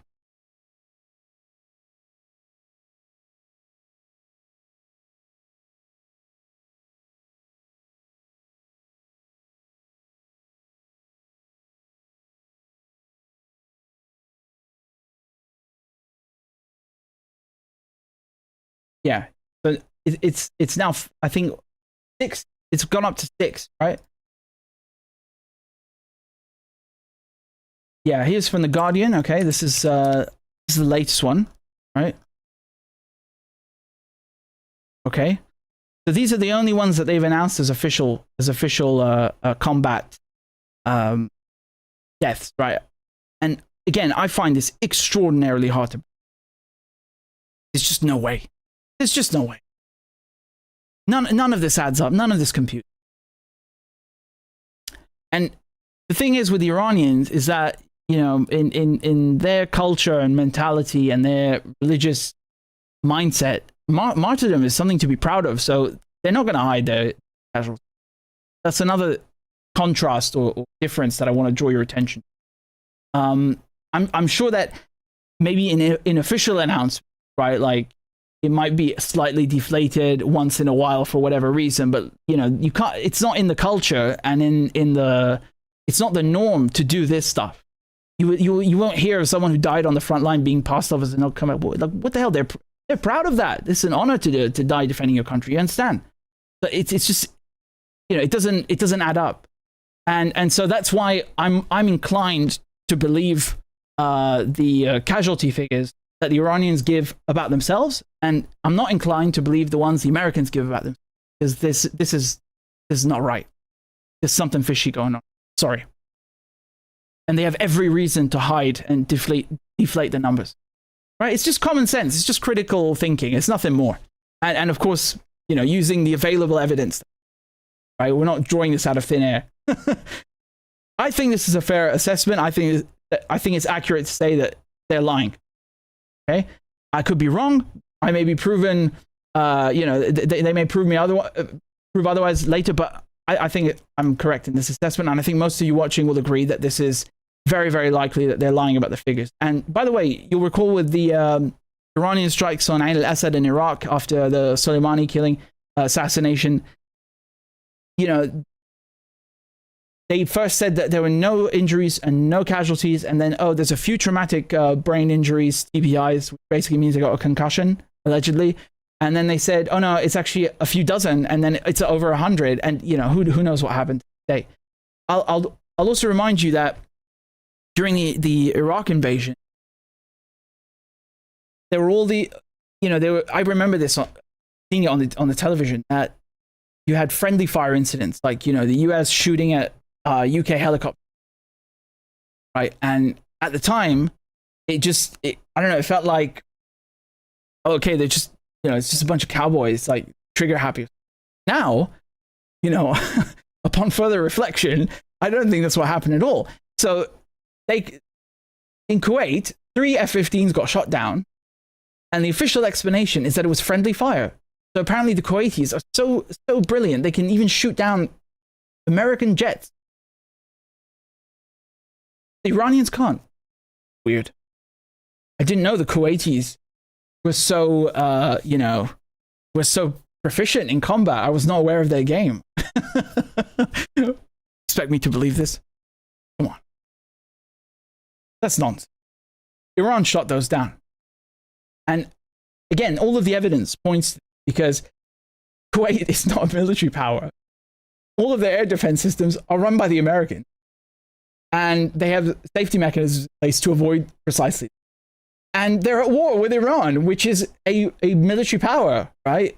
And the fact that they have been able to destroy and dismantle all of the Americans, you know, THAAD systems and their most expensive radars, points to the fact that they are proficient enough and competent enough and skilled in warfare enough to shoot down multiple US jets? Yes. I think it would be arrogant, actually, to assume otherwise. But just, looking at all of this information that we have and just using a bit of common sense, critical thinking, I think it's obvious what's going on, right? Let's leave it at that. I think my point is well taken.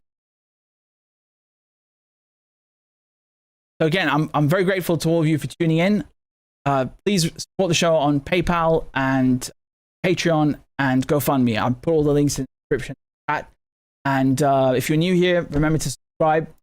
I will try and go live much sooner and more often. I got overwhelmed by the maps, and I wanted them to be pristine. I'm going to try and step up the pace. So again, thank you all for tuning in. Share the video, share the segments with others, educate, and let's fight the problem.